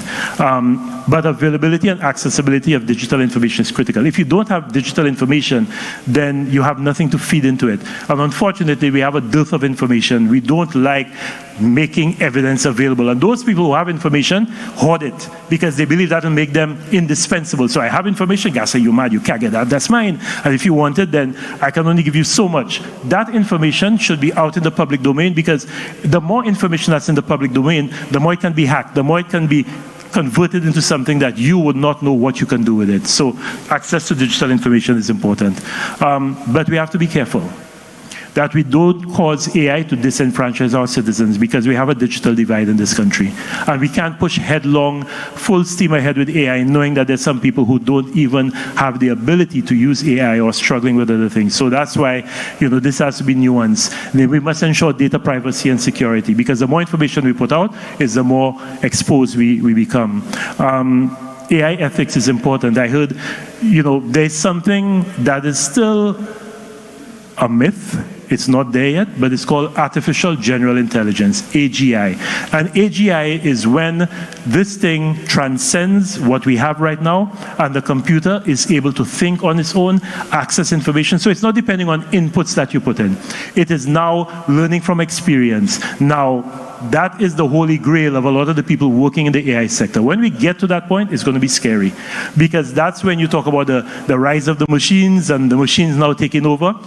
That will be when AI will cause machines to be human-like in their ability to process information and make decisions. That is still something that many people are working on. It was rumored that that's why the head of ChatGPT was fired because he said he was working on it and then they brought him back. So it's left to be seen, but artificial general intelligence. So we must look at ethics where AI is concerned. Public awareness, as I said before, rigorous public awareness and education programs. Preventing bias and inequality, particularly in law enforcement. They found that many instances where they use AI for facial recognition, all black people look alike. So once there's a description that somebody has facial hair, a flat nose, and lips of a particular type, half of you in this room would be arrested. because there isn't enough data that has been fed into the AI, into the algorithm that will allow it to differentiate Teddy from me and anyone else, or KOD. So we have to be careful that it does not introduce bias and inequality because of the way it's programmed, and that's why we have to be involved in what's going on. Safeguard employment and labor rights. In all of our countries, we have high unemployment. The last thing we want is AI coming in and, yes, making life very good for people like me. I mean, I can tell you, I use AI extensively in my work. If I was doing some work with someone recently who wanted me to come and speak somewhere, and I told them, okay, it's going to cost you money. And they said, okay, do you have a speaker agreement? I went on to ChatGPT. I said, develop a speaker agreement for me. ChatGPT gave me a speaker agreement in 5 seconds. I tweaked it. I sent it off. I would not have been able to do that otherwise. You want a non-disclosure agreement, it'll do that for you. But there are people who will lose their jobs as a result of this, and we have to ensure that government understands that and puts in place mechanisms to protect them. Develop partnerships with private sector and academia. Continuously monitor, review, and update and adapt. Somebody reminded me of a quote that I'm very, very, very often I give, and it's a quote by Alvin Toffler. And he says that the illiterate of the 21st century are not those who cannot read or write, but those who cannot learn, unlearn, and relearn. That is the skill that is most important for you right now, the ability to learn, unlearn, and relearn. Not reading and writing, yes, but if you cannot unlearn some of the things that you've learned before because these principles no longer hold, they found information that has blown this out, and then relearn, then you will find yourself unable to adapt in this new environment. This was your brief introduction to the exciting world of artificial intelligence. I hope you now begin to understand how AI can open up new opportunities for youth employment right here in St. Lucia. With the rise of technology, the job market is changing, and it's important for us to change with it. In St. Lucia, we are starting to see the impact of AI on our local industries. AI is not just about robots and machines. It's about data analysis, problem solving, and creating efficient systems. These are skills that are in high demand and can lead to well-paying jobs everywhere on this planet. But how can you get started in AI? It's not as hard as you might think. There are many online courses and resources available that can help you learn the basics. With dedication and a passion for learning, you can start building your career in AI.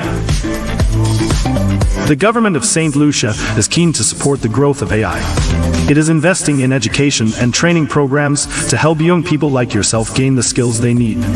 This shows how important AI is to our future economy.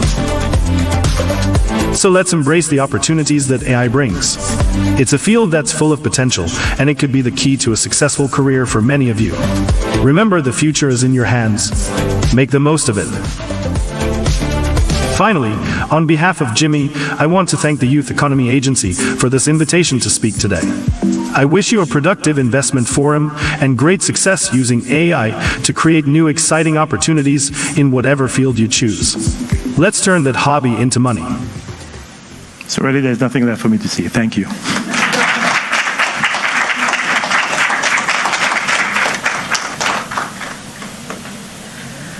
Well, Dr. Fletcher certainly brought his tech riz to the stage today. A great presentation helping you understand how to embrace AI to further your businesses. And remember, as he said, the ability to learn, unlearn, and relearn. That's very important. I hope that sticks with you. We are going to move right along. Mrs. Donna Regis Prosper. She is the Secretary General and Chief Executive Officer of the Caribbean Tourism Organization, CTO. With a distinguished career spanning more than 22 years, Regis Prosper is the first female leader of the intergovernmental organization which serves as the Caribbean's Tourism Development Agency. Hailing from St. Lucia, Regis Prosper is an exceptionally dynamic and transformative leader who has cultivated and nurtured a robust network of professionals spanning both the public and private sectors. Her collaborative efforts extend to working closely with regional government officials, tourism stakeholders, and industry experts worldwide.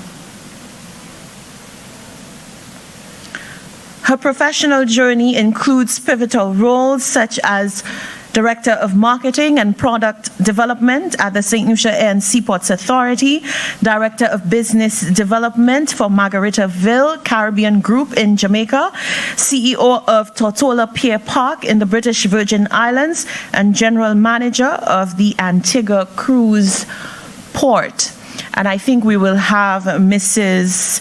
Regis Prosper with us a bit later to present on promoting investment in tourism and hospitality.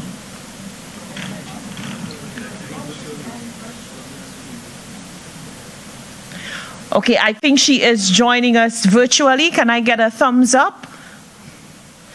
All right, so Mrs. Regis Prosper is joining us virtually. She will be speaking on promoting investment in tourism and hospitality beyond the sun, sea, and sand.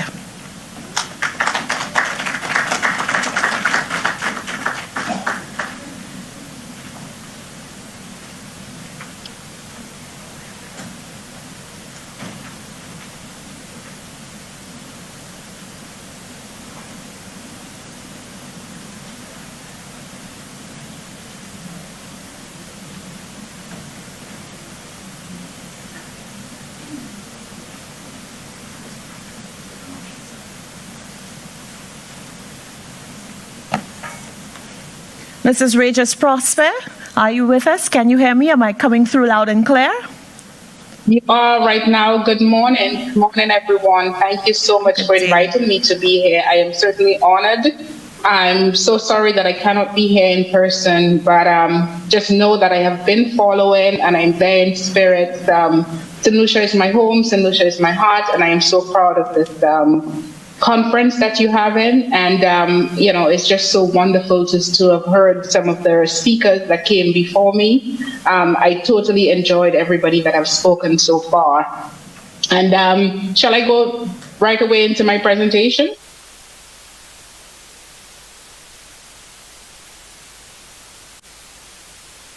Are you hearing me?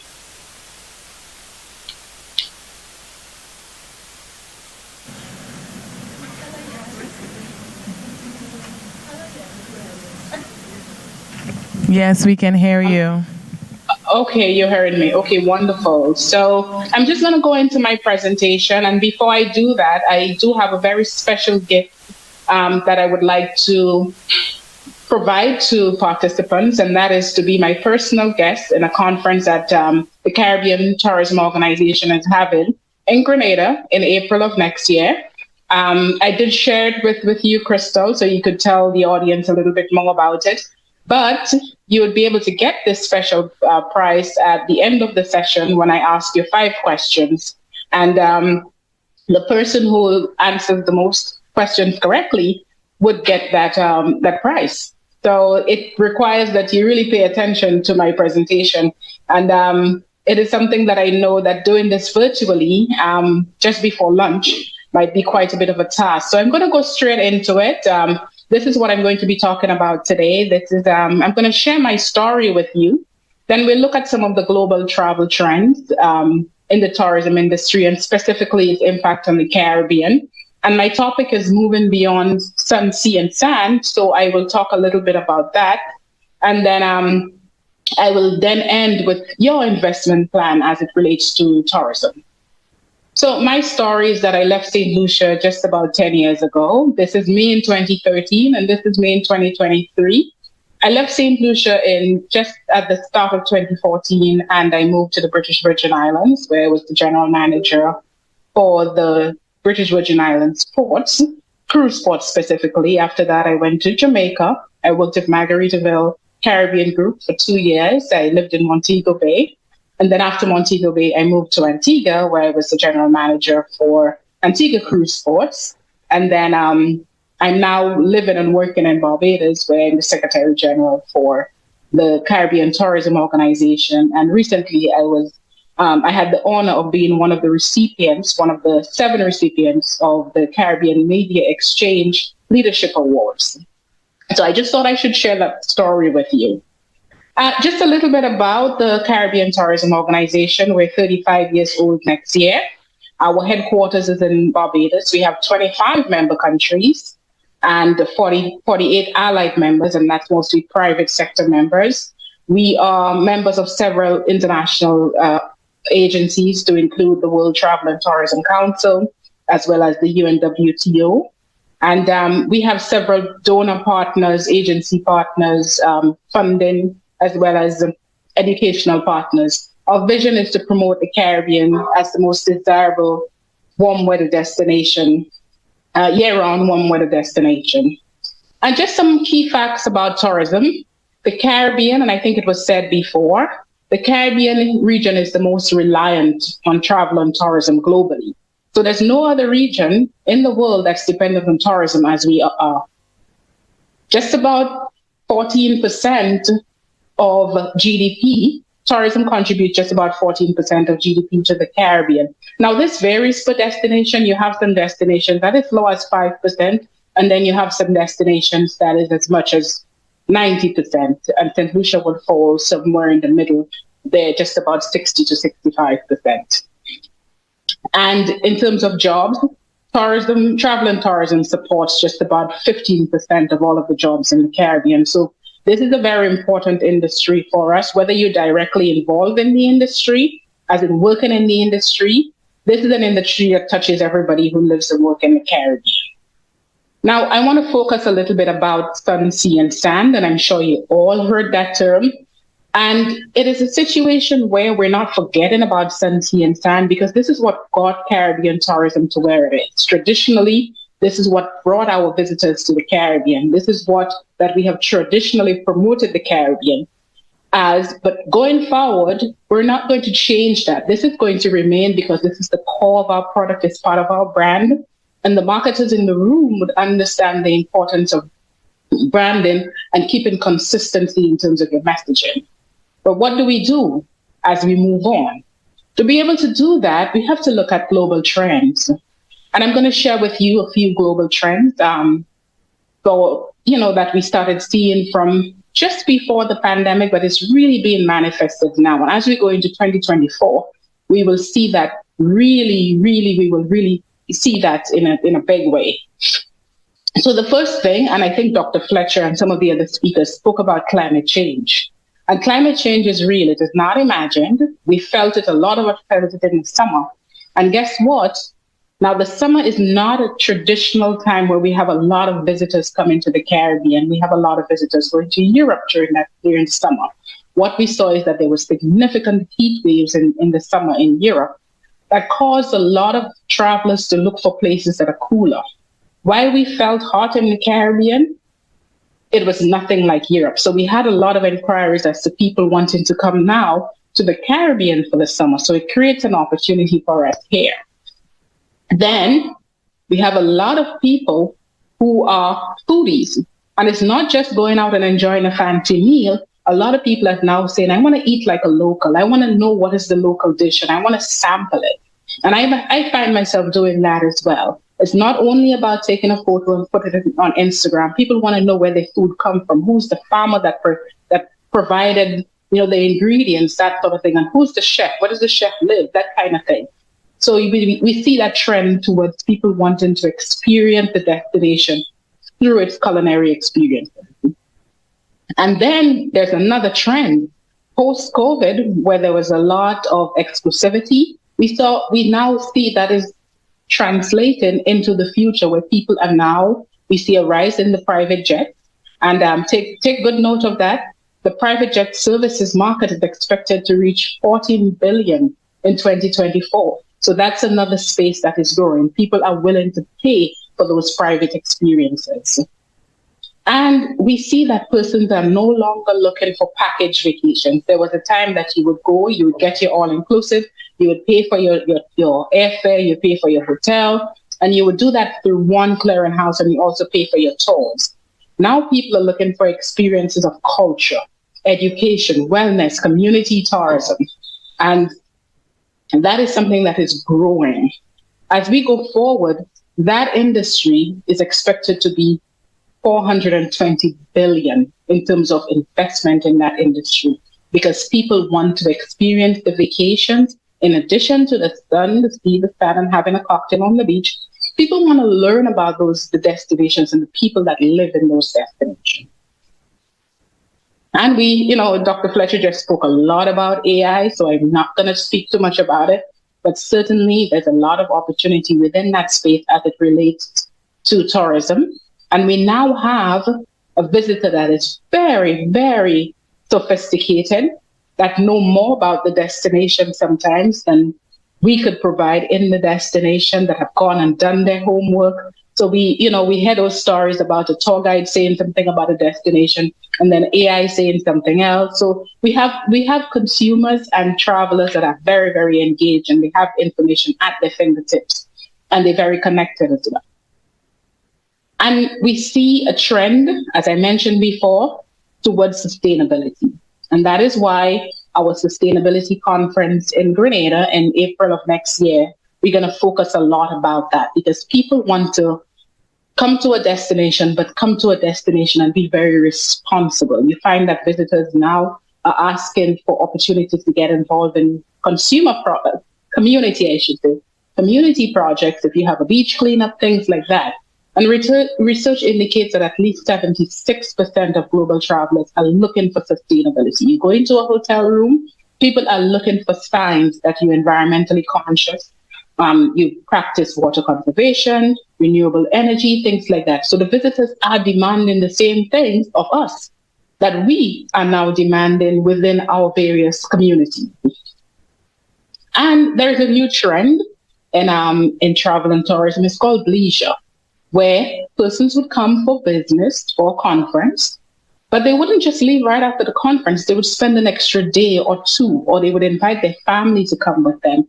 And so they would mix that business travel to vacation. And this is the trend that we see, to the point that 89% of travelers are saying that this is something that they would consider going forward. So there is an opportunity now for us to, when there's a conference, if there's a conference happening in St. Lucia, it doesn't mean that these people are only coming for the conference. They might decide, you know what, my conference ends on Thursday, so I'm going to stay until Friday to enjoy Grosley on Friday. Or I'm going to stay the weekend to do a lovely island. So we see that as a trend. Now, as we move from traditional to non-traditional, this is how we imagine that it happens as tourism practitioners. Remember, I said that we do not throw away the sun, sea, and sand, because this is part of our brand. What we do now is pivot a little bit to 3 new S's. That is sustainability, social inclusion, and smart destinations. And how do we do that? We do that through investment. And investment in 2 key pillars.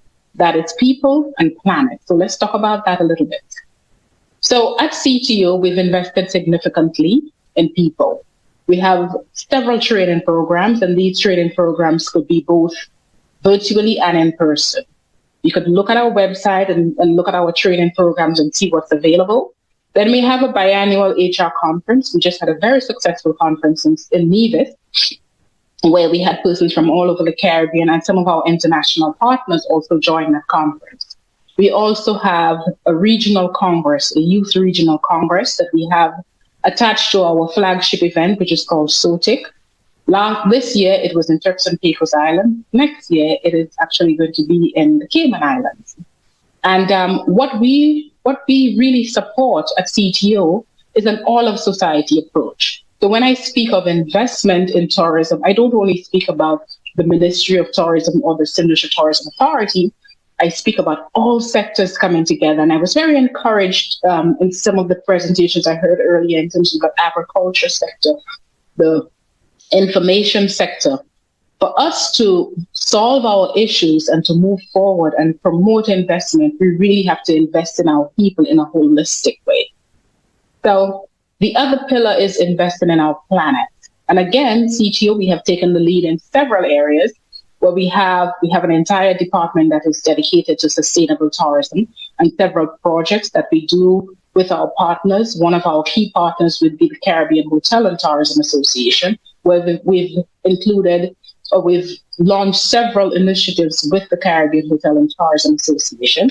And as I mentioned earlier, we do have a sustainable tourism conference every other year. So this year we have it in Grenada in April.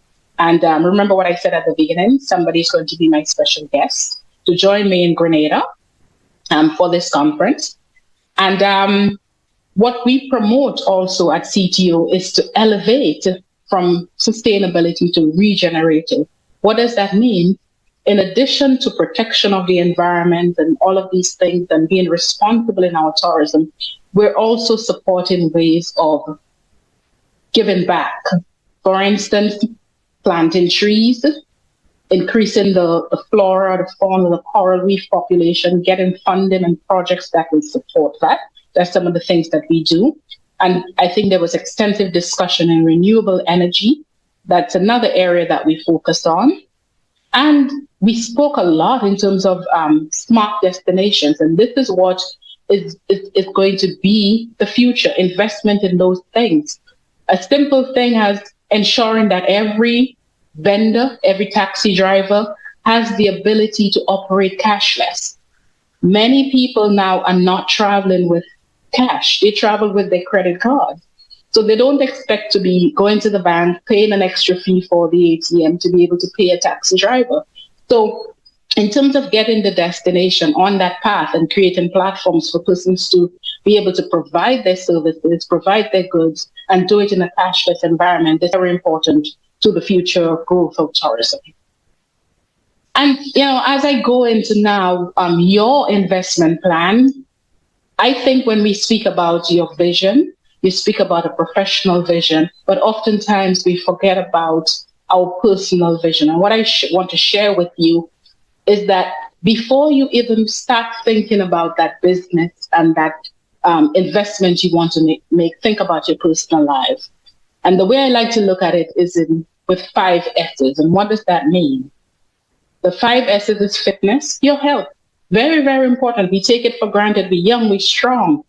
And, life will continue that way. We'll be forever young. No, the clock never stops ticking. So we have to ensure that we have an exercise regime, that we eat right, because fitness is very important to our ability to do business. And then family. Our family are going to be that support network. So we need our family to be able to understand what our vision is so that they will support us. And then finances. It's never too early to start to save and to have a financial plan for yourself. And your friends, your circle of friends, these are very important people that's going to support you with whatever you decide your vision is going to be for your personal life. And finally, faith. And I'm not only speaking about religion there, but your core values, your core beliefs. Where do you want to be? Where do you see yourself? And that sort of thing. And what are the areas that you seek your inspiration from? So these are very important.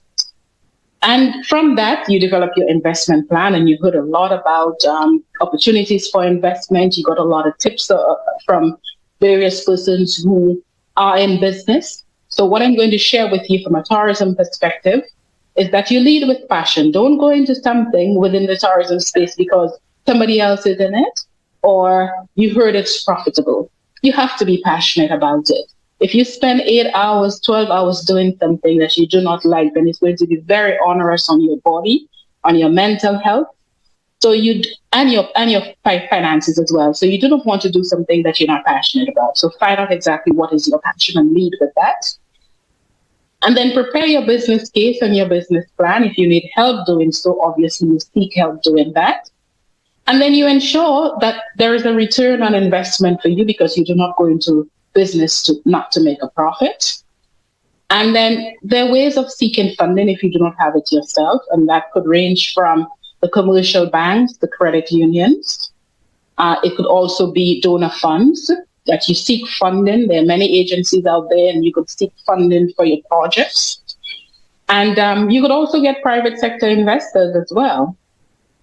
And you launch an execution plan. So you do not only do all of those things I mentioned and do not have a plan for launching and executing your business. And then you do not stop there. You have to monitor and evaluate it. And I always tell people that you do these things in in 3-year spans because the world tends to change that way.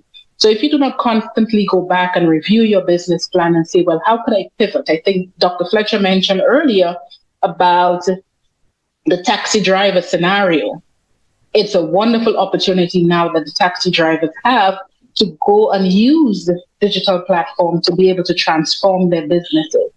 If it continues to be traditional, they will continue to lose customers. So that's what I mean when I say you monitor and you evaluate. And then I want to just share this very quick formula, which forms a little a summary of everything that I have said. Investment in people plus investment in planet leads to prosperity. And at this point, what I will do is to go into my quiz. I don't know if Crystal, if you're there to help me out, because I cannot really see or hear the audience.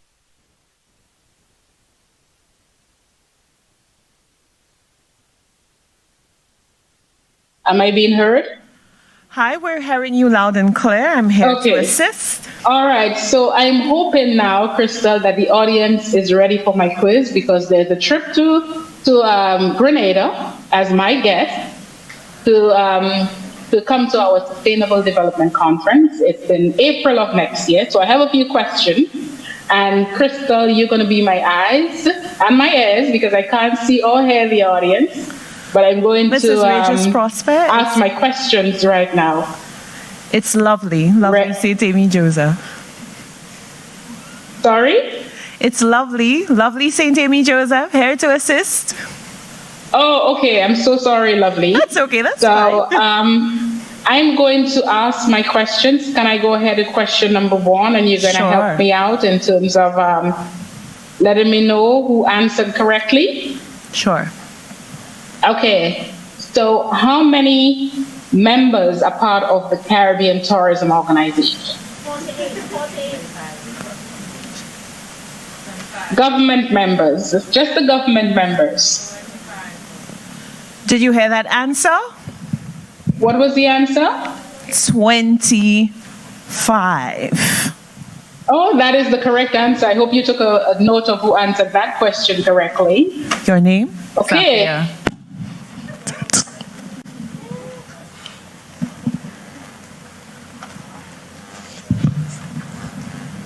Okay, we're ready for the next one.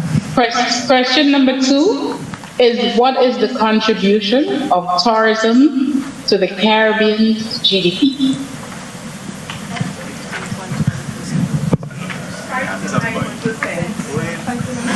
5 to 9. Yasma Vinay, 5 to 90%. Mr. Finister, I hope you're taking note of that is not incorrect, but I just wanted the total figure when we look at the Caribbean as a group, as a region, not the range per destination.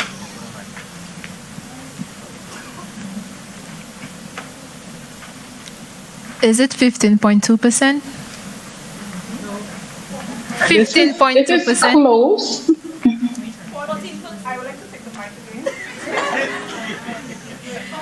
I started with my range. I like to give a number.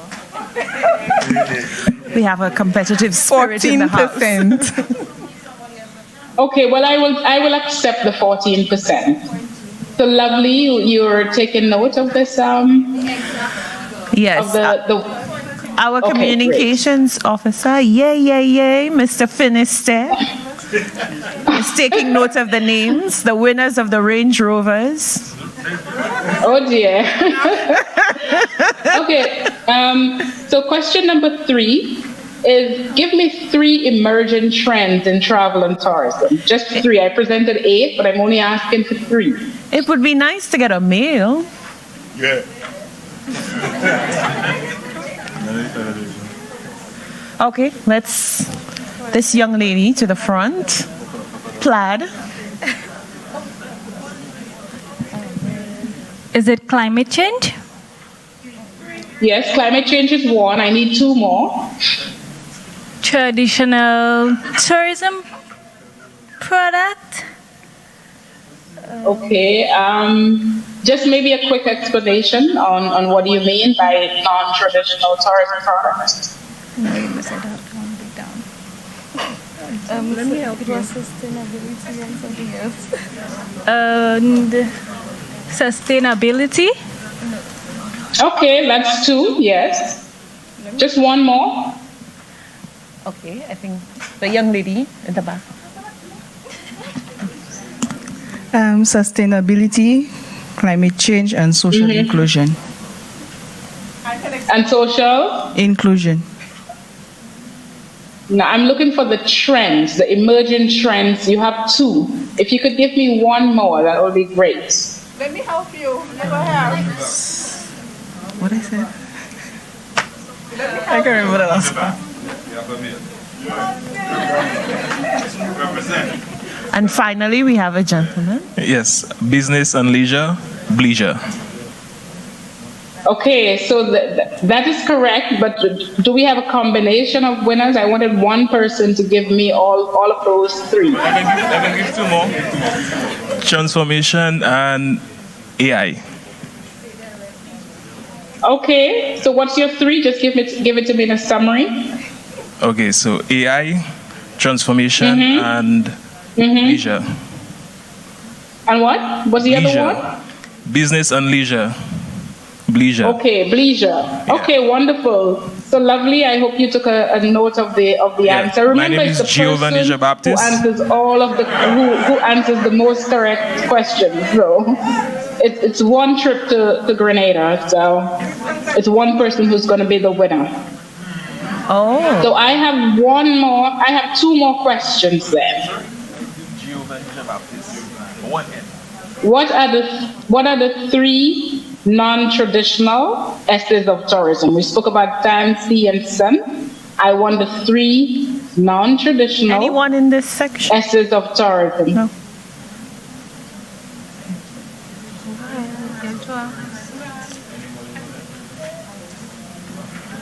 Sustainability, social inclusion, and smart destinations. Wonderful, wonderful. Okay, so our final question. So you have to listen carefully because it's a dash. So I'm going to read it out slowly. Okay. The culture, education, wellness, and community tourism market has grown by 12% in 2023, and expected to reach dash US dollars by the end of 2023. So I just want that figure. I could repeat it. The culture, education, wellness, and community tourism market has grown by 12% in 2003, and it's expected to reach dash by the end of this year. What is the dash in terms of dollars?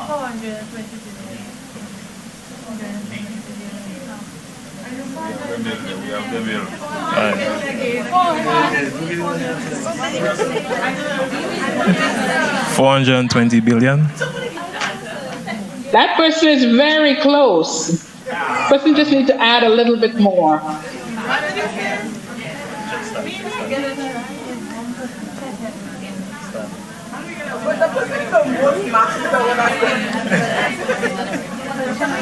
I think she had her hand up first.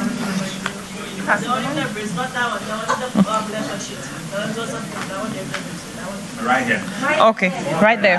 Right there. Animal friendly. That's what he said. 420 billion. To me, that's what he said. That's what was. Yes, that is a close answer, but it's you just need to add a few more dollars.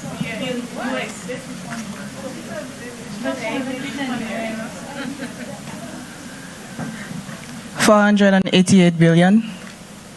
A little lower. It's somewhere between the 420 and the 480. 438 billion. 400 what? And 38. Okay, it's a little higher than that.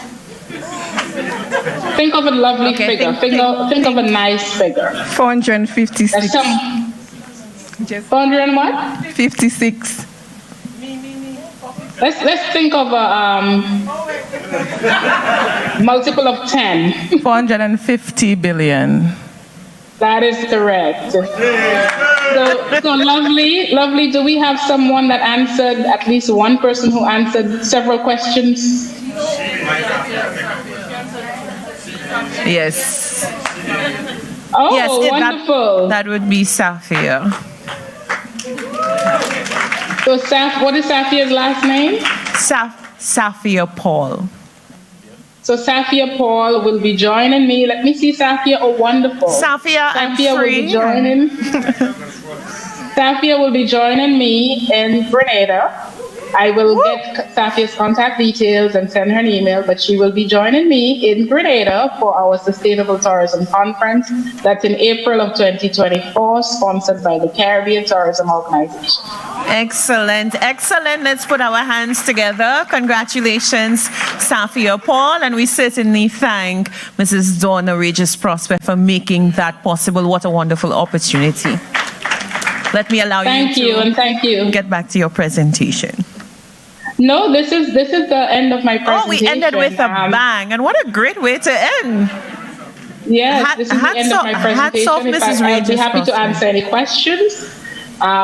Any questions from? But I wanted to stick within my 30 minutes. You have a question? Okay, so I don't think we have any questions at the moment. So we say thank you, Mrs. Regis Prosper. Thank you so much for that insightful presentation. And of course, for that wonderful giveaway for one of our young entrepreneurs. Ladies and gentlemen. Thank you so much. It's been wonderful being here. Bye, everyone. Goodbye, and thank you so much. It's a great time. Oh, so Mr. Terry Finiste has now entered the role of chaperone. No, I served as the bridge between Miss Paul and Mrs. Regis Prosper. So if anyone is going, it's me. Ladies and gentlemen, I think it's a great time to break for lunch. Now, because we're a bit behind schedule, we are going to shorten lunch to half an hour. So please, let's try to ensure that we're back here in half an hour so that we can continue the day's proceedings. We still have some dynamic speakers to come. We have a panel discussion to come. There's so much more to learn, so much more to take in. So definitely get some nourishment and be back here within a half hour. Thank you very much.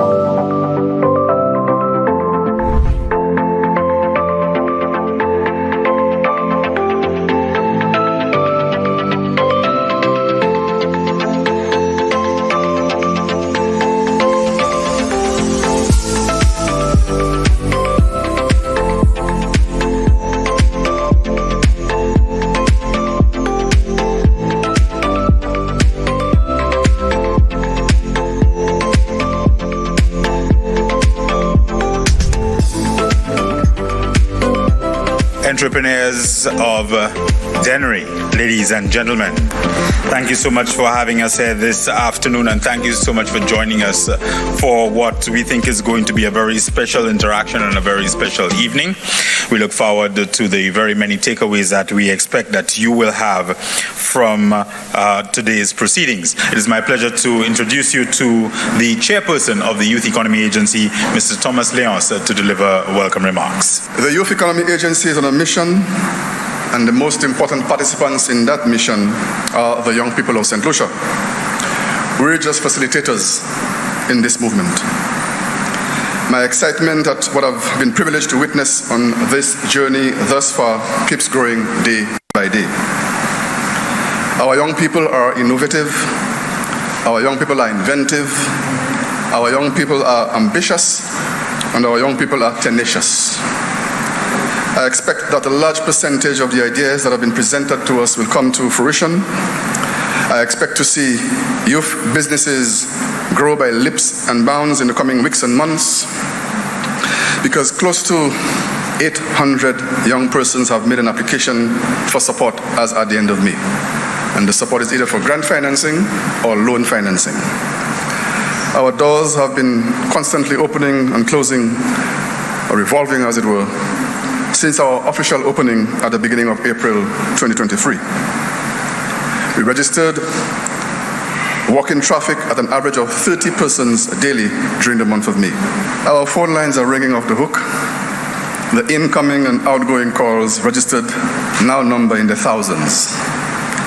If you have not been following our communication in the digital space, then now is the time to sign up, like, or follow our various pages or platforms. With that said, I wish to thank everyone for coming out to provide support to YEA in various forms, inclusive of your presence here today. We also look forward to providing support to you. Thank you very much. Today, I stand before you filled with immense pride and most of all, excitement as we celebrate the conclusion of a highly successful entrepreneurial development training program. The Introduction to Business Planning was the first training exercise facilitated by the Youth Economy Agency since opening its doors in April. 100 participants from across the island participated in this program. The program was held in 2 locations. We hosted 50 participants at our offices, that's on Chaussee Road in Castries, and 50 participants in the south of the island at the Viewfort ICT Access Center. Participants have already pitched their business ideas and presented their business plans to a panel who will evaluate these plans. If approved, participants will qualify for an angel fund of $5,000 cash injection into their respective businesses. Yay. The objective of the training was to help young entrepreneurs develop a deeper appreciation for the importance of planning. Over the course of the training program, we delved deep into the fundamentals of business planning, marketing strategies, financial management, and operational excellence. Together, we explored the intricacies of entrepreneurship, and you participants demonstrated remarkable progress and an eagerness to learn. The knowledge and skills you have acquired will undoubtedly serve as a solid foundation as you embark on your entrepreneurial journeys. Throughout this journey, we have witnessed an incredible level of dedication, commitment, and growth among our participants. Now, let's look into the future. Our exciting mentorship program, which will further empower and support our aspiring entrepreneurs. This will continue for a duration of 6 months in the first instance. This program intends to provide our budding entrepreneurs with invaluable guidance, support, and encouragement as they navigate the challenges and seize the opportunities that come with entrepreneurship. The goal is not only to expose participants to the best business practices, but also to help them develop an appreciation for best business practices. We will be launching a bookkeeping training program soon, very soon, where our participants will understand and master the process of recording and organizing financial transactions and activities of a business. The primary goal of this training is really for participants moving forward to understand how and why they should keep a comprehensive and reliable record of all financial transactions, providing a clear and accurate picture of the financial health and performance of the business. As we know, bookkeeping is essential for various purposes, including financial reporting, tax compliance, budgeting, and decision making. So we really do look forward to launching other programs, other training programs, including sales and marketing, savings and investment, digital marketing, product and development, and that's only to name a few. Each of these training programs will expand the knowledge, expertise, and insights crucial in your entrepreneurial journey. They will help our participants navigate through the intricacies of starting as well as growing a business, providing you with the tools and equipment and techniques, to overcome obstacles and foster innovation. In conclusion, as we embark on our next phase of your journey, our journey together, seize the opportunity to learn, to grow, to succeed through our mentorship program as well as our upcoming training programs. Thank you all for being a part of this remarkable journey, and I look forward to witnessing an incredible accomplishments that will unfold for each and every one of you. Again, thank you. How did you decide on a target market? When I worked at Bryden's, I realized there was an opportunity that wasn't tapped. And that was the small tea boutique shops, mom and pop shops, right? Mm-hmm. And the more I spoke to my managers, I could not get decisions made in a timely manner. So I decided to go out and target the small shops. I did not focus on hotels or restaurants at the time. And I just wanted to make sure that I was consistent and reliable to the small shops, because at the end of the day, those people are the ones who serve the communities. Okay. And that was my actual target, and that's what I always focused on. My business is still focused on the small communities, and that's why I have the retail shops, WMAT, who service the communities. When you started photography, it was not as big of a deal as it is right now. Can you walk us through some of the things that you did to set yourself above the competition? I think even when we did start doing photography, there was competition, but you could honestly say that photography was something that was somewhat looked down upon. Like, persons never said, if I'm going to leave school, I want to become a photographer. And it was really such a shame as well. So when we did go into it, myself and my business partner, Jesse, we decided to try to set ourselves completely apart from the competition. One of the first ways that we said that we're going to do it is we're going to dress differently. That was the main thing. Okay. So when we would go to events, when we would go to wherever we were going for meetings, we made sure we dressed up in our shirt and tie.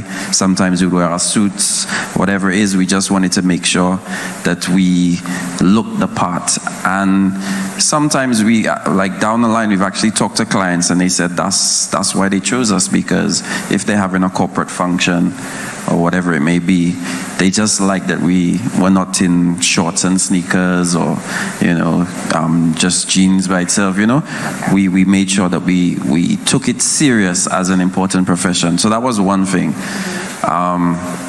One of the other things that we really had to do to set ourselves apart was find something that nobody else is doing.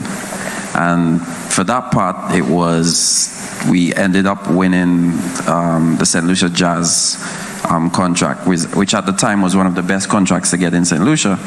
So we're trying to think, what can we do to really set ourselves apart? And then that's when we decided we're going to go into aerial photography.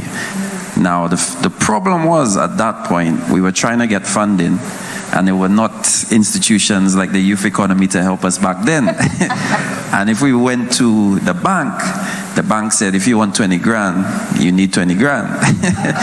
So this was like completely, out of the way for us. And the specific drone we wanted, it wasn't coming out until after the Jazz Festival. Okay. So the one that we had to get would have taken up every dollar we had. So we just, we literally just bit the bullet and we purchased that drone, and it was a huge drone that we purchased, but it really did set us apart from the competition after that. So again, it was always making sure that we can be ahead of the competition by staying innovative, because the problem is when you're not innovative in what you do, right, you can become obsolete, as it were. Right? And unfortunately, some photographers, they didn't, maybe like years ago, when it went from film to digital, they didn't make that leap. They didn't go with the times. So what happened? They became obsolete. Right? So you always have to make sure that you stay ahead of the curve, look at the new technology that's around, not just in the region, internationally, and make sure that you always stay ahead of the game. First of all, anybody looking to start a business, I have critical advice for you, right? One, do not hire friends or do not hire based on charity. You always, one of my biggest lessons in running my business was that you have to get the right person for the job. I experienced a lot of losses in my business in the early years because I hired people who I thought were friends, who I thought were competent and could do the work, but the mindset when they came to work was totally different. So that's one piece of advice I will give anybody starting a business. It will cost you a little more up front. This is so critical because it really hurt me in my business. It really hurt me. So make sure you have the right people, especially in accounting. Anybody dealing with your money, anybody dealing with your books, make sure you have that right person who understands it and who will be transparent with you and show you everything, all the details in your business. From a marketing standpoint, it depends on whatever you go into, whether you use social media. I use a lot of radio advertising. I haven't gone on TV as yet. A lot of word of mouth. And also based on your product delivery, if you have a good product, if you have a good service that you offer, word of mouth is very important. How has social media impacted traditional marketing strategies for you? Well, without social media, I don't think I would have a business. Straight out. It's essential. One of the things that we did was our market was social media, straight out. And that's where our demographic, our following, that's where they've come from. So for instance, what we had to do was basically we would, you could be posting pictures, nice pictures, but how do you get persons interested? And one of the events that really did propel us was actually saying, let's target the schools. And we actually targeted a couple of schools to do the prom pictures for them. Okay. And from there, that literally helped our business tremendously, because not only do you have a generation of persons now, they've just finished school, who are interested in your brand, you also have their parents now who are also interested, and it grew our following tremendously. And then now when we started doing events as well, everybody wants their picture after an event. So persons started following us because they want to see their pictures. So social media really did help there. And with any of you there, what you have to also realize is if you have 10 followers, that's 10 potential customers. All right?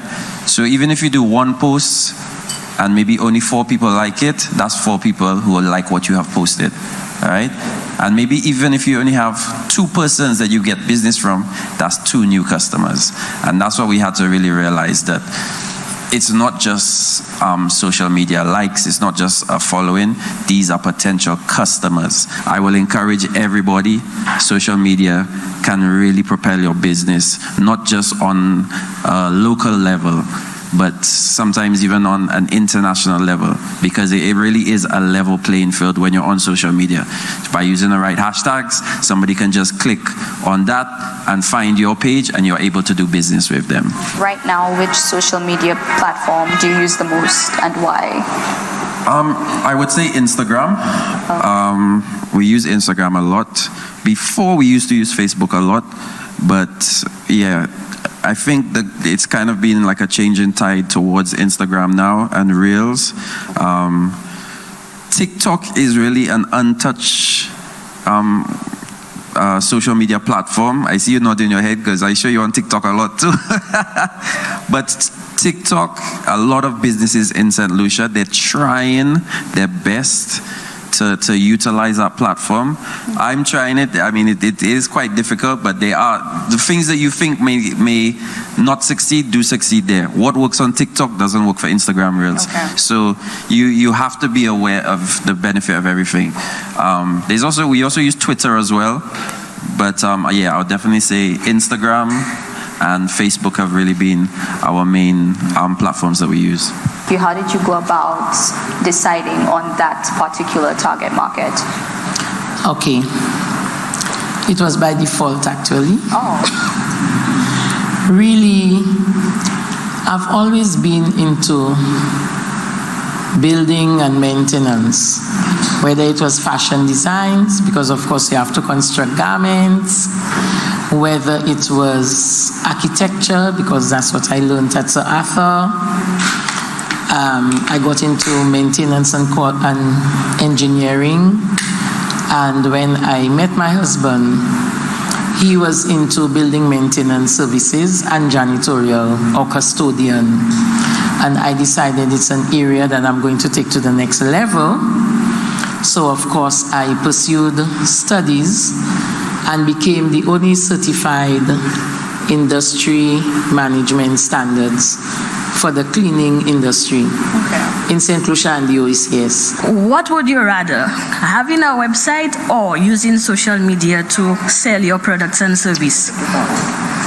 Okay, that's a very good question. Yeah. I would say both. Both are essential, right? For instance, the daily updates that you may do on your site, your products and everything, your following will always be seeing that. So you need your social media. But have a link to your website. Essential, right? And now with Instagram, you're able to have a shop as a business. So you could still sell on there, right? But you can still have your website. Now with your website, somebody could go on Google and be searching for your products, right? And then let's say they type craft shop, custom made tumblers, your website can come up. So you're not limiting yourself just to a social media site. That is also important for you to have your own website. So, and some websites, like let's say you use a hosting site like Wix or there's quite a few others, right? There's templates that will tie in your social media. So all of your posts can appear on your website as well. So I'll tell you, use both.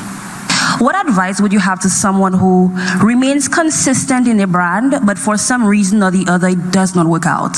I know that with business, you may encounter challenges, you may encounter trials, but for some reason or the other, it doesn't work out. How would you advise that person to move on, move forward? In business, perseverance, should I also say patience, and aligning yourself with the right network of people. There are 4 types of people you will meet along your business journey. The dream stealers, that's the persons you give an idea, and even before you implement it, they have implemented it. You have the dream killers, persons that make you believe you will not make it. That's what you're doing. If I were you, I would. That's the dream killers. You find the dream nurturers, like I see them as the dream nurturers. They nurture your dream and they create opportunities for you to mushroom into a business person. And you have the dream initiators. These are the persons or the institutions that will assist you with thinking outside of the box. So sometimes along your entrepreneurial journey, you will find that you would change things that you would like to do to things that you see opportunities to do better. As young entrepreneurs, my advice would be, let money work for you. Don't work for money. How do you let money work for you? By using your creativity. We all have talents that God has given us naturally. Some people love to bake. If you love to bake, why not make a living out of baking cakes? Why not learning to icing the cake? So you have the full value chain. You can make the cake, you can icing the cake, you can sell the cake. Some persons, they realize they have skills from little girls or young men. They like to sew for dolls, or they just like craft. Why not make it work for you? So along your entrepreneurial journey, if something doesn't work out, you have tried patience, you've tried perseverance, you've tried everything, and it doesn't work, see what else that your intuition could tell you that you can do, and you can do it well. And you must be successful if it is your ambition, because success does not lie in the job, or the skill, it lies in the person. So you surround yourself with like minds. There is a phrase, if you want to fly like an eagle, you don't associate with chickens, because chickens don't fly. What I would add to Dr. Lewis is also that patience is very important, but if you realize that it's not working out and you have investigated and looked at all the different strategies and changed strategies, remember I started in computer science and that's where I started, but I always knew I wanted to go into business. I made good money in computer science and software engineering, but along the way you decide, all right, it's okay to change. You might start in what you're doing right now, and 5 years later you might see some other development that say, boy, I could go down that avenue. Go for it, and do not limit yourself to just one opportunity. There are many that's going to come by, and they always say to put all your eggs in one basket. Diversify, and like I said, be patient. Look at what is not going right for you, and if you have exhausted all your options, then you look at something else. But don't give up.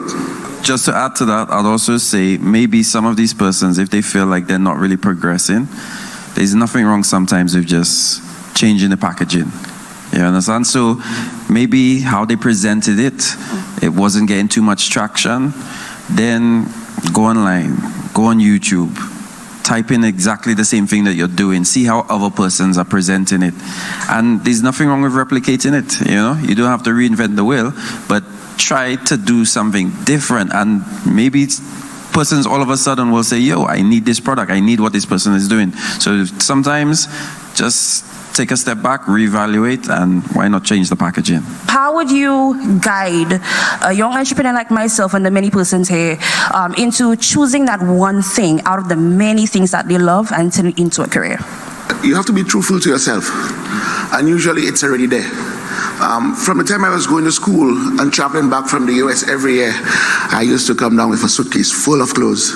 I was in computer science, but during the year, I'd ask my parents to set up money for me, and I'd go to Old Navy and buy all the t-shirts during the winter time for $2 a shirt. Come back here and sell it for 30, 40 EC, right? So in the back of my mind, I always knew I wanted to do business, right? Because it was always there. For me, computer science and software engineering was a means to an end.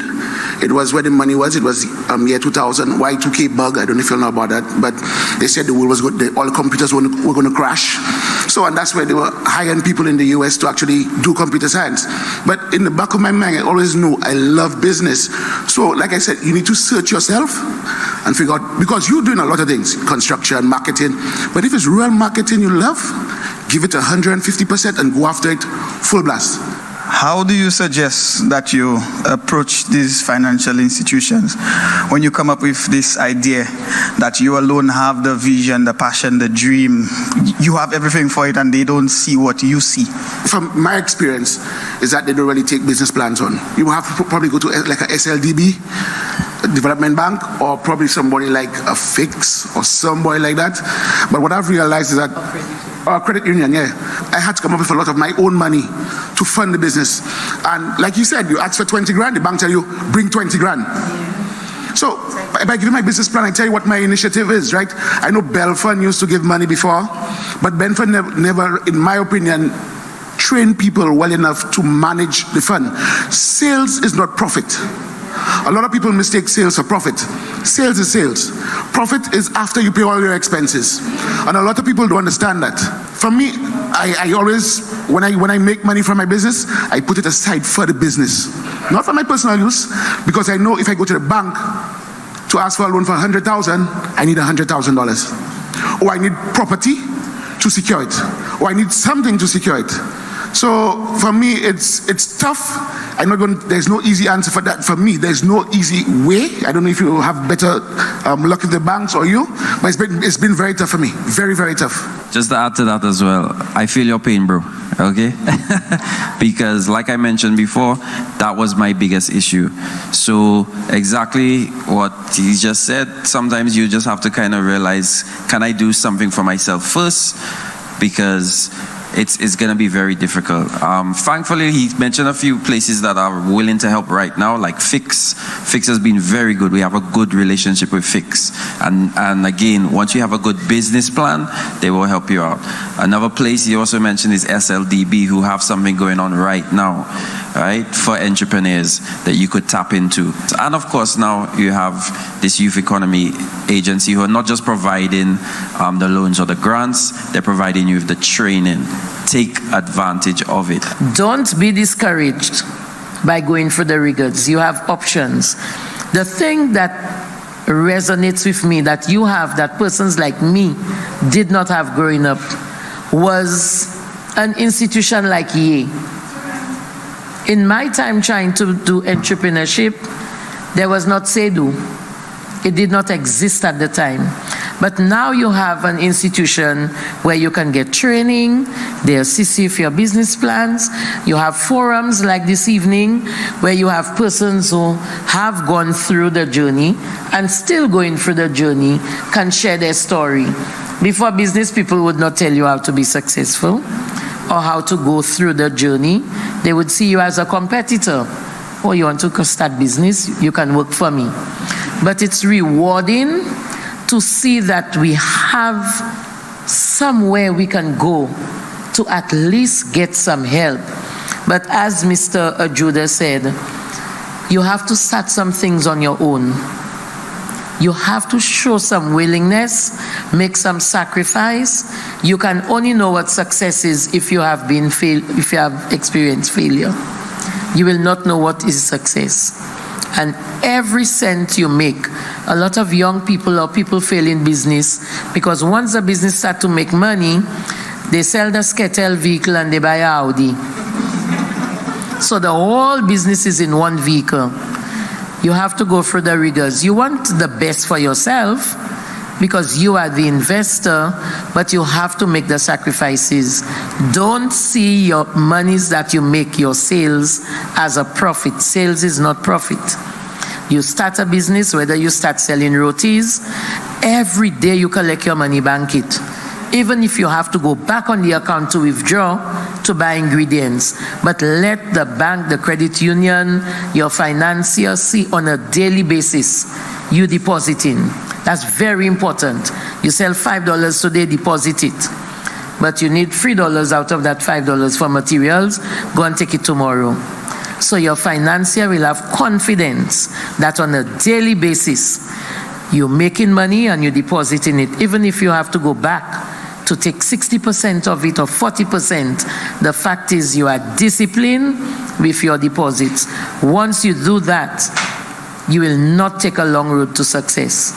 You may take the shortcut because you're disciplined. How much of your budget goes into marketing? How do you determine that this particular post needs to be boosted or not?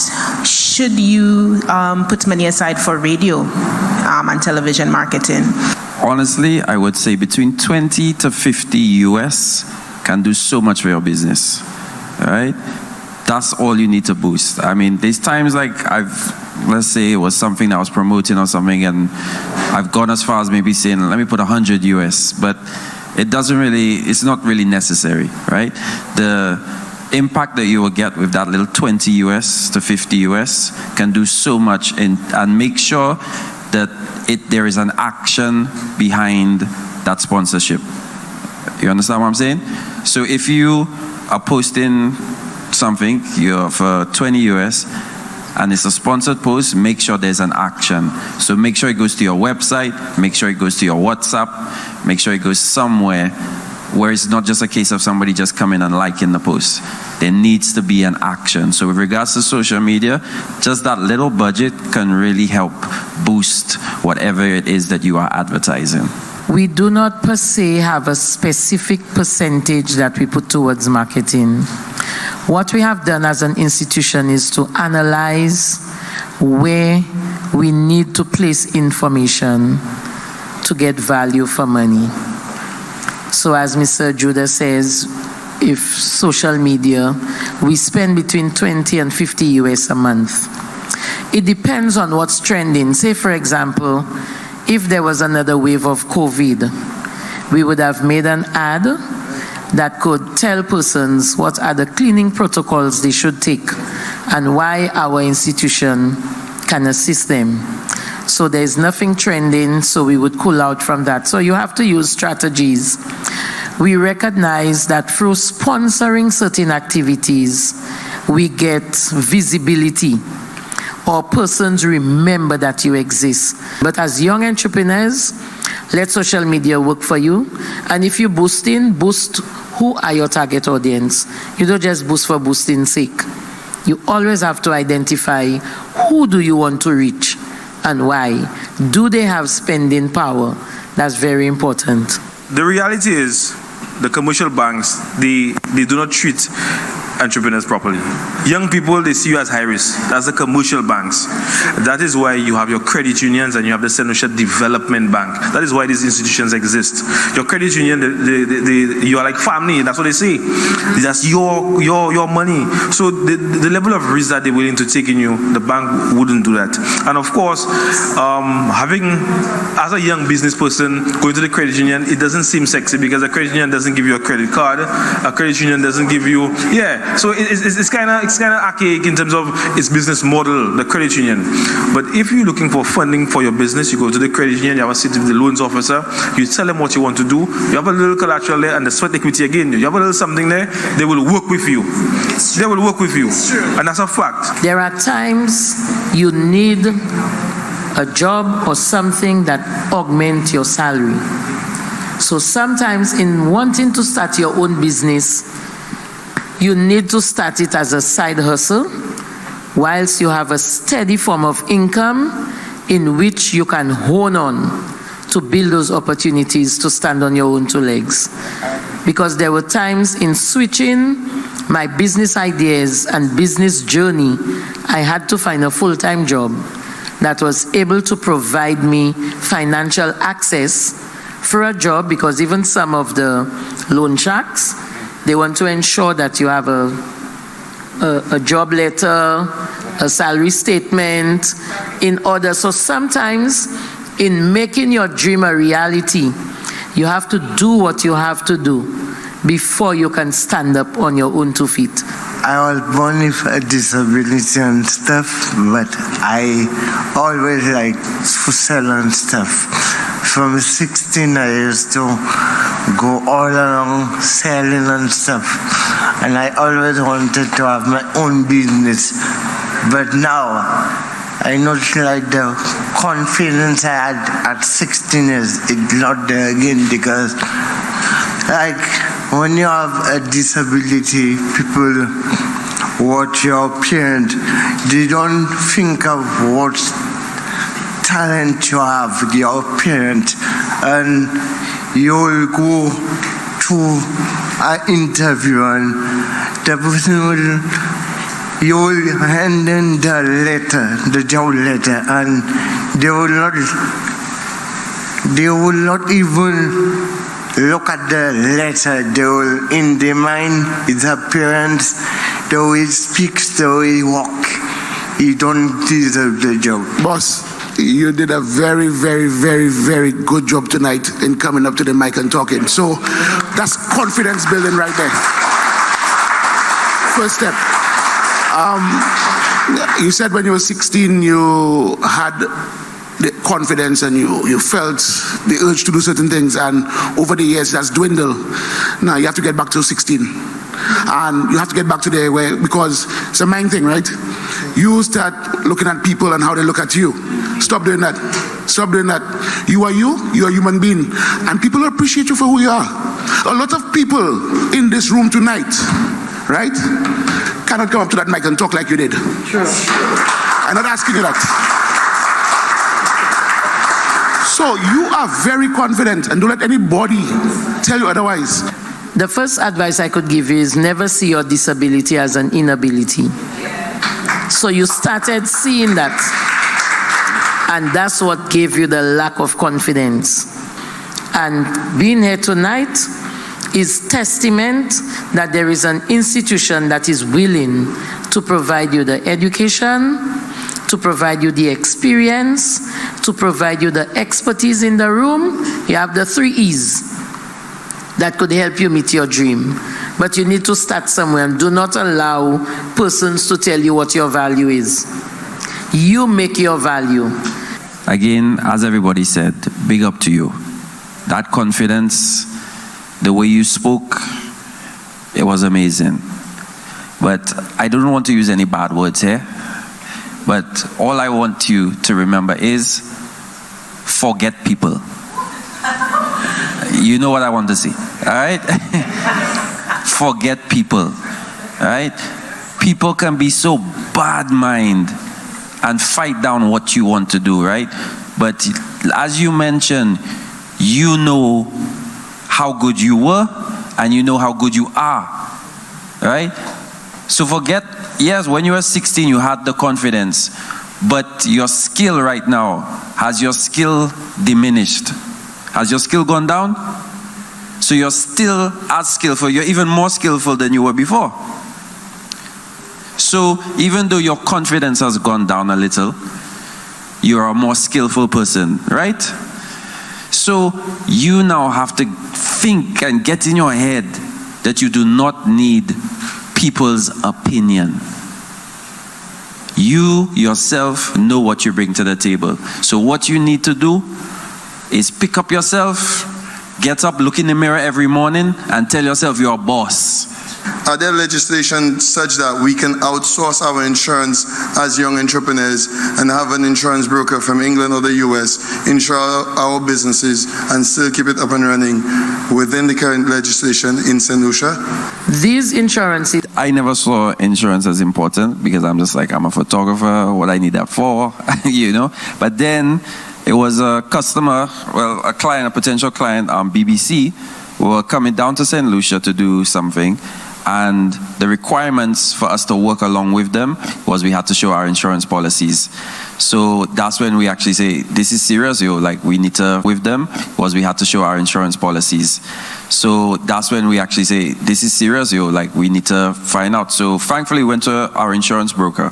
And again, as Ms. Lewis mentioned, there are good insurance brokers here, and they sat down with us. They showed us, okay, you need first of all content insurance for your studio because you have a lot of expensive equipment there. Anything can happen. And then, of course, we needed a liability in case anything happens on the shoot with the models, whatever may happen. In your field, when it comes to tourism, there are service brokers that will help you out when it comes to insurance. You just have to shop around.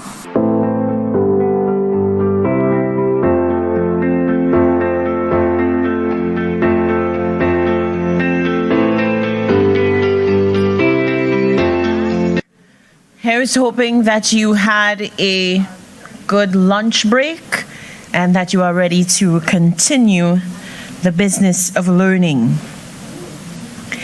At this point, I would like to read the introduction for our next presenter, Dr. Tamu Petra Brown. Dr. Tamu Petra Brown works at the intersection of education and entrepreneurship as the founder of Innovative Education and Training Solutions and Coaching by Tamu. It is headquartered in St. Kitts and Nevis. It has been in operation since 2012, focused on creating bespoke, experiential, and online learning engagements to enhance productivity, profitability, and innovation for private and public sector entities. Coaching by Tamu is the entrepreneurship education component of Tamu's ventures focused on guiding Caribbean female entrepreneurs to create and effectively manage high-growth, scalable, and innovative ventures. Her Mentored to Millions initiative uses action research to leverage to lead at least 10 Caribbean women to $1 million in revenue.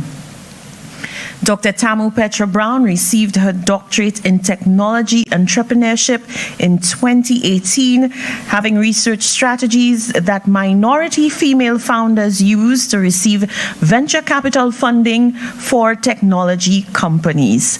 Dr. Brown has provided services to regional and international entities, including the World Bank Pitch It Caribbean Program, Caribbean Export, UNESCO, and led the final 2 cycles of St. Kitts and Nevis's Citizenship by Investment Funded Seed Initiative, a multi-million-dollar government venture capital program.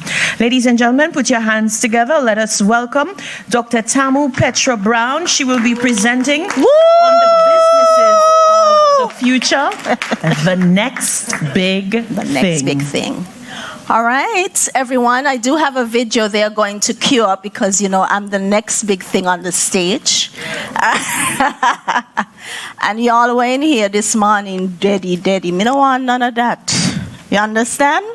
So we want excitement, we want enthusiasm, because if you're going to be the next big thing, you have to be bold like me. All right? And I'm gonna say something. Y'all cue up the video, it's okay. See how we're commanding? Yeah. Cue up the video while I warm up the audience. All right? Go ahead, you could play the intro video. All right. See? Next big thing. Yeah, that's how we go.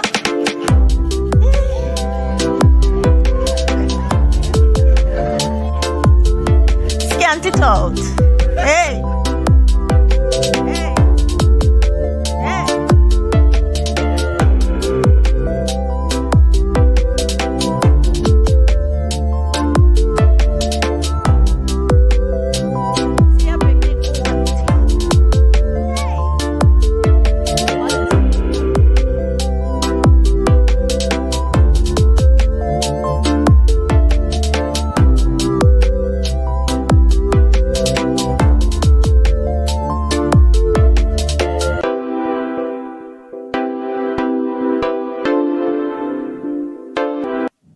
All right, so when you walk into a room, you got to come with it. That's it. You understand? You got to come with it. All right. So we're ready? Okay, so this is interactive. I used to be a teacher, so I walk a lot. I know that they said the couch is for the other guests, but I might do the couch. I run things. Things not run me. So watch here. We're here in this moment to talk about the actual steps that you have to undertake to get investment. You understand? So when you see a talk, write down. Because I have worked with women and interviewed women and researched women, black women in particular, who have received venture capital funding for their tech companies. Now let's talk about how rare that is and what an awesome opportunity you have here in this space. So when I was doing my doctorate in 2018, I was wrapping up. Lord, it is too hard, buddy. And I chose this topic about what are the strategies that women in particular use, right? Black women in particular, to receive venture capital funding. Now, if you're a man, this still relates to you. Now, at the time when I chose my topic, that was like 2014, kind of doctorate does take time. It sounded really good. But then when I began trying to reach out to women, there were only 20 black women in the whole of North America who had received venture capital funding. 20. You hear that? So imagine trying to even interview half of them. But let me tell you, I learned a lot. Okay? Now, in the introduction, she spoke about lovely about me, running the St. Kitts Industry Diversification funds government venture capital program, right? So I managed a multi-million-dollar program designed to provide businesses who we felt were positioned for growth, right? And aligned with national priority with hundreds of thousands of dollars. So I said all of that to say, I know what I'm talking about. You understand? So listen up. All right. I only have 5 slides there, so nobody watch up there. I only got 5. Okay? Here is what you need. Here. Slides? Yeah. Okay. Now, to be a game changer, I'm not going to talk about innovation or creativity. You know why?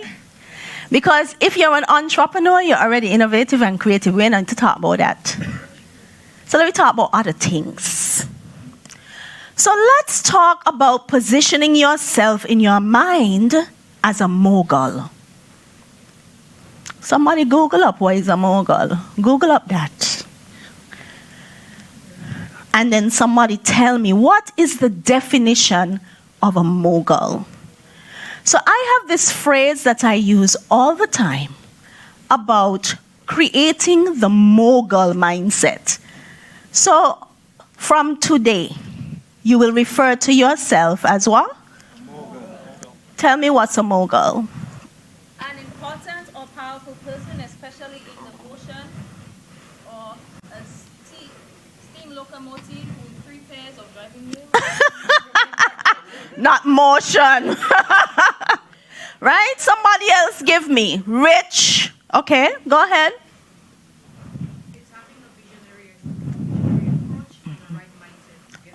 Right. And we leave out one word. You know what that word is? A mogul is wealthy. Important. You understand? Because in the region, when we talk about entrepreneurship, you know, we don't use that word. Think about it. There are a lot of words for us. We hardworking. We creative. Right? You're working. Yeah. You're hustling. But when do you become a mogul? When do you become wealthy and powerful? Right? Hey, you're on it. Right now. Right? The reason this is important is because it takes a particular type of mindset to be investor ready.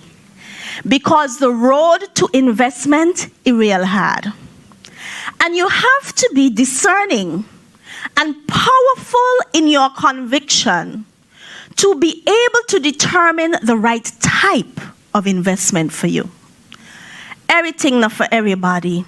And if investment is for you. Because if you want to stay small, no better talk about no investment. Because I think it was the minister who said, remember the investors coming to look back for their money, eh? I'm speaking in dialect throughout the whole thing, so you walk out. Okay? Right.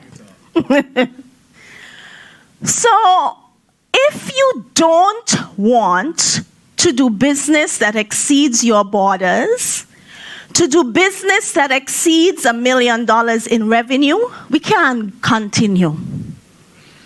You see what I'm saying? Because who is having a conversation with you about giving you their money and you telling them, I just want a little small business, and okay, you don't lose. So today, you have to decide.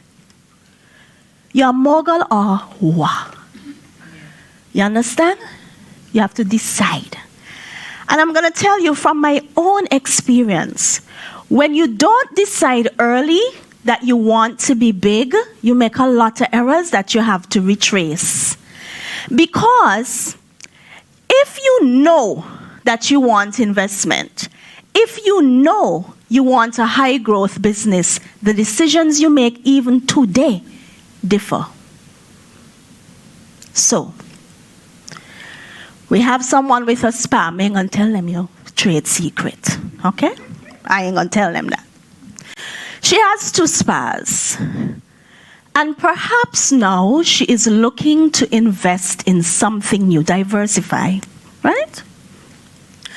What she decides to diversify in must be directly linked to her future mogul self. You understand?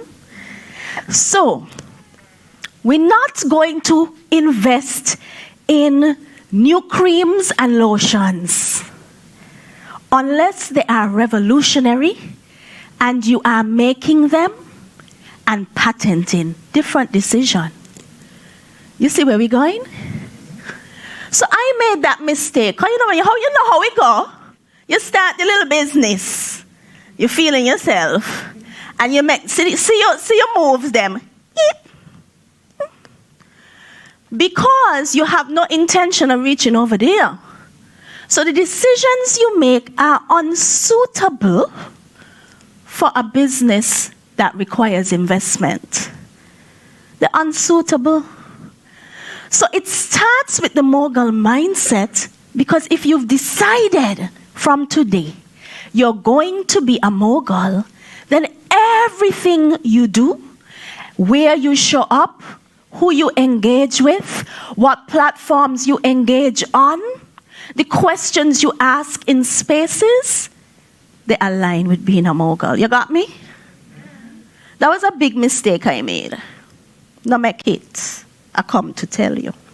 Okay? So tell me where you be now? Where you be? A what? Only Raphael is a mogul? You let a Bajan come here, go show for you, man? What are you be? Man, tell me like you mean it, man. A mogul. That they sound nice, eh? Mogul. That ain't sound better than I'm a business person. Has a better ring on the tongue, doesn't it? Yes, I'm a mogul. Okay. All right, so we got that. So to be a game changer, you have to have a mogul mindset. Otherwise, what game you changing? What game you changing? If you don't consider yourself to be a mogul, that making sense? Everything tie in, you know. Everything tie in. Now, you see this relentless? Let me tell you something. Just the business you're doing now, in the way you're doing it, you have to be relentless.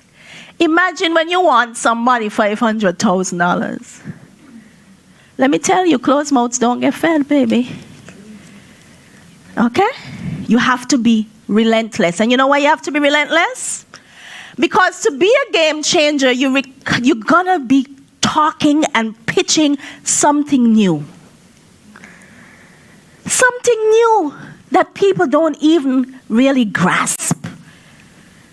You see where I'm going? So if you are engaging in a paradigm shift, and paradigm shift is one of the 4 P's of innovation. People don't talk about that. Them always talk about the product innovation. Yeah, but the real money is in the paradigm innovation, where you're changing an entire industry's way of thinking, of doing business. Now, when you pull the paradigm, position, product, and process innovation together, the 4 P's of innovation, now you're in the money. AI is an example of that. Now, you see how them smart? Let's talk about paradigm shift and then being relentless. So, AI, listen, right now, if you say AI, people think the only AI is ChatGPT. People swear that there was never no other AI. ChatGPT late to the game. But here's what. They're relentless in their pursuit of mass adoption. So everybody else was developing the AI for like the little group of professors and engineers, right? We ain't none of them people. But then here comes ChatGPT. Say, How are we going to grow a multi-million-dollar venture on the back of something nobody knows about nor uses? That makes sense? How are you going to be a mogul? I say, hey, masses use that. So now everybody using ChatGPT. Imagine all the other people who were doing AI before. Who they be? You're not there? Do you care? Do you see my point? And so now, listen, let me tell you something. Even if somebody tell me write a thank you letter, me pull up ChatGPT.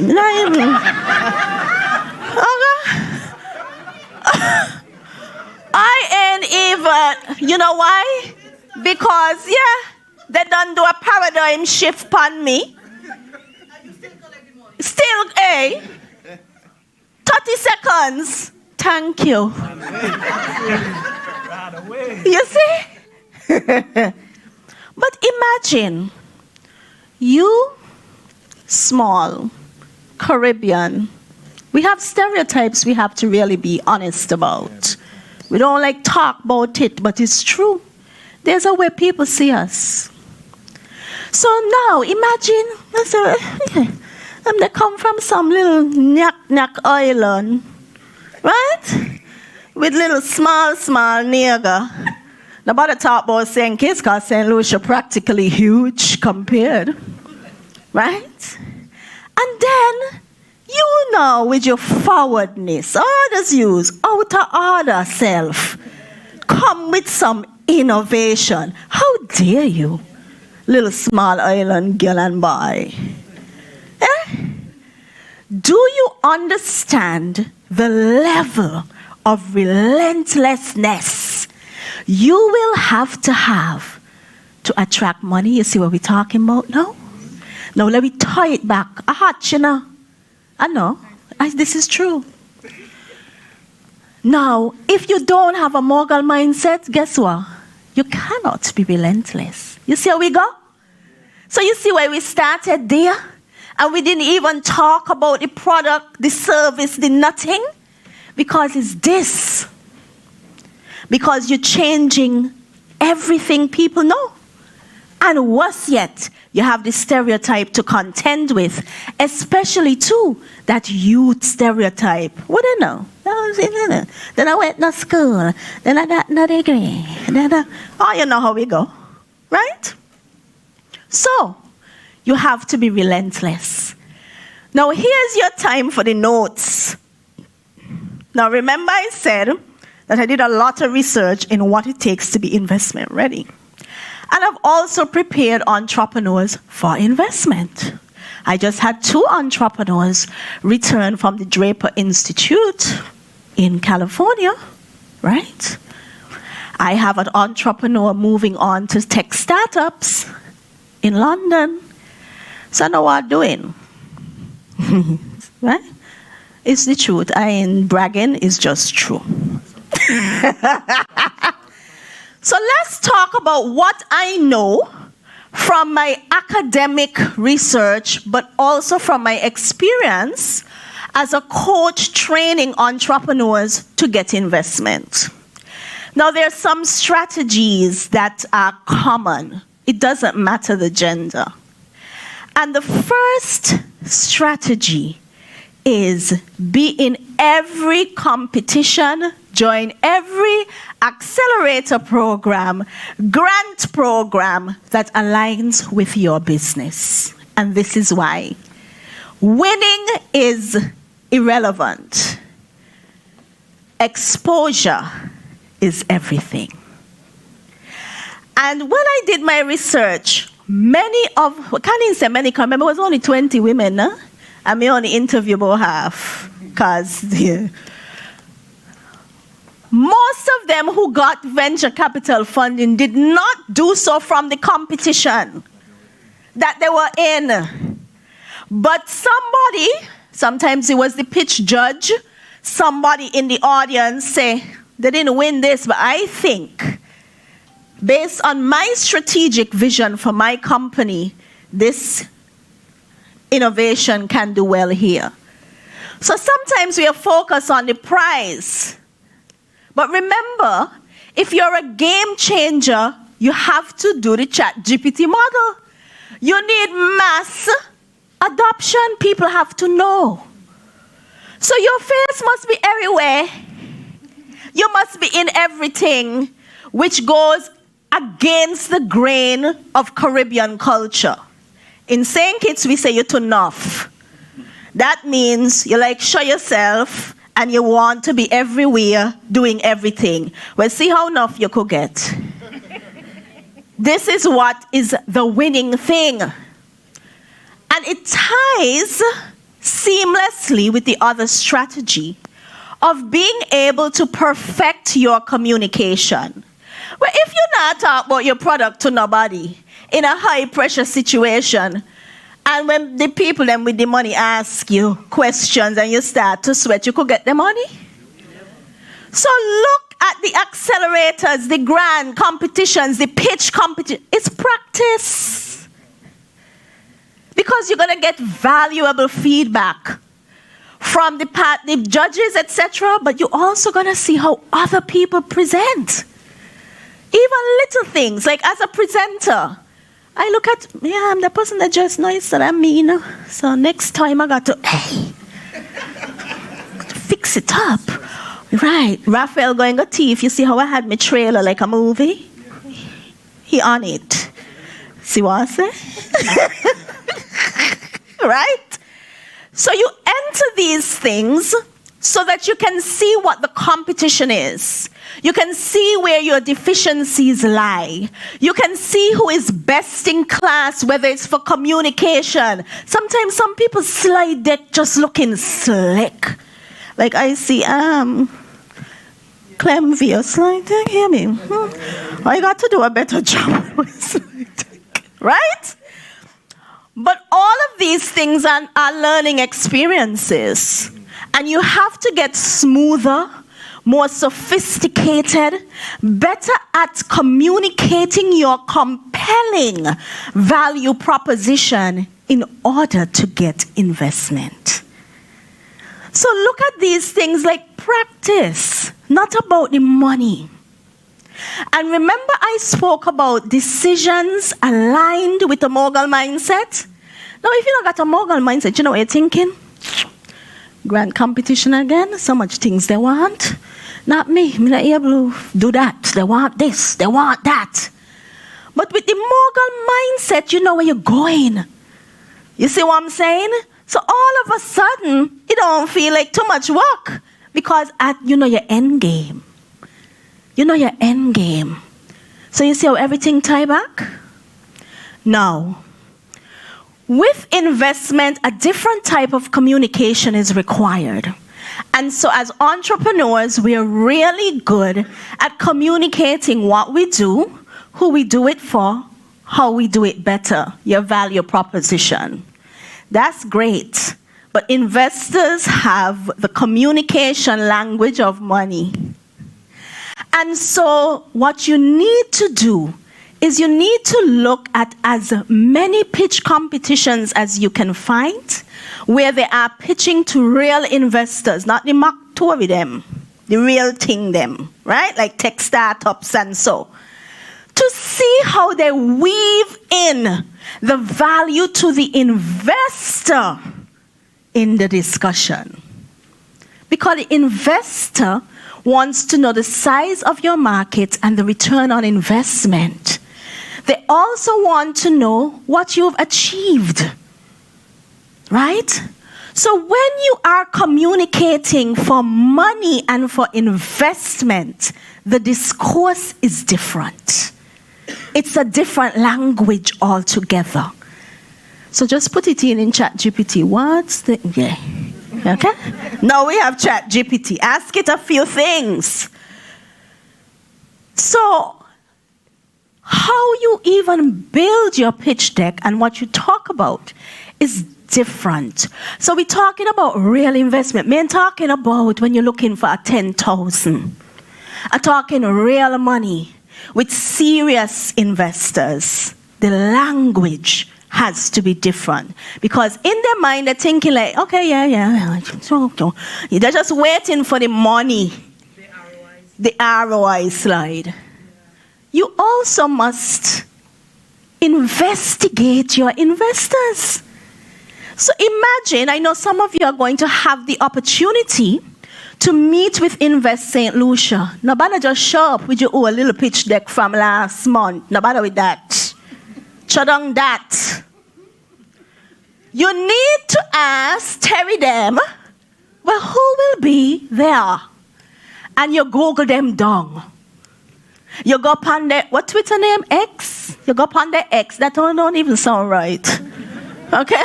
You go upon the X. Right? You go on the LinkedIn. Because you want to understand the type of investor they are and what they like to invest in, what businesses they have in their portfolio, and maybe what they might be missing, and maybe you're the gap.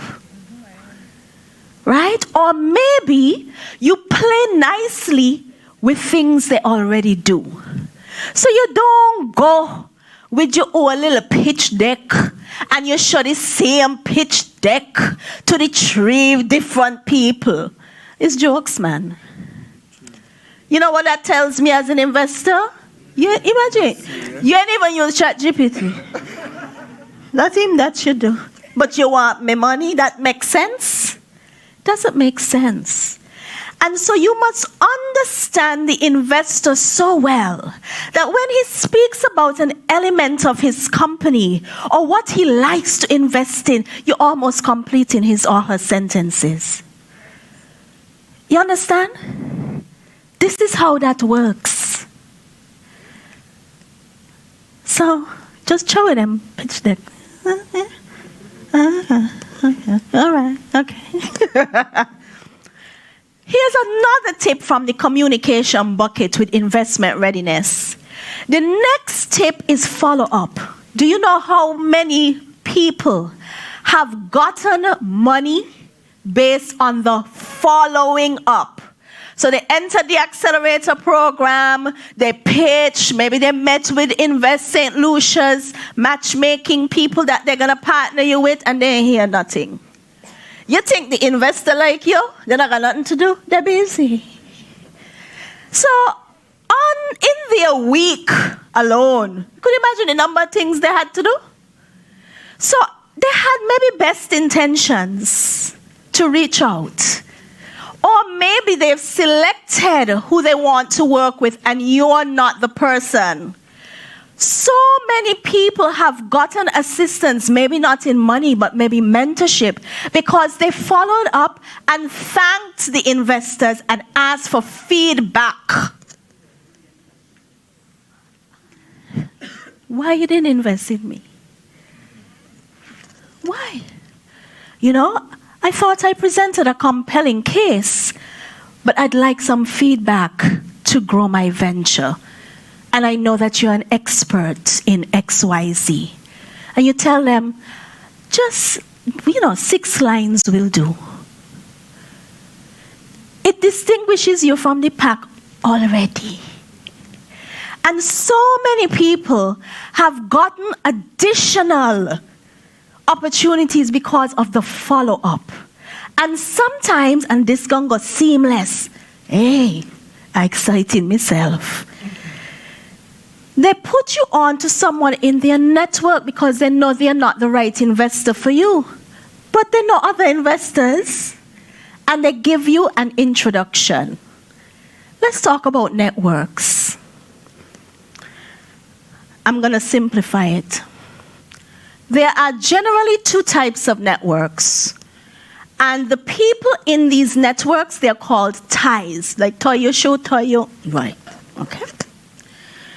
So you have weak ties, you have strong ties. So we could substitute the word ties for relationships.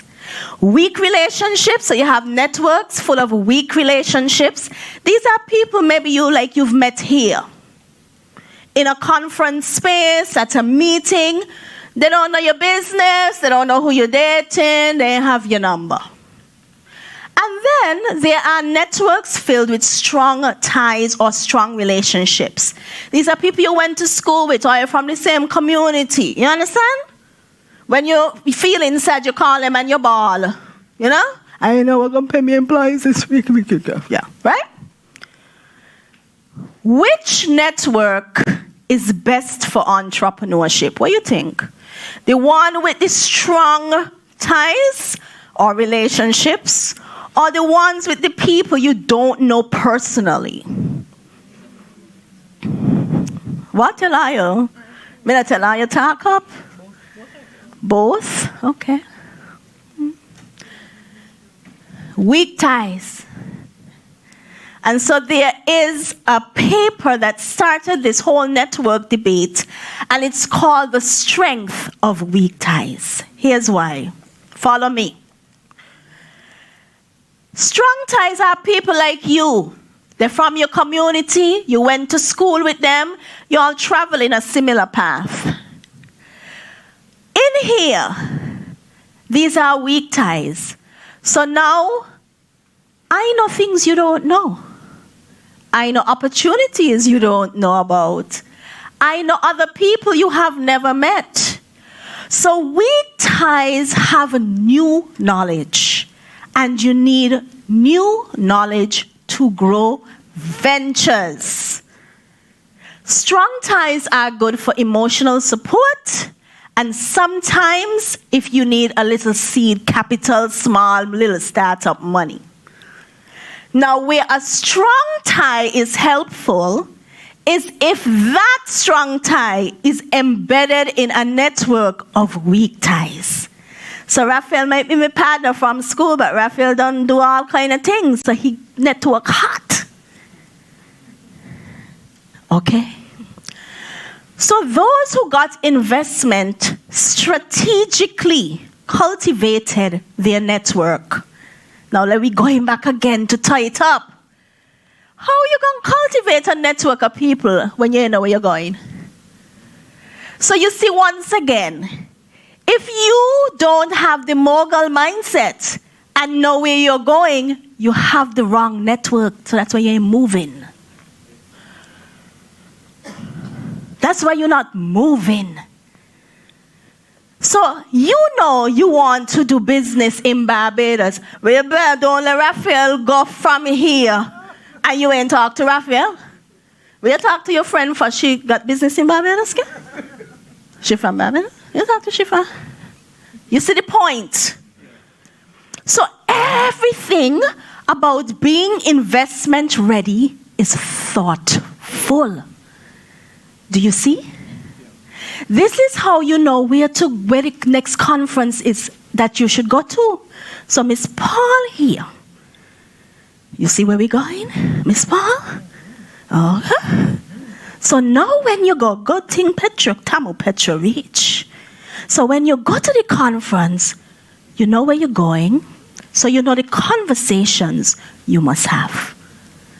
And the network you must build. Yeah, she's like, I don't want to talk to you too. That's right. You see how everything ties in? There's a lady called Ayori, and she created the Life Model Canvas. She's from California. And I did a Life Model Canvas session with her many years ago, because this was like pre-COVID. And you know, one thing she told me that stuck with me to today, she said, every time you enter a space, write down the intention you have for that day. Don't leave without accomplishing that intention. So the intention might be to get close to Dr. Tamil, right? This one here again winks. I'm outing you, right?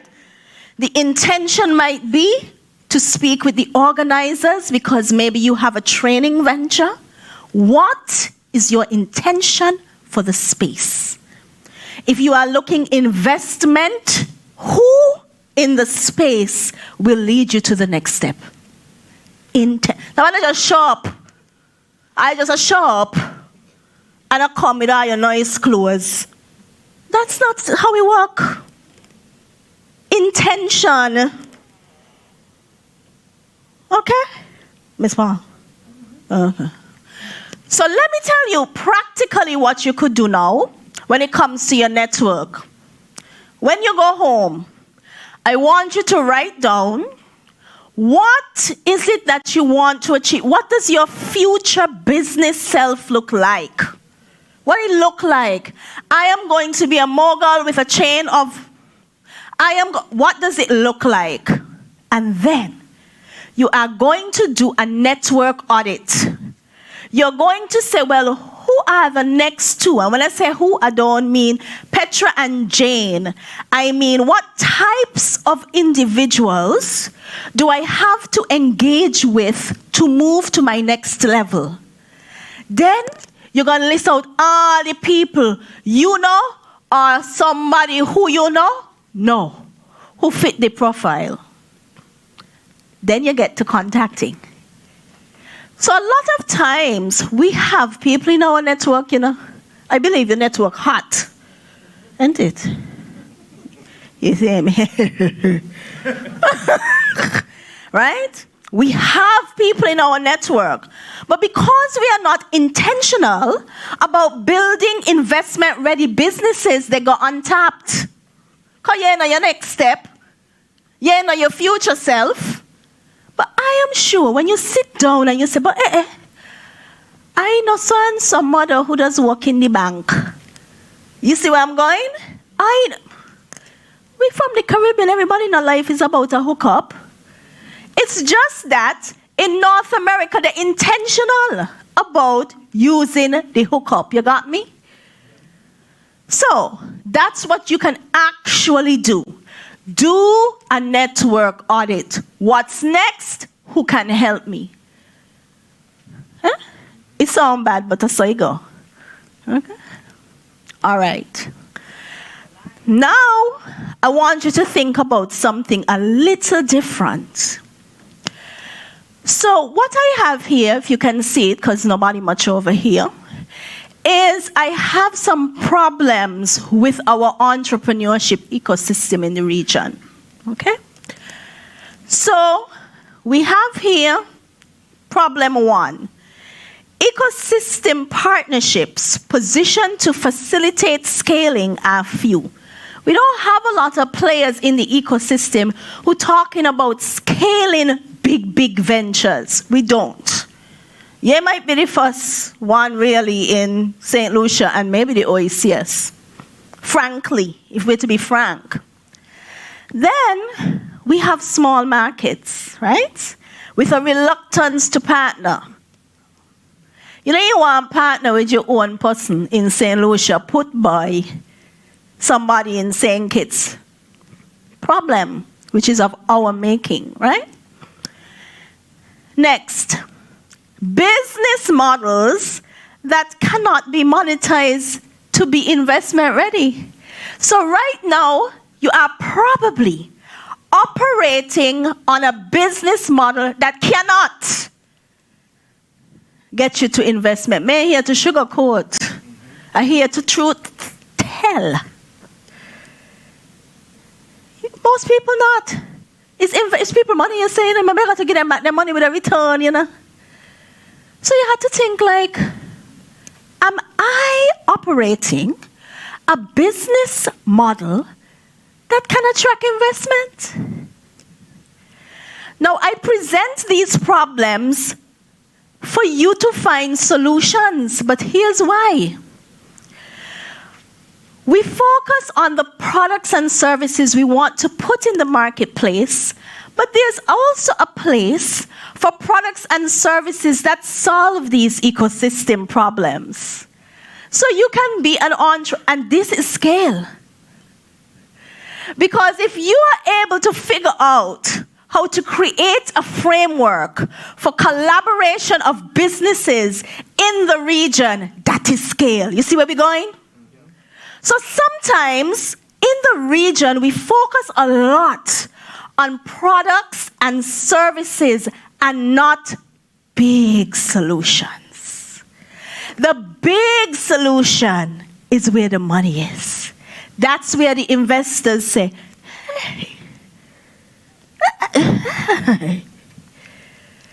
So we complain as entrepreneurs often about what's not right. That's the truth. The banks not lending, the this ain't doing that. All of these are legitimate.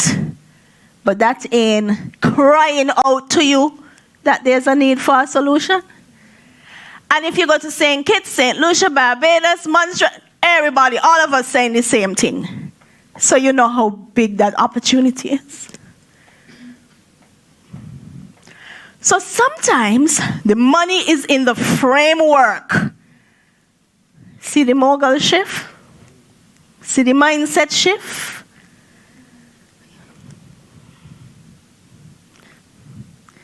So we all saying, I can't get inputs. They're too expensive. But which are you going to be the next big thing? Which are you going to solve the logistics problem? Which? You see this shift? Game changer. Game changer. Not for yourself, but for entire people, entire industries, entire nations. This is where I want you to go. You got me? But you got me or what? Oh, okay. Because I know I'm doing good, may need all your affirmation.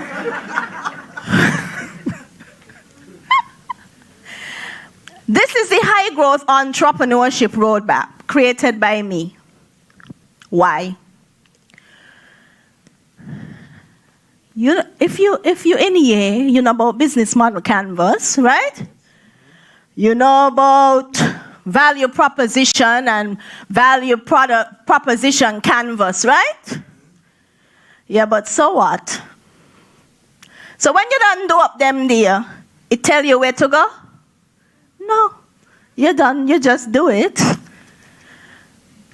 I found, see, paradigm shift. This is an example of a paradigm shift. So I found that what did not exist was a road map. Go here, then turn so, and go up so. And if you down here by C, where do I go next? Where? So this is based on research. Right now, I've worked with over 400 and something entrepreneurs in the region. Through my own programs and through partnerships with UNESCO, OAS, etc., I understand a Caribbean entrepreneur. And I understand Caribbean context. And what was missing was a roadmap that told you how to become a high-growth entrepreneur, because here's what it is. If you're not a high-growth entrepreneur, you can't attract investment. So when we're telling people about investment and be investment ready, you even know how to be high-growth? It's a prerequisite to attracting investment. And there was nothing that spoke about that. So I created the high growth entrepreneurship roadmap. So in the middle, you'll see it talks about mindset. You see, that's where I started. And the mindset piece doesn't move in the model because you have to maintain the mogul mindset throughout the entire journey, right? And then mental health and self-care. I find, especially with female entrepreneurs, this holds them back. It holds them back. Yeah? And you see that network piece, it ain't shifting either. Why? Because as you move along the journey of becoming a high-growth entrepreneur, your network will need to shift. Right? So who you had in stage 2, you will need a new network to take you to stage 4. So right now you serve in St. Lucia, but now I want to export. I need a new network. Now I want to do business outside the region. I need a new network. And it's not about getting rid of people. It's strategy. It's part of your strategic framework. All right? I want to point out something different to you here on this. Now, you see where I have mentor? Mentor is the second to last thing. People do not want to mentor confused individuals. Big fact, says Raphael, because our time is precious. And so, before you need a coach to help you along the journey, but mentorship is almost at the end of the game. Because the mentor doesn't want to come to work with you and then your finances ain't in order. This is jokes. You come to me and you're not going to finance me, but you waste my time, man. No, man. You know how much things I thinking? You know how much things I had to do this thing? I make an hour to talk to you, and then when I ask you 2 questions, you need I got finances, you not got nothing. Guess what? You can never get me on a call again. Because, guess what? I'm a mogul. And the truth is, moguls don't have time to waste. That's why they are moguls, right? So I'm using myself just to make it funny, but you get the point. And so this is why I created the roadmap, so that you know that there are some fundamental steps that have to be taken in order for you to become high growth so that you can seek investment. Does that make sense to you? Okay, good. It makes sense over here, because you just watch me. Okay. So, the future begins today. We like to talk about the future like the things that had to be done to do the next big thing in the future starting some other time. It starts today. So to invent something for the future, it got to start when? No. It got to start now. Right?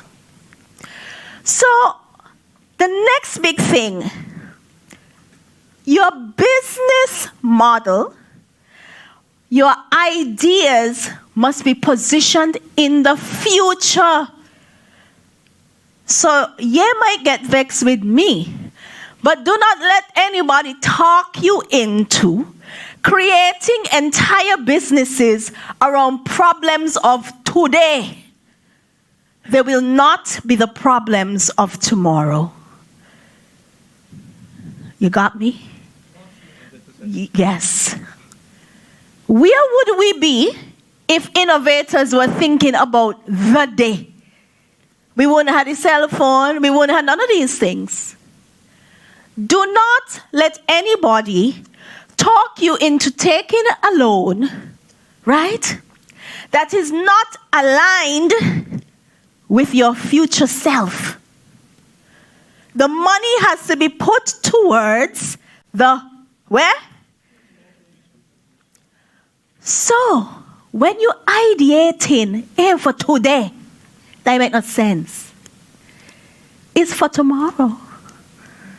What are the problems we are going to face tomorrow?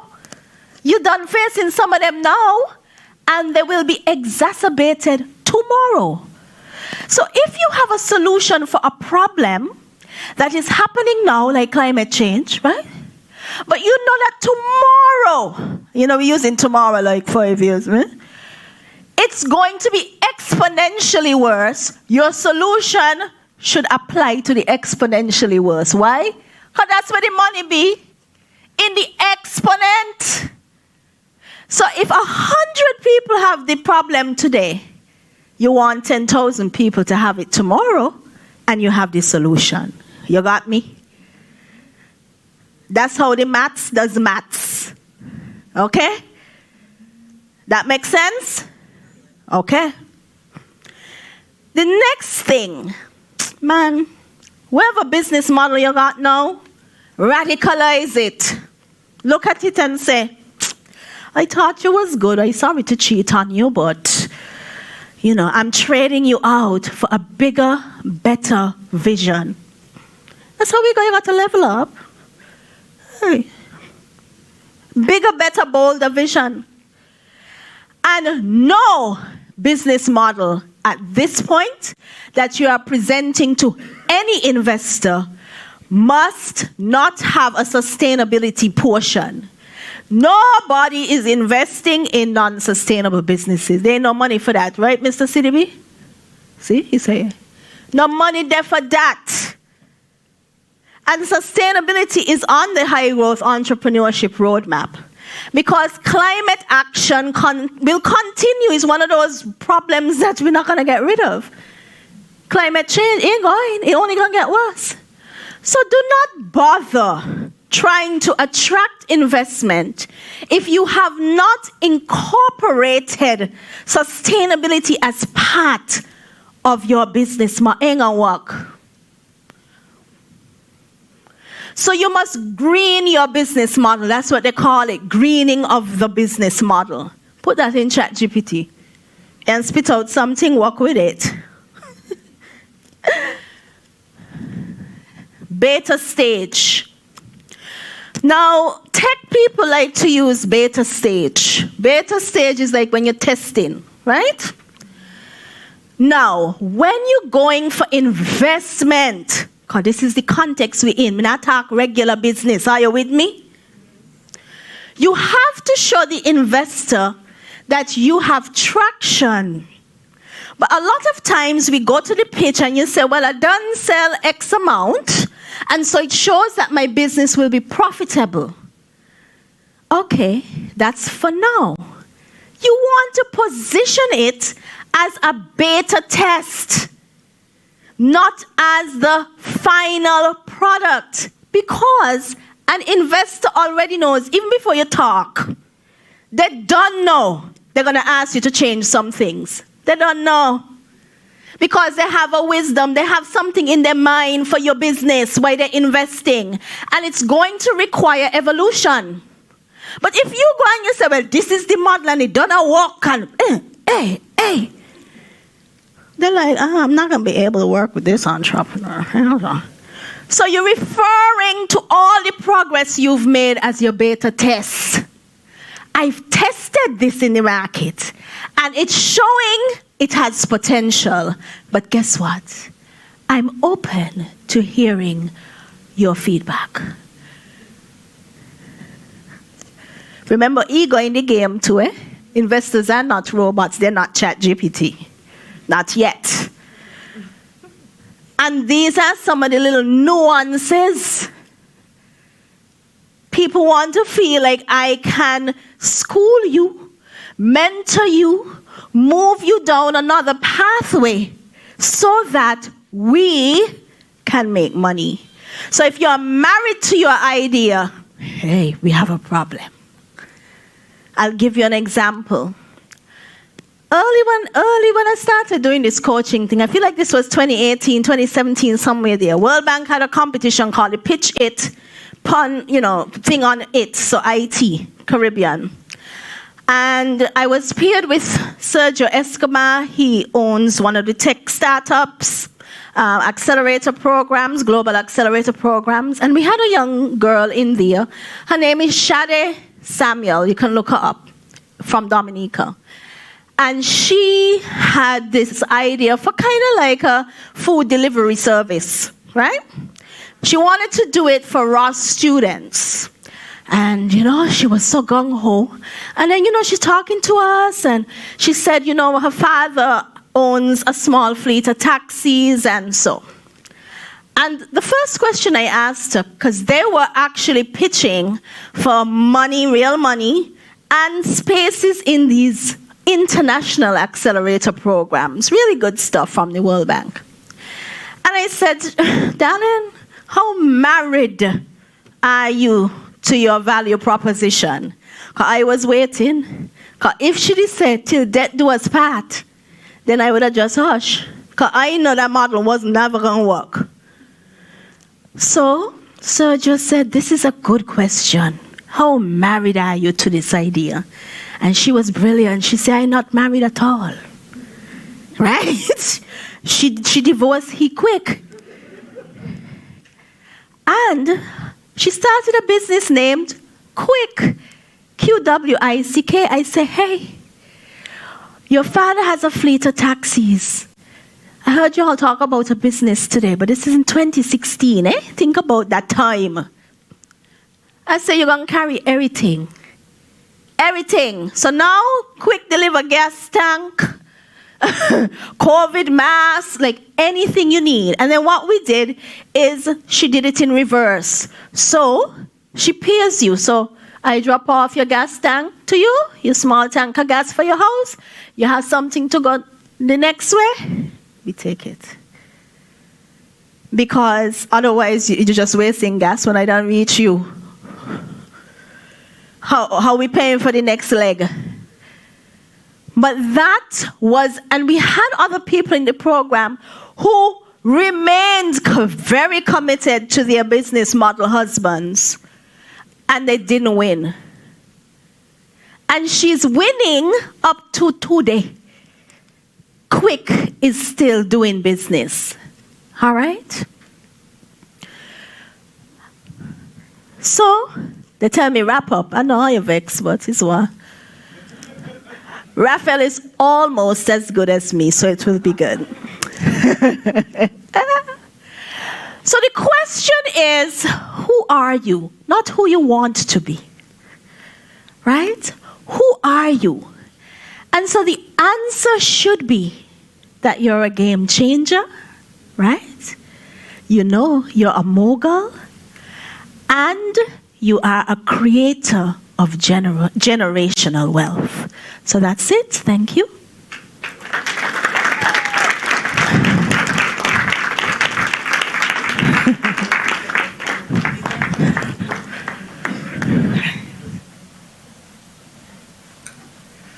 Come on, young people. It's the vibe for me. It really is the vibe for me.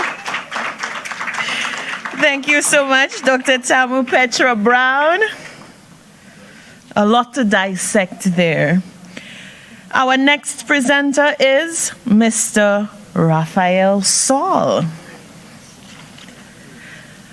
Raphael Saul is a 35-year-old business consultant, motivational speaker, corporate trainer, attorney, and entrepreneur with a passion for helping people achieve their full potential and helping businesses exceed their targets. After spending several years as legal counsel for the multinational telecommunications corporation, Cable and Wireless Communications, Saul began speaking and consulting for companies in the financial services, insurance, retail, automotive, and hospitality industries. With a global perspective, he has led enterprise change management and integration projects in volatile merger and acquisition environments, including program design and implementation.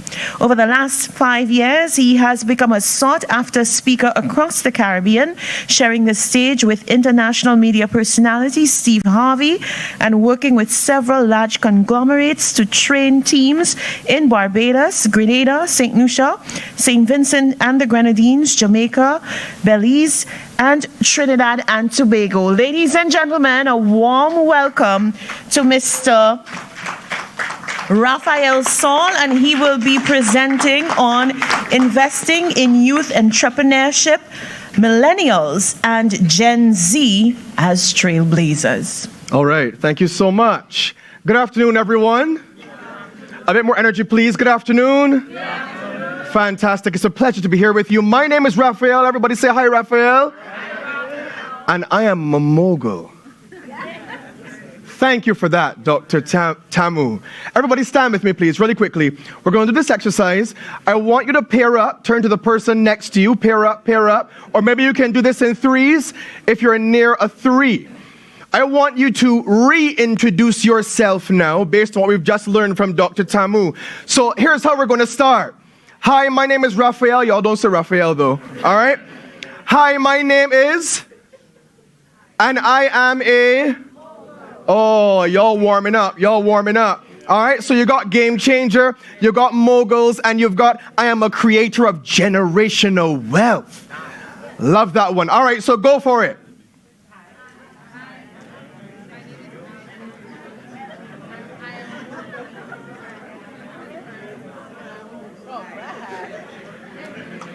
Now listen. Y'all can't do this and giggle it off, right? Of course, Terry, of course. Now, y'all can't do this and giggle it off, right? We can't do this. This is just a game or a joke that we're doing to warm the audience up at the start of Raphael's presentation, all right? I'm talking about an affirmation of self-identity. We are making a shift now in mindset. We're not just the small business person. We're not just the hustlers doing this thing to make ends meet. This is who I am. And we're going to talk about why that's so important in a second. So turn back to the person you're with, please. Turn back to the person that you're with. And now we're serious. No, now for real. For real. My name is. And you look that person straight in the eye. And I am a mogul. I am a game changer. I am creating generational wealth. I am shifting the trajectory of my entire bloodline. Things are changing because of the work that I'm doing. Good. Now, what I want you to do, you can have your seats. What I want you to do is practice doing that every day in the mirror. Every single day. People tend to have very negative opinions and views about these types of self-affirmations, but I want you to borrow this. No one should have more opinions about you than you have about yourself. You should be the person setting the tone and the culture of who you are every day before anyone gets the opportunity to tell you who you are. So I start every day with an affirmation of who I am before anyone else's opinion has the opportunity to influence that. So I have a whole presentation here that I use ChatGPT to create. If you can just scroll through it really quickly, please, because I was pressing and nothing was happening. So yeah, just at your leisure, just scroll through it. There we go. Yeah, to the next one. Entrepreneurship. Okay, great. Next one, please. Thank you, ChatGPT. This is the foundation. Okay, great. Next one, please. Thank you. Great. That was a nice graphic ChatGPT did there as well. Pioneers of change. Next one, please. Thank you. Gen Z, digital natives. We talked about that. Next one, please. Great. Okay, good. Obvious, self-explanatory. The next one. Fantastic. And the next one. Okay, and the last one, I think it is now. Oh, wait, the second last one. Go one more time. Most important slide. That's how you can tap me afterwards. All right. What I really want to tell you about, even though I had a whole presentation prepared that covers all of what you've already heard, there's absolutely no reason for me to come here and rehash all that you've already been told today. I want to tell you about how this mogul, y'all heard how I did there just now? I want to tell you about how this mogul scaled a business from $150 per transaction to over $15,000 per transaction. Can I tell you that? Is that a story you guys can borrow some belief from? Well, that's why I'm here. If for no other reason, and you can borrow some belief from this story, then I feel like my time here would have been well spent. So I'm an attorney at law. As my bio said, I used to be legal counsel for Cable and Wireless, which you all know as Flow. Spent a few years there doing some amazing work. I was able to travel across the region at that time, negotiating these big sales agreements and everything, until I realized there was a tension. I was growing internally more than the space I currently occupy would allow me to spread my wings and flourish. I had to go. I made a transition. I then started working on my own, consulting, and I capitalized on an opportunity where people heard this voice. They heard this passion. They heard the ideas, the excitement I had for personal growth and development, and they started to give me opportunities to do exactly what I'm doing here right now. I remember distinctly, I started getting some calls from these small churches and youth groups. Had 2 or 3 people that used to come together for youth group on a Friday night. Can you come and pour into our youth? These churches would say, absolutely. And I dress up to the nines. Y'all see me today? I'm not new to this, baby. I'm true to this. I've been fine. I've been on this. There's a reason why a bit earlier, a few of the ladies who were in the room came to me and asked me if I am one of the investors. There is a reason. So I would go and I would dress to the nines. I'd go and I'd speak to these 2 or 3 young people at this church. I'd fire them up. I'd energize them and I'd leave there. Pour my all into them like it was the last opportunity I had. And then what started happening was some PTA associations got wind that there was this young guy full of passion and energy. Maybe he can come and speak to our troubled year groups. Oh, we've got some students that aren't doing any work. There are about 30 of them. Will you come and speak to them? Absolutely. And I come and I pour my heart into them almost like magic. 2 or 3 weeks later, their performance would start to improve. Their behavior would start to change. Like I'm making a real impact on people's lives. And I remember this moment distinctly. I've been doing it for maybe a year and a half at that point in time. And a lady asked if I'd come to speak at their school. I said, sure. She said, well, when can you come?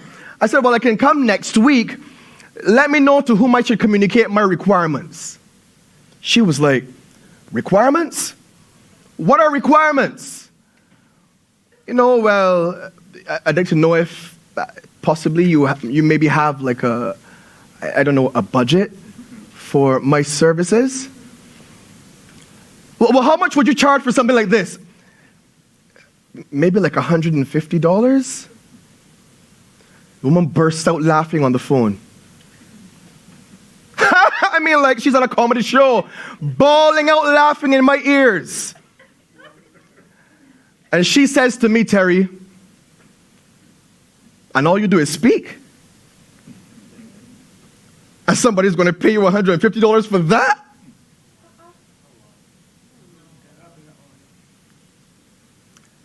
Can I tell you all I was gutted? That hurt me. It hurt. When you can see so much value in what you do and the impact it has on people's lives, and someone looks you in the face and laughs at you, scoffs almost on something you're so passionate about, that's making such a huge difference in people's lives. At that point, I felt like I'll just give up on this. I went thereafter and I'm like, well, I tried. I went for it. It didn't work out. Started sending out some job applications because, I'm a qualified attorney at law. I've got a bunch of certificates and so on. Maybe I'll just go back to doing what I was doing before, where people accept me and they think that what I do is good enough. I sent out 25 job applications. To this day, December 9th, 8th, 2023, not one of those 25 companies has acknowledged receipt of an application from me. To this day. Imagine you're already at a low moment where you went after this passion that you had. You then were struck down. You were rejected by the people you hoped would accept you. Then you try to go back to what you knew before, and even the thing you had before rejected you. Crushed. Gutted. Depressed. Disappointed. Poor.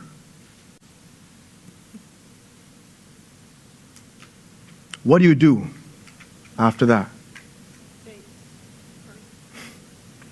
You remind yourself of who you are.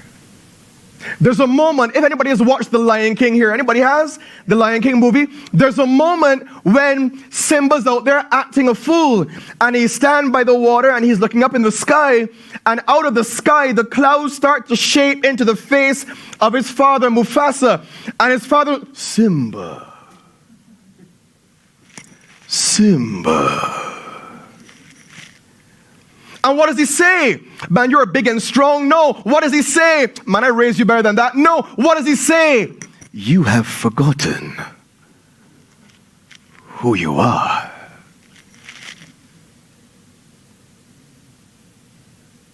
And so it was that.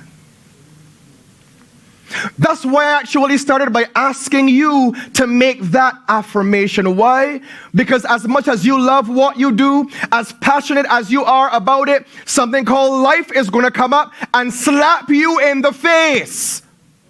How dare you think you can make a living doing this? Why would you think anyone would pay you for that product or service? Who do you even think you are? And if you aren't prepared for that, then you're not prepared to be a mogul. Hello? If you're not prepared to take rejection and disappointment as your daily vitamins, you are not prepared to be a mogul. Because it's going to come. And it's going to come, worse yet, from the people you most hoped were going to support you. Oh. It's going to come from those friends and family members who always encouraged you when you were in school and gave you those participation medals and points. And now that I've got my thing that I'm trying to build, all of a sudden, ain't nobody got no money. Ain't nobody got no time.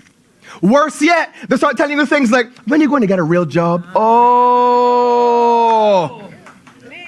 If you can't say amen, say ouch. When you're going to get a real job, like, okay, you had a little time doing this thing now, all right. Time to settle down. But there's something within you that says, I am built for more than this.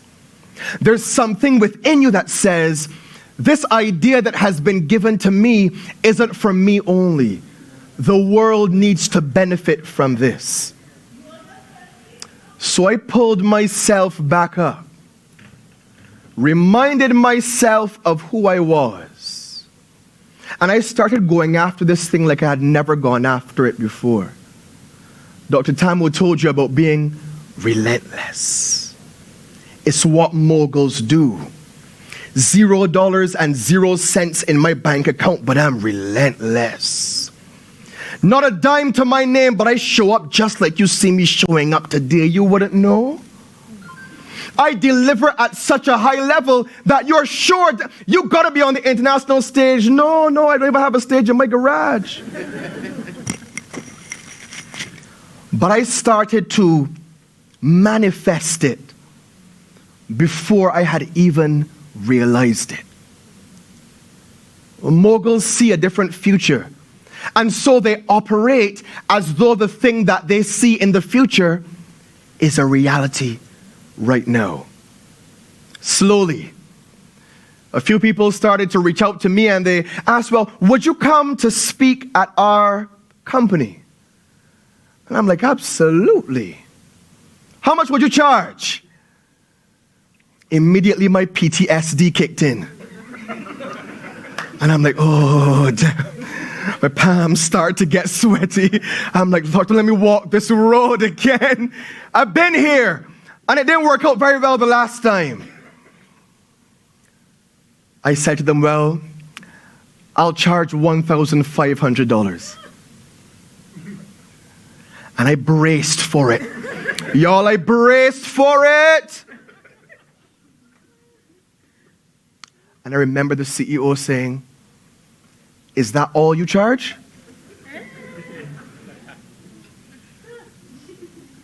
Dr. Tamu, at that moment, I turned a corner. I'm like, did I say 1,500? I didn't really mean, what I really meant was 15 for 100,000, 100,000. Trying to adjust it now in the moment, right? Yeah, before I knew it, my guy had that check cut. I then absolutely smashed this engagement with this company. Then these CEOs, weak networks, weak ties. These CEOs are all in clubs together. They play golf. They're in similar social impact groups like Rotary International and all. You have Rotary here, right? And all those other types of groups. And you know what they do when they're around the table having canapes and wine and cheese? They're talking about me. Oh, they're talking about the mogul. Woo! And word starts to get around. I start to get more of those 1,500s, more 1,500s, more 1,500s. And I'm thinking like, all right, great. Then I made the cardinal mistake that moguls should never make. Y'all take mental notes. I started talking to people who didn't think that what I was doing was valuable in the first place, trying to prove a point. Y'all don't be me. Moguls don't have anything to prove. Somebody take that home. Moguls don't have anything to prove. And so I'm calling them in, my guy, and I'm like, yes, but look at me now. You didn't think this was a real thing? And here I am now, making $1,500 per engagement. You know, I realized maybe for them it would never be about the amount of money that I made. They just refused to see what this mogul could see.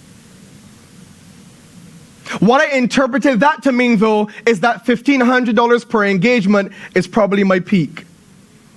You went from not being able to make $150 to now you can attract 10 times that. You're making $1,500 every time you open your mouth and speak, bro. You have made it. So much so, you've exceeded the expectations of everybody else who thought that $150 was going to be your cap in any event. Claps for you, right? Wrong. One of the most powerful lessons I learned in life, I learned the first time somebody flew me overseas to speak, and they flew me in first class. Your boy is an economy boy. Let me just be straight, right? Let's just be honest, right? I'd be in that economy. I'd be back by the toilets. I'd be back there. I feel your luggage in my back, right? I'd be back there. First time somebody flew me first class, it changed my life, bro. Changed my life. I remember being the person who would be at the gate, right? And when they call for we now like to invite all of our Group 1 passengers, American Airlines Advantage, Gold, Platinum. And then they call him like, hurry up. We're trying to get on this plane. I ain't Group 9. Truly. Check your luggage. Entitled self.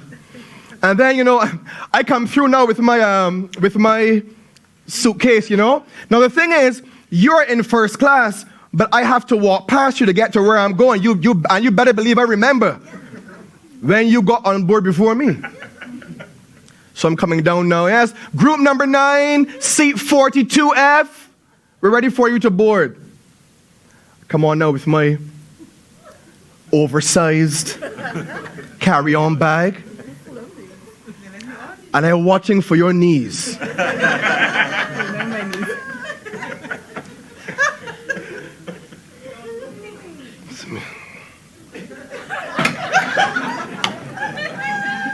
Oh, so sorry.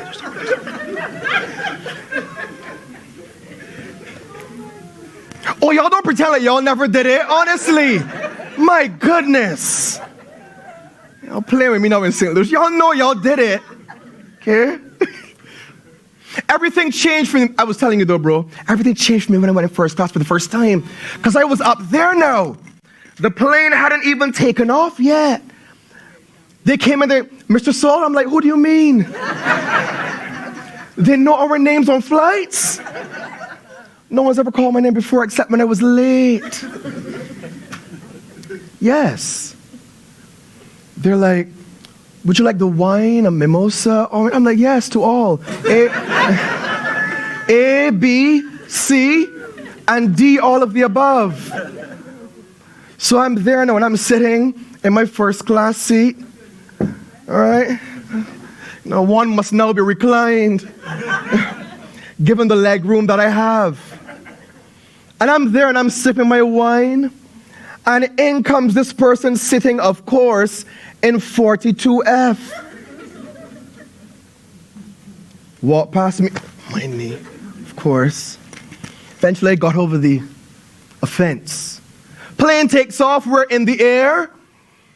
Of course, after this curtain has been pulled across first class, come this far and no further. It's very simple, right? You follow instructions.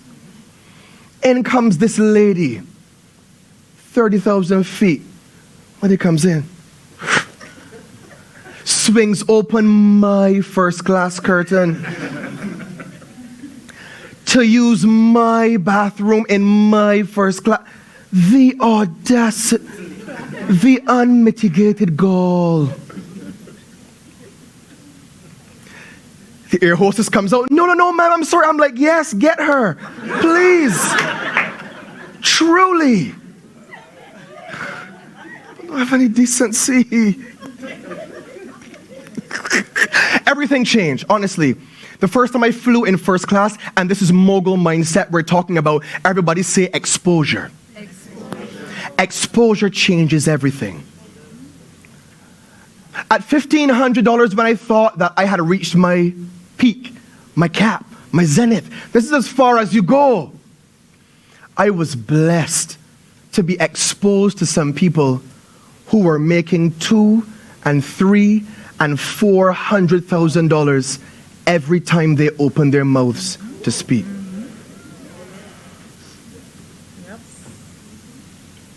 You know the problem with some of us? Why we're so comfortable? Because we only expose the economy. When we share our small ideas with smaller-minded friends and family members, and they give us that proverbial pat on the back, we feel good enough to continue at the level that we're at. We're not being challenged because we're not being exposed.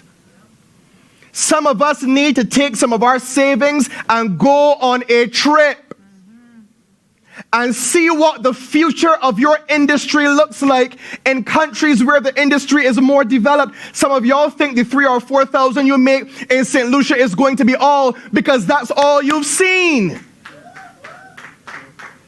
But you want to eat the fruits of your labor. Oh, Lord. You want to take the $3 or $4 your business makes and you want to dress up and look cute. Oh, my. You want to buy a purple jacket like Dr. Tamu? Huh? You want everybody to see that your entrepreneurship journey is successful, so hopefully they'll believe in you now, Clemview. Eating the fruits of your labor when you should be reinvesting in raising your vision. It was one of the best things I've done in my life because I'm sitting next to people who are standing at the future of my business.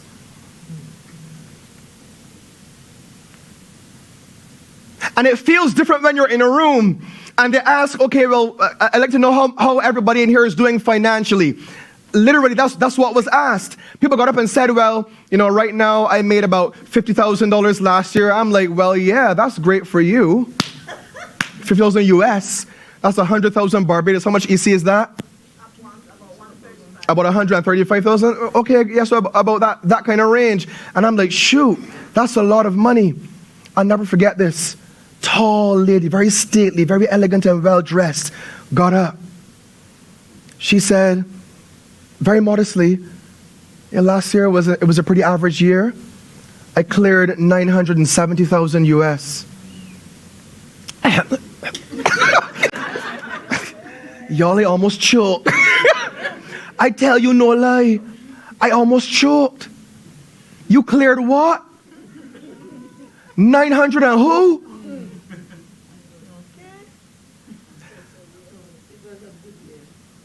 It was an okay year for her. But she's at that conference, just like I was, trying to figure out how to take her business to the next level. Why? Because her mogul mindset won't allow her to settle. Moguls don't get so absorbed with where they are that they forget where they want to go. Dr. Tamu. All right, we're keeping it going. So Tari, don't flag me. So we at, what number are we at now? What number are we at now? We came from 150. We're now at 1,500. No. Oh, God. Take it. I receive it now. Now, I receive it. Yes. So I was sitting at home one day. I had done a little bit of work outside of Barbados throughout the Caribbean. A few projects I was telling Dr. Tamu about. A few companies had flown me around to do some work. Got a call from a hotel. This hotel happens to operate a very luxurious, high-end, 5-diamond maybe, resort. They say, we'd love for you to come in, speak to our staff out of the clear blue, and do a leadership development with our team's leaders. I'm like, yes. So how much would you charge? I'm like, oh my God. Here we are again. I'm like, all right, so tell me what you've budgeted for these services. Y'all hear the growth in the mogul mindset here? Y'all stay with me. Whether y'all take this or not, I'm still going to walk out of here and be the mogul, so I need y'all to take this. She says, well, it's kind of off season right now for us in the hospitality industry in the country that they were in and so on. Right now, we could only accommodate maybe about 15,000.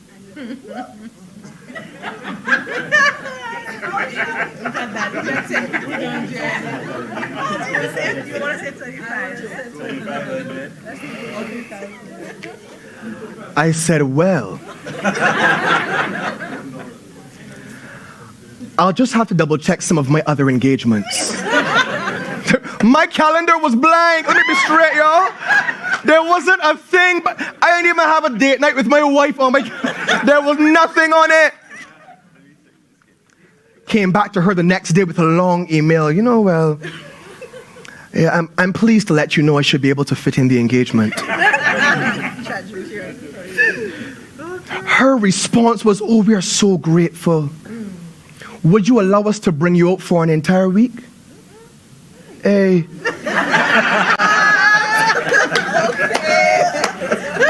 I said, well, it just so happens, that week happens to be clear for me.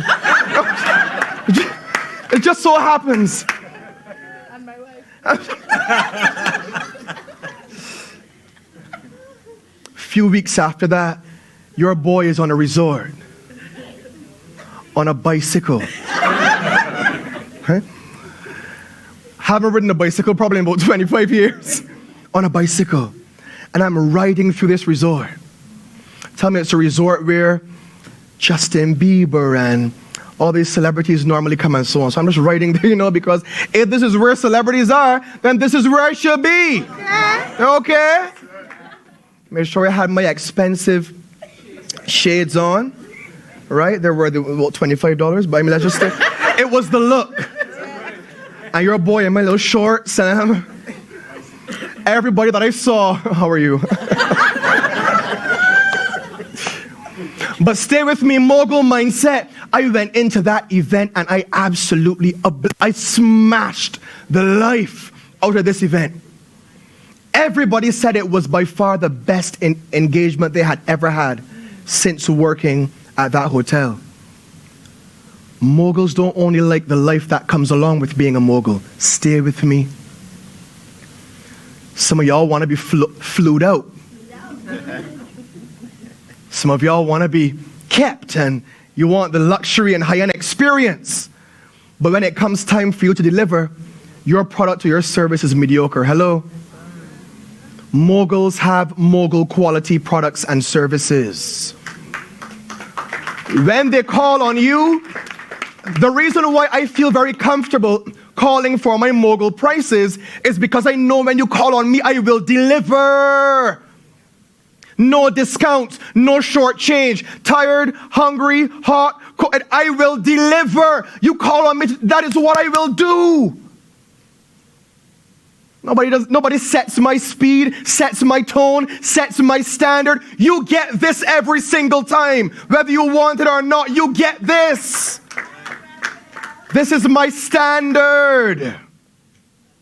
I don't sugarcoat, I don't shortchange, I don't discount. You're getting it full price because you're paying full price. So now that I'm in my 15 plus period, my exposure also changes. I hope y'all listen to what Dr. Tamu said. Like for real, for real. Now, I factor into my budget time to be in spaces that inspire me to keep growing. You know why?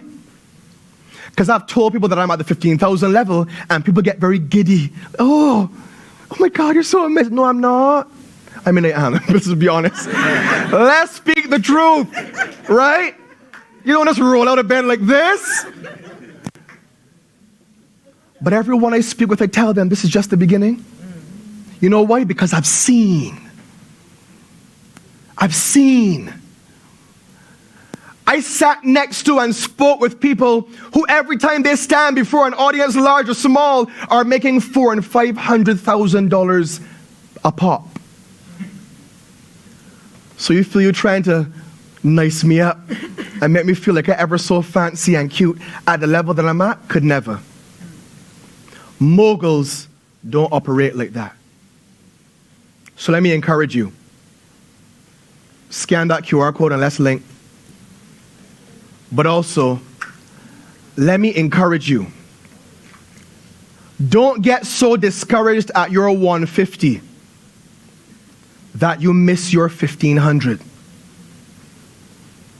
Don't feel so fancy and cute at your 1500 that you end up missing out on your 15,000.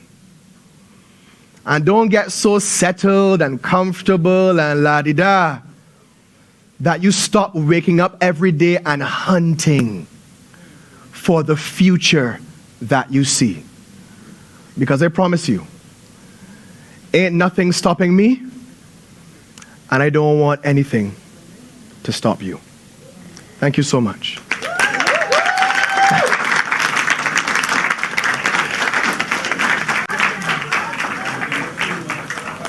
Do we need to do something here? Is it no? It is on. See, it's on. Thank you so much, Raphael. Fantastic presentation. It's a pleasure to have had you. Ladies and gentlemen, Raphael Saul. Now I'm giving Lovely a little bit of a break, but just for a few seconds because she is going to be joining us once again on stage. Lovely, if you don't mind taking your seat. Lovely St. Amy Joseph is an embodiment of cultivating excellence. Her story, you've been listening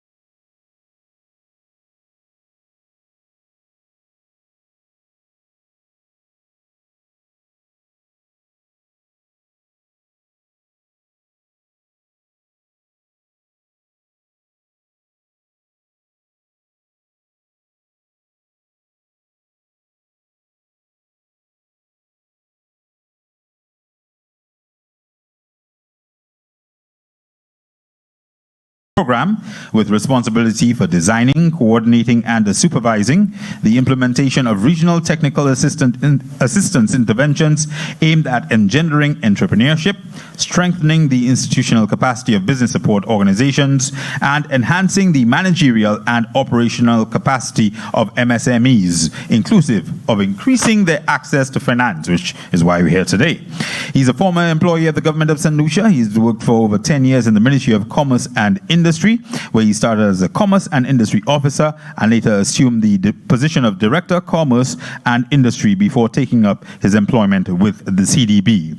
He's a humble individual in keeping with his very humble beginnings. Outside of work-related duties and responsibilities, he enjoys gardening and cooking. He also supports endeavors and organizations seeking to empower people and improve livelihoods. A round of applause for Mr. Michel Thomas.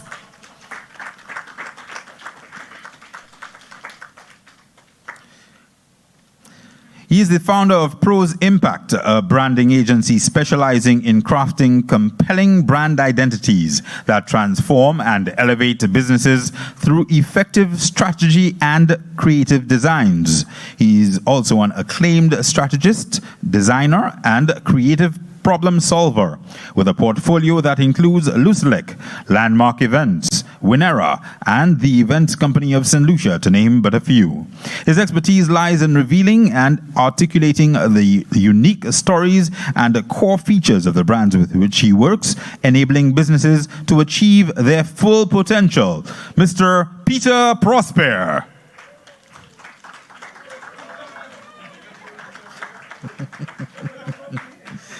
And last but certainly not least, the managing director of Tropical Kayak Adventures. I need to have a chat with him afterwards. A pioneering eco-friendly clear bottom kayaking excursion and a photography company based in St. Lucia.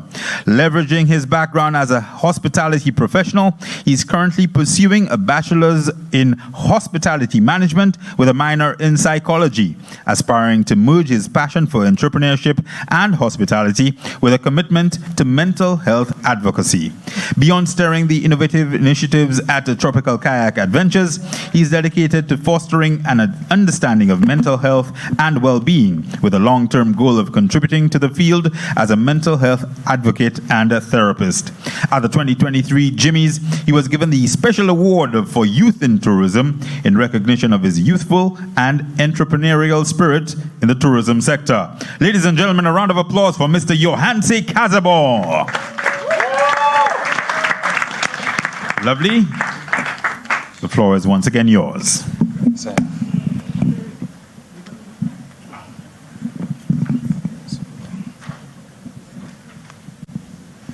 Thank you so much. So, am I the only flower among the thorns, the weeds?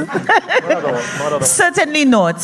Our gentlemen are very, very accomplished, and I know there's so much to learn from their experiences. Our time is brief, but we're going to make it short and sweet and try to get as much advice and guidance from these gentlemen as we can.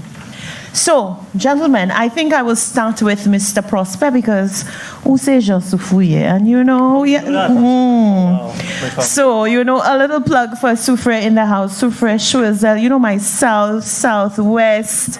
We love everyone, you know, but, you know, a special little corner in my heart is for Soufre and Choiseul. So, Mr. Prosper, we'll begin with you. Tell us what led to your start with youth entrepreneurship. Okay, so I have, I'm not sure if it's like a common story or if it's unique, but it's unique to me. So basically, I started with Kindle publishing. So I went to college to learn architecture, and that was my world before. And then right after college, I decided to follow my curiosity into certain areas, which led me to explore business in a sense. So I created a Kindle publishing business where I was basically selling books online, and it's where I made my first dollar. At its peak, I was making $3,000 US a month, which at the age of 19 was pretty crazy for me. So that's where it all started, but then it evolved from that into other areas, and now where I'm at is helping businesses with their brand. All right, now I heard that you have quite the experience with your, how do you describe it? What is the business called? Well, when I started, it was a Kindle publishing business. So basically publishing books online on Amazon. Oh, I mean is it kayaking? Oh no, I'm Pros Impact, so I do branding. Oh, okay. Yes. I'm coming to you. I'm coming to you because I know everybody wants to have that experience. So I would like to, Mr. Michelle SLDB, Caribbean Development Bank, my apologies. We know that young people, we've been speaking today about identifying and seizing investment opportunities. What would you say are some of the common mistakes or pitfalls that young people make when trying to open businesses and look for investment? Yeah. First of all, I want to say I'm pleased to be here as a St. Lucian to be part of this discussion. Welcome, welcome. Well, to answer your question, there are several areas, but I'll try to mention a couple that would be quite relevant. First of all, a number of persons, young persons, would go into business because they have a passion for an idea that they feel that they can pursue and make money out of it without undertaking the necessary market research to ascertain whether there is an existing market or potential market for the venture. Again, you'll find some of them will start, money is coming in, they're selling, things are coming in and out on a daily basis, and to them, they're making money. So they will not reinvest in the business to ensure that it grows to a certain point where they can live the lifestyles that some of them will want to live. Especially the young men. Some in our local parlance will say they run and purchase a vehicle and to run women here and there and to live lavishly. And this is not something that you should do as a young entrepreneur growing up. What you need to do is to reinvest in the business to ensure that it grows to a certain stage where you can live that type of life. So I'll leave it for now, at this for now, and we can discuss further if further issues came up. Now, we didn't really get to have a Q&A segment, so if anyone in the audience has a question that you would like answered before we wrap up today's forum, please feel free, just raise your hand if you would like to put a question to any one of our panelists. Mr. Nikolai Lansico. Nikolai Lansico, hi. Let's wake Mr. Lansico up. My audience, can you say a big hi? Good afternoon. Hello, everybody. So many beautiful ladies singing hi to you. I know you're up now. Very much.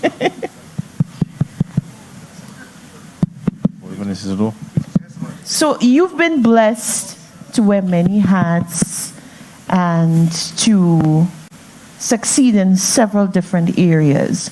But let's talk a bit about some of the challenges that you have encountered. What would you say has been the biggest challenge for you, and how did you overcome that challenge to ensure that you could become a success in the field of business and entrepreneurship? All right, so afternoon again, everybody. One of the biggest challenges that I face, and I'm guessing it is the same for most young entrepreneurs, is accessing finance. That is one of the biggest challenges as a young entrepreneur that you would face, capitalizing your business. And of course, for most of us, we have to take we have to short circuit the system. So you have to go and find some job, some form of employment that would give you the resources that you need to finance your business or to secure a loan to finance your business. So as a young entrepreneur, I'll keep it brief. That is the biggest, if not the most challenging part about your business or starting your business, getting financing. Coming from school, you may have all your grand plans and all your grand ideas, but the issue begins when you want to put it into action and financing it. So I would say getting financing, for me, it was going to find employment, going to find something to do that would cause me to secure the finances to go into my business. So I'm curious, how does it feel? Because I see here that you are director of the Youth Economy Agency. Having gone through that challenge to now work with an agency that focuses so heavily on providing funding, and not just funding, but training and putting on forums such as this, the Youth Investment Forum. I'm sure that must be very gratifying on your end. Yes, it is. And I was making a point earlier that when I started off in business, there was nothing like the Youth Economic Agency. There was nothing like the youth economy. When I started, there was no MSME, there was no YIF, there was none of that. You had to go and find some employment. If your parents didn't have the money to give you to invest in your business, you didn't have somebody, a rich uncle or an aunt, to give you those monies. In St. Lucia, we say nenen and power. If you didn't have a nenen and power to give you those monies, you had to go and find a job, because the banks wouldn't look at you. They wouldn't touch you. You'd be like a leper. They wouldn't touch you. They wouldn't look at you if you had no form of financial standing. So what the youth economy does, it kind of bridges that gap. So it provides that funding, and of course, like the Prime Minister always says, it is to turn your skills and your hobbies into business. So you have that idea, you have that idea that you want to develop into a business. That's where the youth economy comes in. So we provide that seed money, and of course, we provide the training, because like the other panelists said, we have all of our ideas, and we think it will work because somebody tell us that making money. But have we done the business research, the market research? Sorry, have we done a business analysis? And that's where the youth economy comes in. We provide the training to equip our applicants to do the necessary groundwork before they begin, to find out whether or not that business is even viable before we actually give them the money and they can take off. So the youth economy right now provides avenues that were not available before. And of course, that is a good thing for young entrepreneurs. So correct me if I'm wrong, there's additional support, I think, that has come into the agency, so we can expect to see even more grants being awarded to young people? Yes, so in addition to the monies provided by the government of St. Lucia, we have received some monies from the Caribbean Development Bank, and of course, we have a mandate to give more grants and more loans to make it more accessible to our applicants, and not just grants and loans, but of course to provide training, necessary training.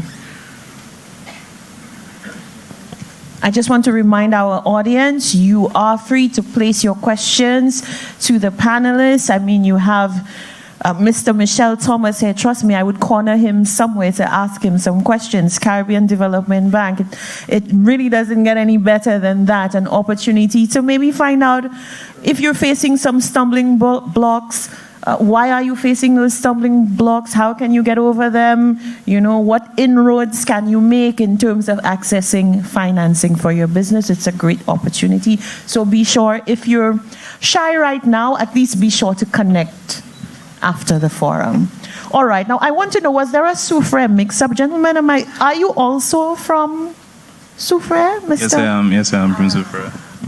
So that is the mix-up, the Soufriere mix-up. So I know when I hear Prosper, I know that's probably Forceja. Yeah, I do have family there. All right, and Mr. Johannes Kazabor, Managing Director of Tropical Kayak Adventures, also out of Soufriere. I'm telling you, I've not had this experience, but I've heard so much about this experience. Tell us a bit about your business. Right, so I'm Johannes Kazabor, the Managing Director of Tropical Kayak Adventures, and I'm not sure if you'll ever heard about it, but we're St. Lucia's first and only clear bottom kayak adventures, and we offer drone photography. Again, that's something you might see in like several Caribbean countries where persons just like posing on that clear kayak over the waters. We do that, and we also do clear bottom kayak tours. And then with our tours is like it's a eco-friendly tour. So the idea of the tour is to just educate persons about the different corals that you would see. Like it's a snorkeling above water tour. So similar to a glass bottom boat, you would have a glass bottom kayak and you get the exact same experience on there. Excellent. And I think Mrs. Regis Prosper was, you know, really generous with the trip. Maybe we can get Mr. Kazabor to be really generous and ensure that everybody at today's Youth Investment Forum, you know, gets a complimentary experience on the clear bottom kayaks. All right, so Mr. Kazabor, tell me, what led you to make the transition from idea, I think I can, I want to, I may try, to actually doing? Like Nike says, just do it. How did you get to that place? So I started off as a social media manager. Well, not started off, but I was previously a social media manager. And getting the work at the hotel and everything is like, you just get to a point where you want to take yourself to the next level. Like you have all these ideas, and then you really just see the impact you could have. And I believe that idea was one that's, again, it wasn't in St. Lucia, and I saw it and I just made the jump. But then with that jump, it was through various persons who were close to me. For example, my current fiance, like she has a big impact on just like supporting me to get to that level, and the family and my family, because like sometimes when you're in this zone yourself, you feel like Raphael was saying, you feel like everyone is against you and all of that, and then just having the right persons, the stronger links around you, like you're able to make that jump and then tap into those weaker links and that's why I'm here, to tap into the weaker links. I must commend Stan. A gentleman was the only one who clapped when he indicated the contribution of his fiancée. Ladies, did you hear the man? The wind beneath his wings. His fiancée. So let's hear it for the fiancée. What's her name? Pardon? What's her name? It's Joya. She's right there. Right. Joya, big up you, big up you, big up you. Yes. All right, so let me head back to... We have a question in the audience? Excellent. The mic is coming to you, my dear. Okay, awesome. Thank you. My question is for Mr. Lancico and Mr. Thomas. I know funding agencies, sometimes they have policies that don't allow the funding of certain things or certain ideas. For you guys, is there anything that you're not allowed to fund? For example, some persons are not allowed to fund infrastructure or the purchase of a vehicle or something of that sort. So is there any policies that don't allow for funding for certain ideas on your ends? All right. So from the agency's standpoint, based on the act, the law that governs us, there are certain things that we cannot fund. The purchase of a vehicle is one. Construction is another one. And for obvious reasons, these things they require large investments. And because we must accommodate so many young entrepreneurs, we cannot go and buy you a Hilux for $200,000 or give you probably $250,000 to invest in a structure. Now, the purpose of the agency is for startups. We're looking at people turning a hobby and a skill into a business. So that's the first stage. We do not believe that at that first stage of your business development, you'd require a loan to probably do construction or to buy a vehicle that costs over $100,000. So based on the act, we do not fund these things, and of course that's with reason. Yes. So let me just add to this mic has a problem, or is it my voice?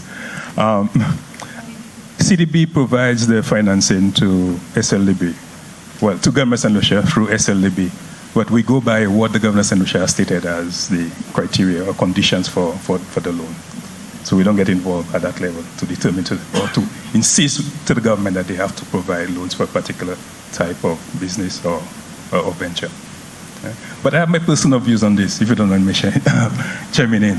We would love for you to share. I work with the Ministry of Commerce and Industry for a number of years, and our current Prime Minister, you may hear me saying this now, we had a debate on this in terms of providing support to business people as it relates to vehicles.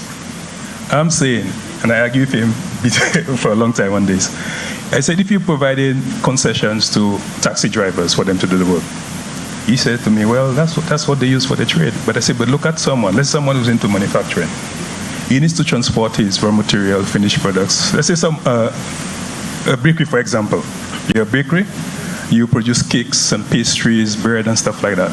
Now you'll want to transport this to do your own sales on the road. So I'm not saying you're going to buy a BMW, but give someone a vehicle that is applicable to the type of business that they're into. You know? Yeah. And I think the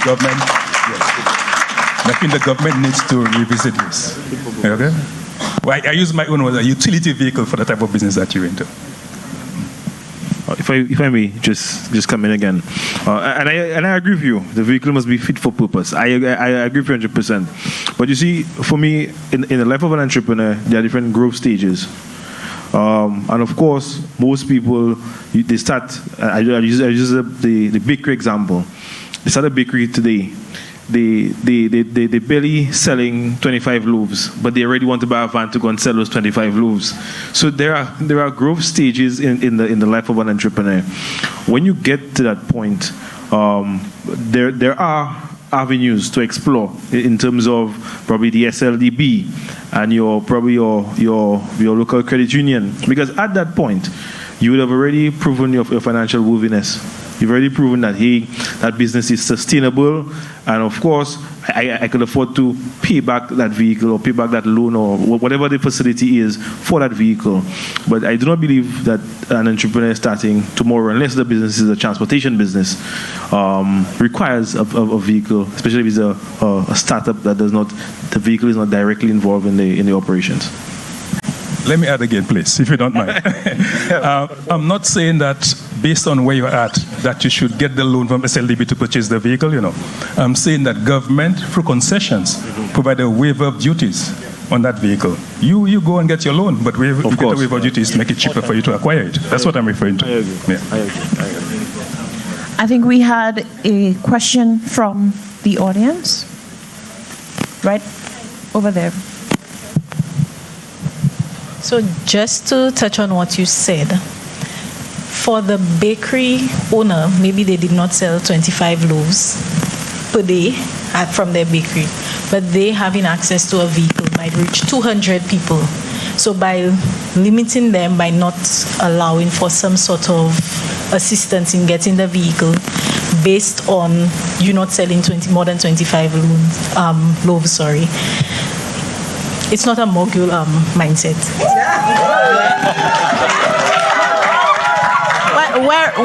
Where is Dr. Tamu? So this is what we mean when we say a takeaway, when we talk about internalizing the message.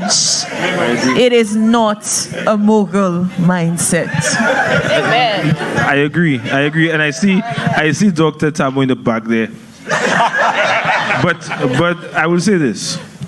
Banks and other financial institutions look at figures. They look at figures. The figures must be sound. You have to do your market research. And as the other panelists would have said, if you go into business and you've done the requisite market research, you've crunched the numbers, it makes sense, they will invest. But you do not expect to get, again, money to go purchase a vehicle when you've not done your homework. And of course, all the speakers this morning, all of them, including Dr. Tamu, and our last speaker spoke about doing your homework. No investor will invest in you if you have not done your homework. Yes, you want to buy a van. Yes, you want to scale your business because you have that mogul mindset. But that mogul mindset comes with work. You must do the homework in the background. You must do your market research, your market analysis to show that you can sell to 200 customers when you get that van. All right? And just something I want to touch on along that same topic. So I'd recommend a lot of the times we look to do something outside, but rather we should focus internally, focus on yourself, try to grow yourself, invest in yourself. So for me, this is an uncomfortable setting, public speaking and everything, but I want to get better at it. So I'm here to build on that skill. Oh, let's give him a round of applause. You've been doing very well. And I hope you continue to push yourself in this area because you can only develop and grow. All right, we have another question from the audience. It's not really a question, but it's just to touch on what he said that I disagree with, because based on my business model, so for example, from the onset, I require a vehicle for my business. Now, from my personal experience, I can share that right before I started my business, I purchased a personal vehicle. But because because the business came and then I saw the potential, I had to make a choice I had to make a decision whether I wanted to keep the personal vehicle or sell it and use the money to start off the business and then later on get back another vehicle. So not every business can start off not requiring a vehicle. So for example, I have a company where I rent baby gears to traveling families, right? So to the hotels, Airbnbs and such. And from the onset, I need a vehicle. However, because I have made my research and my figures, they do make sense when I approached certain organizations, because my business was new and because I wasn't in business for a year as yet, I could not get a loan. However, if there was probably some program where, like he said, there was concession for business owners and stuff like that, I could have purchased a vehicle, but then you find that after purchasing the vehicle and when it comes, you still have to pay all the taxes, and it's just ridiculous for a young entrepreneur. So Thank you so much. Any more questions from the audience? Would you like to respond? Yes. All right, so I don't want to be the panelist who rebuts everybody, but I understand as an entrepreneur myself that there are certain requirements that you would need. So for me, I'm a farmer and I have an agro-tourism business. I need a vehicle for my business. I need to bring the workers to work. I need to bring the inputs to the farm. I need to transport stuff. I need to take my produce to the market. I've invested over $200,000 in my business, and my business still doesn't own a vehicle. I have to use my personal vehicle. So at the end of the day, we have to understand what is it that we need now. What does a business need now? Because of course we as entrepreneurs, we do have bottomless pockets. And our resources are limited for now. So you now need to ask yourself, what is important for the business now? What do I need to invest that $100,000 in now? That becomes the question. So if the vehicle is what you need, you invest in the vehicle. If products is what you need, then you invest in products. All right, now I wish we had into the evening to discuss, to take questions, to debate. But unfortunately, our time is winding down, so I just want to pose this question to each panelist. What would you say, throughout the journey of your career, what would you say has been the most profound piece of advice that you have received that has allowed you to propel your business forward or encourage your own personal development and success? Single most profound piece of advice? If I were to narrow it down to one word, I would say network. If I were to narrow it down to just one word, it would be network. Your network is key, and your network is important. And of course, you'd have heard from presenters who presented before. You have your strong ties and your weak ties. Your network is important. As an entrepreneur, you need to zero in on your network. Who will take you to the next step? Who do you need to go to that next step? So network for me, but not down to just one word, it would be network. Thank you very much. Let's move on to Mr. Michelle Thomas. Yes. Same question. Yeah, for me, I'll say resilience. I want it to be very resilient as an entrepreneur if you're trying to be successful. Things may not go well at the beginning, as Raphael mentioned. So you must never give up. Always try your utmost so that at the end of the day, your business can be successful. I am a product of someone who was very resilient. I have been telling a lot of my friends that I did all my studies by candlelight. And I work very hard, study very hard, and today I am at an international development organization, and I'm proud of what I have achieved because of that. And we're proud of you also. Mr. Prosper, same question, most profound piece of advice. Yeah, I think for me, there's two things that are very important. And the first is vision, because I don't think anything is possible without having the right mindset and having the vision to actually achieve the goals that you want. And the second thing, which I think is very much just goes with that, is execution. Because yes, you could have the vision, but if you don't execute relentlessly and put in the work, then nothing will come to be. So I think those two go together, one having the vision and then to being able to execute on it relentlessly. So just as an example, what I mean with, let's say, vision, for example, and also believing in yourself.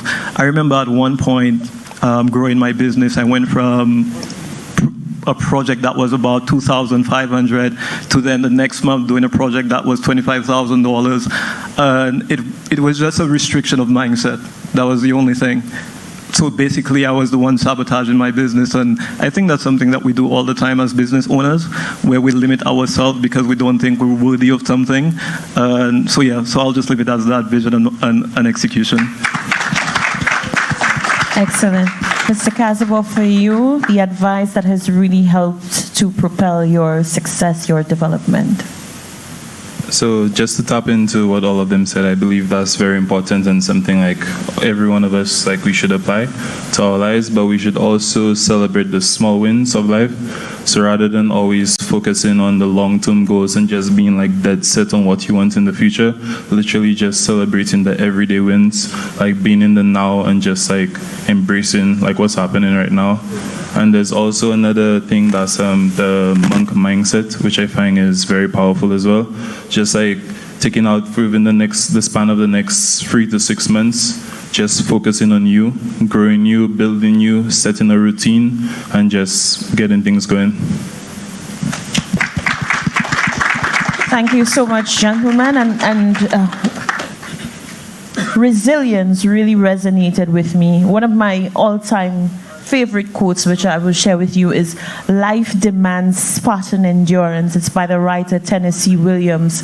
And every time I think of it, I'm like, indeed, life does demand a high level of endurance. As they say, the race is not just for the swift, but those who can endure. Gentlemen, thank you so much. I really wanted to end on that note because the advice that has helped them can also help you. It is important for us to learn from each other. It is now my pleasure to wind everything down and to and to now introduce, to deliver our closing remarks. Help me welcome, give a warm, warm welcome. Put your hands together. Mrs. Janelle Mondesi. She is a project officer, business development. She will deliver our closing remarks.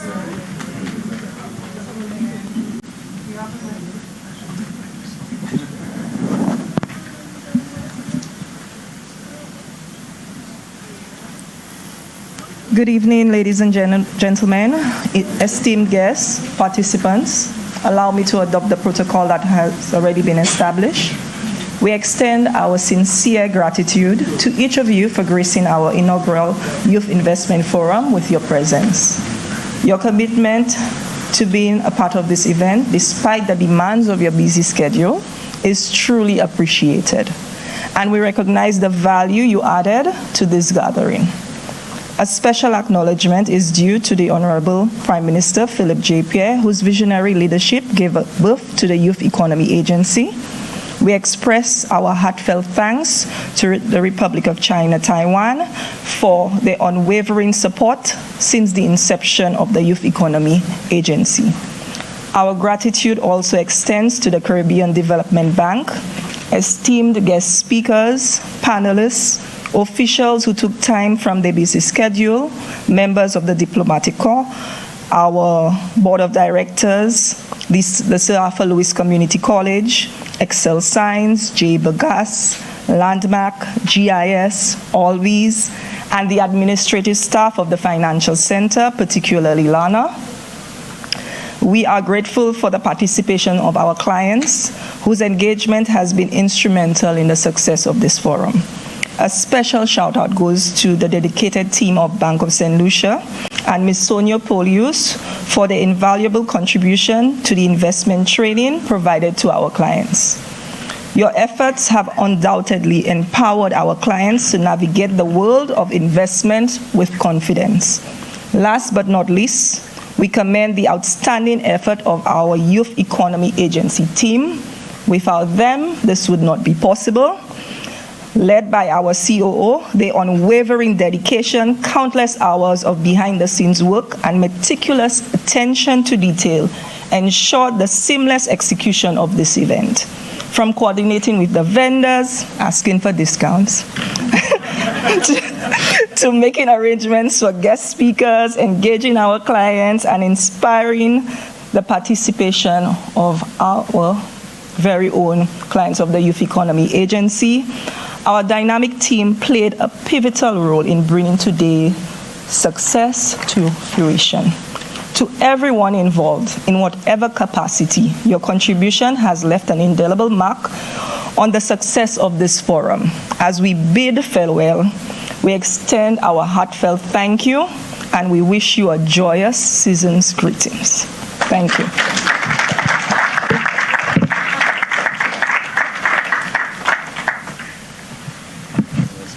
Well, that's it, ladies and gentlemen. Let me add my voice to say happy holidays, safe travels home, and thank you for being a part of the Youth Investment Forum. Good evening.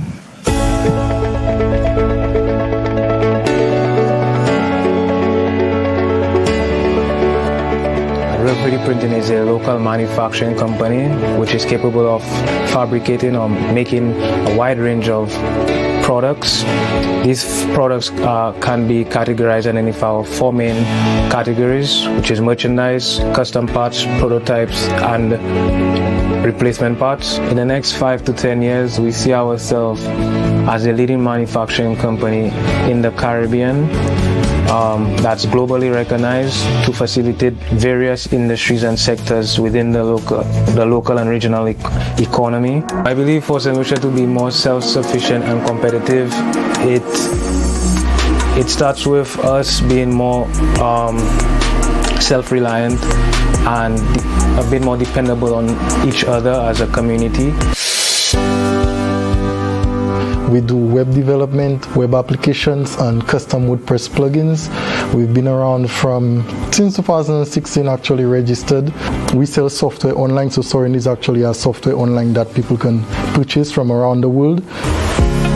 When the first time I touched a computer, I just knew, I knew that's what I wanted to get into. So I went for secondary school, IT topped from 1 to 2, from 5, went to SAFA. I did computer systems engineering.